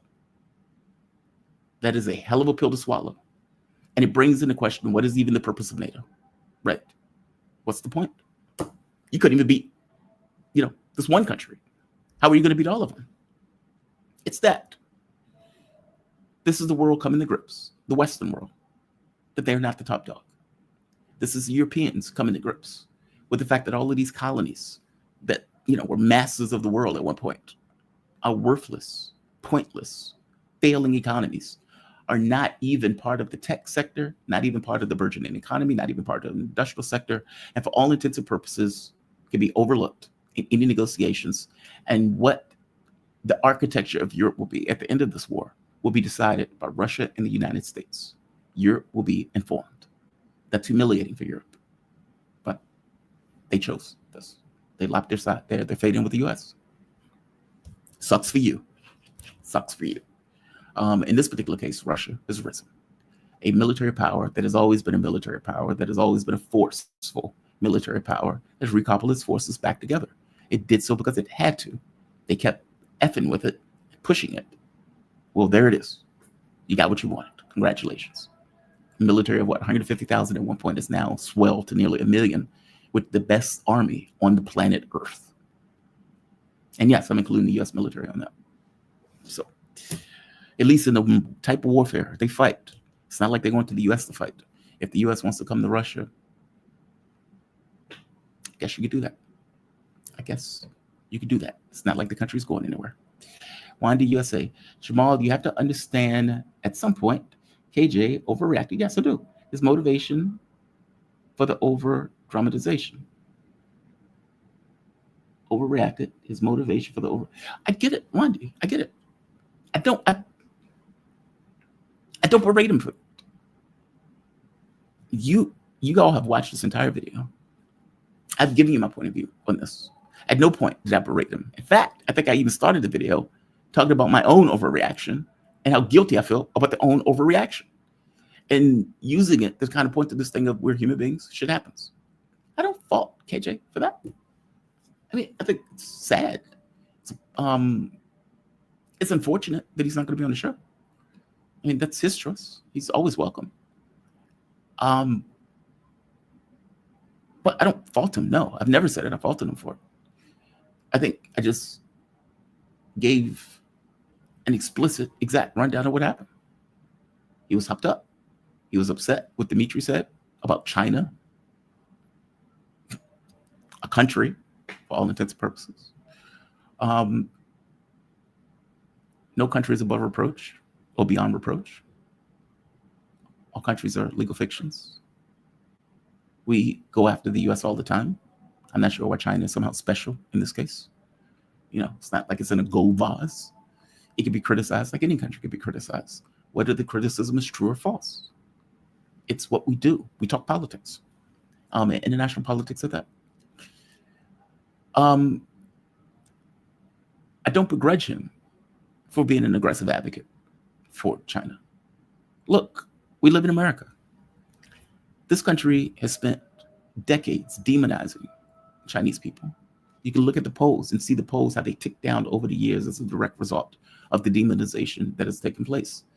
They've been locking people up from China and Canada, kicking people out of the country from China. They call COVID the quote unquote China virus. And yeah, you've had some people that have been beaten up or killed as a result of being Chinese. The propaganda is thick. I get it. Not to mention, we're edging for a war. At the very least, if the United States can ever get around to pivot, which may not be here nor there. The point is, I understand the overreaction. I do get it. 1,000%. Flesh to bone. Get it. I don't blame him for it. I didn't blame him for attacking Dimitri. Dimitri was a grown-ass man. He could defend himself. I knew Dimitri was going to have something to say about it, which is why I brought him on the show to defend himself on this. They're both grown-ass men. My goal was to try to keep both, to balance the equation, be transparent with both. That was insufficient. So, Wandy, I don't begrudge him. I don't blame him. I haven't attacked him. I haven't said anything bad about him, short of what is just true. I think he slightly overreacted. I don't like guests attacking other guests, whether it was Dimitri going after him or him going after Dimitri. Of course, his came first.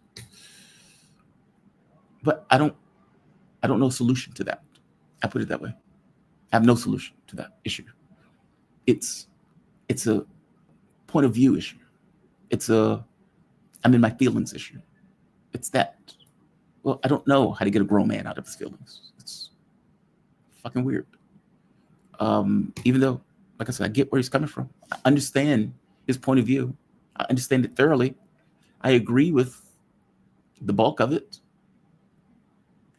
I did offer him to come onto the show to explain how he sees it.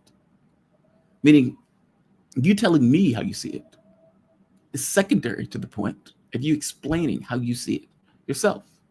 I didn't want him attacking Dimitri, so I did point out, hey, don't attack Dimitri, but explain your case. Meaning, you can make your case without, he's working at a law firm, he should apologize for being a lawyer. It's like, okay, what the fuck does that have to do with the price of the tea in China, right? You can make your case about this idea that, look, you're blaming China in this context of a world where the US is gearing up for war and where they've been demonizing the Chinese. You can make that case. You should make that case. It's an interesting case to make. And so it's like I'm offering the opportunity for him to make that case. He didn't want to make that case on the show. So it's like, look, what am I supposed to do with that? I tried. Transparent with the audience, transparent with Dimitri, transparent with KJ. I told him what I thought. And by the way, what I thought wasn't even a contradiction to what he was thinking.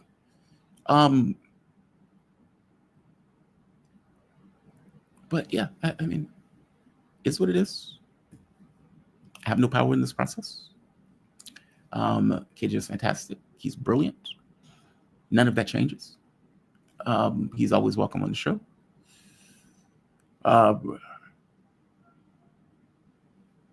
I'm saddened to lose a professional friend, but I'm blameless in this. So, I because of that, it's not like you can fix it with an apology. You didn't do anything to fix it with an apology. One person has a point of view that he is radically wed to, and doesn't seem to allow any leeway, not a nanometer, not a Planck length variance in how anybody else sees it, and becomes very reactive when a particular topic comes up that's not even about him. It's about fucking country. I don't know what to do with that. I just don't. Dimitri didn't do anything to KJ. He just didn't. he responded aggressively. But I would tell you, if it was me and somebody attacked me, I would have responded. I would have been far more brutal. The reason why I wanted him on the show was because I wanted to make sure Dimitri wasn't going to be too brutal and going after him. So I don't know. I don't know what he wants from me. And when I asked, how do I make you whole? He had nothing to say. So fair enough. Shit happens. I wish him the best. I wish him the best.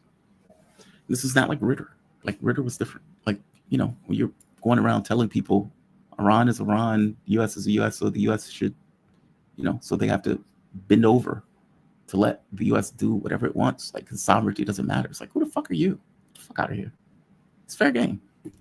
But that's not the case with KJ. I actually agree. Consider him an ally. And even if there's variances in perspective, so what? We're human beings. Like, that doesn't, it is impossible, as a flat fact, impossible.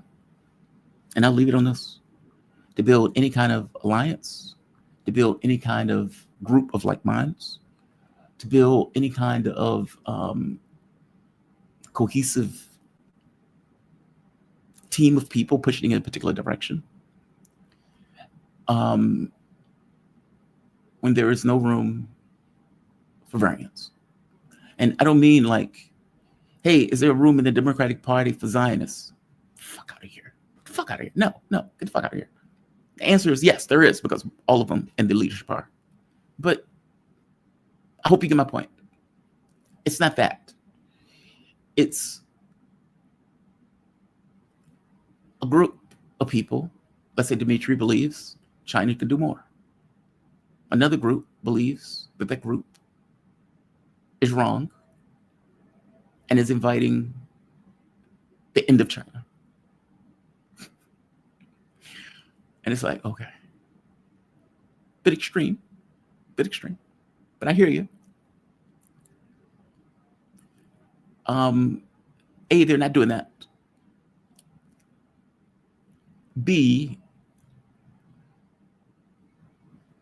they agree with you 90% of what you want. If 90% agreement or 95% agreement is not enough for an alliances, then there are no such thing as alliances. At that point, you just have cults, which this channel is not cults, cultish. We have disagreements. We have people in here who are like Alex Craner. We have people on here who like Trump and are for MAGA. We have people on here who thinks Trump should be in prison. We have people on here who are communists. We have people on, we run the gambit on this channel, which is why we have so many guests that have so many different points of view. We have guests that believes that Marandi is being a little too light on Iran, let's say it that way, that want a more muscular Iran. There are people who think that Iran and what they're doing right now is perfectly okay. We run the gamut in points of view. This is not an echo chamber. We have so like variances of people who are further on the right and further on the left. But y'all, it's just be an honest actor when I'm talking to them and relaying my point of view to each of these people that I'm having a conversation with. That's it, no more, no less. I don't need to agree with my guests, as I've always told you. I don't need to disagree. And I won't disagree just out of spite or just out of hashtag reasons. No, if I agree with what they're saying, I say so. If I disagree, I say so. And I make the agreements known. And hopefully within that disagreement or the conversation, people come to clarity on various issues. But this is different. This is not that. This is not a left brain issue. This is not a left brain thing.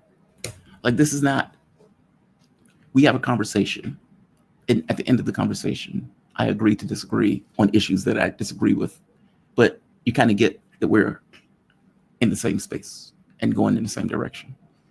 Even if I think your take may be a bit aggressive.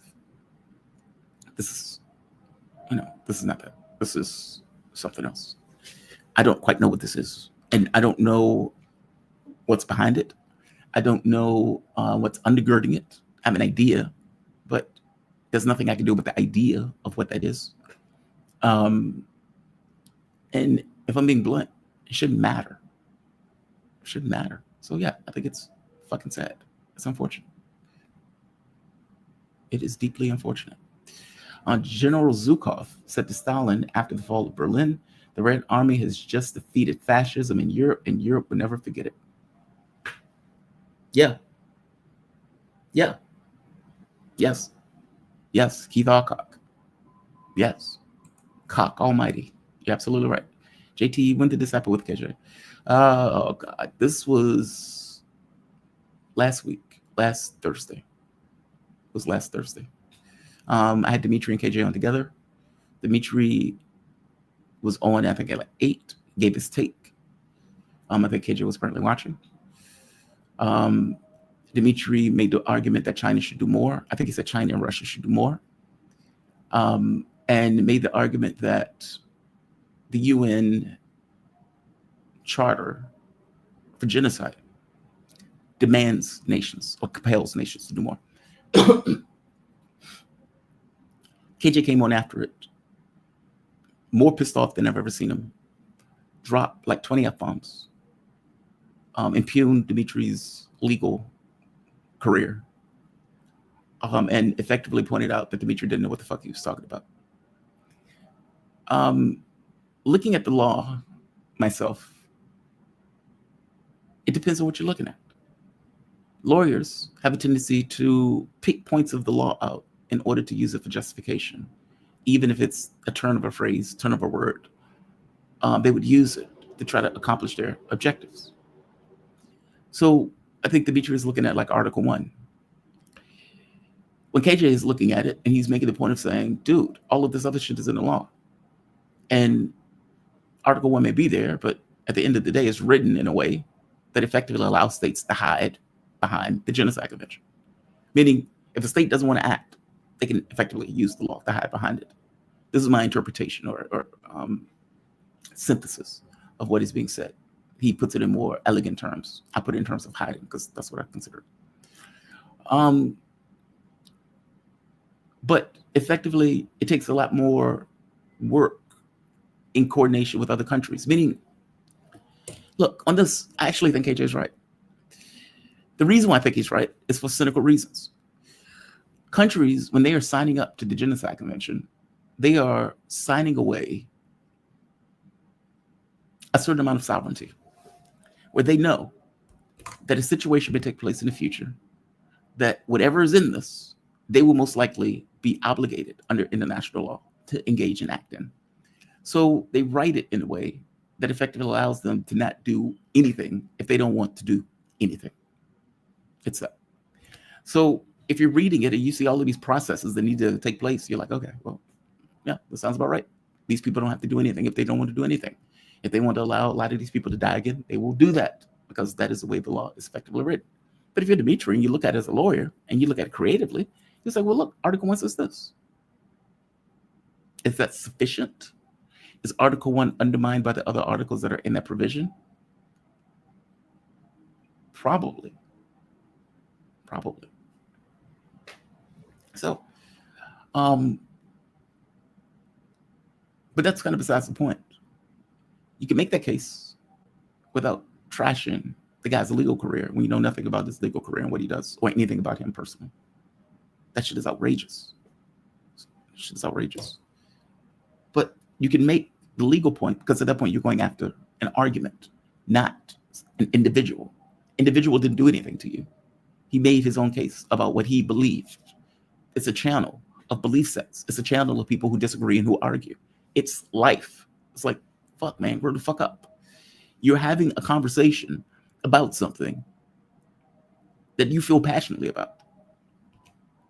Fair enough. Which is why I give leeway to it, because he feels passionately about it. It digs into him.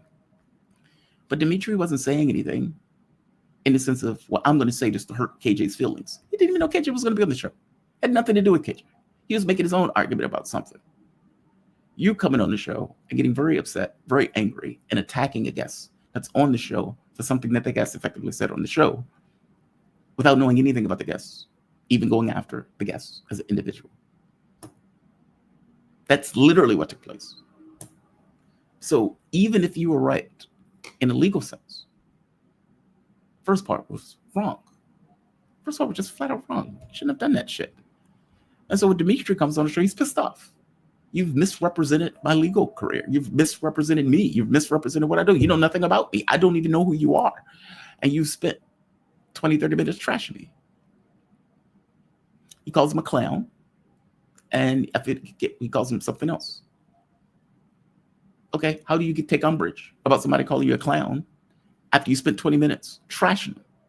And then that's me even defending him on the fact of saying, hey, you shouldn't call him a clown. He's a fantastic guy. Both of you would like each other. So it's not like that even passed. Clown was mild. It was mild. And that clown would have been called anybody who says something like that. I think I called the European leaders clowns. It's like calling them clowns because they're white. No, I'm calling them clowns because they're fucking clowns. It's what you call people when you're pissed off. I'm saying something basic. That was the situation Tuesday or Thursday. And it blew up because Dimitri at this point is pissed off. And I'm talking to Dimitri like, okay, dude, I know you're upset. I'm just giving you a heads up of what took place.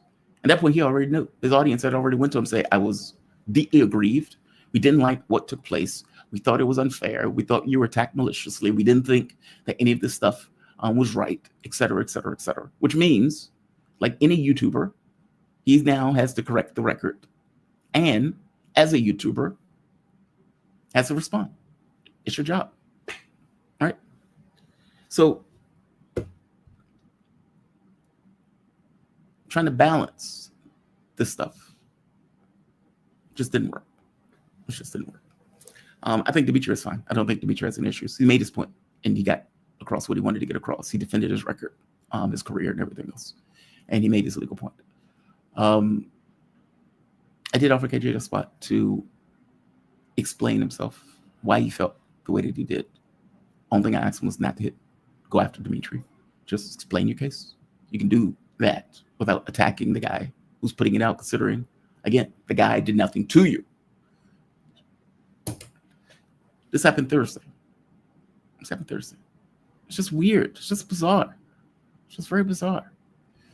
So, yeah, that happened. As I keep saying, it's a loss. It's a loss. KJ's a fantastic guest. It's a fantastic guest. But just as a flat fact, no country is above reproach. And people can criticize China, and you can think they're wrong. It is your right to do that, just like it's their right to do that too. You can make your defense. Again, that is your right to do. Just like it's somebody else's right to criticize. It is the job that we do. And if there is this mindset, there is no space for that. And you feel that strongly about it, where you feel like we're not on the same page or on the same team because there's no space for that, then I have no power in that process. That's not an issue with me at that point. That's the issue with the other person and point of view. It's unfortunate. Deeply unfortunate. So yeah, it's a loss. It's a deep, abiding loss. All right, I'm going to end this. I'm going to say like. I'm going to say share. I'm going to say subscribe. Yeah, it's just drama. Just drama. I mean, it's supposed to be a news show. It's not drama hour. I mean, I don't want drama. All right, I'm going to say like. I'm going to say share. I'm going to say subscribe. Racist. Yeah. You guys have a fantastic rest of your day. And I'll see you bright and early.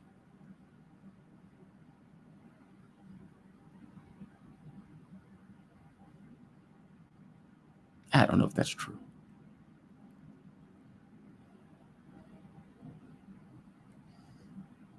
Still love your stuff, Gary Dixon. Well, thank you, Gary. I appreciate it. All right, guys. You be safe. I'll see you tomorrow. I think Lath may be on tomorrow, hopefully. I think he is, but we'll see. Have a good one.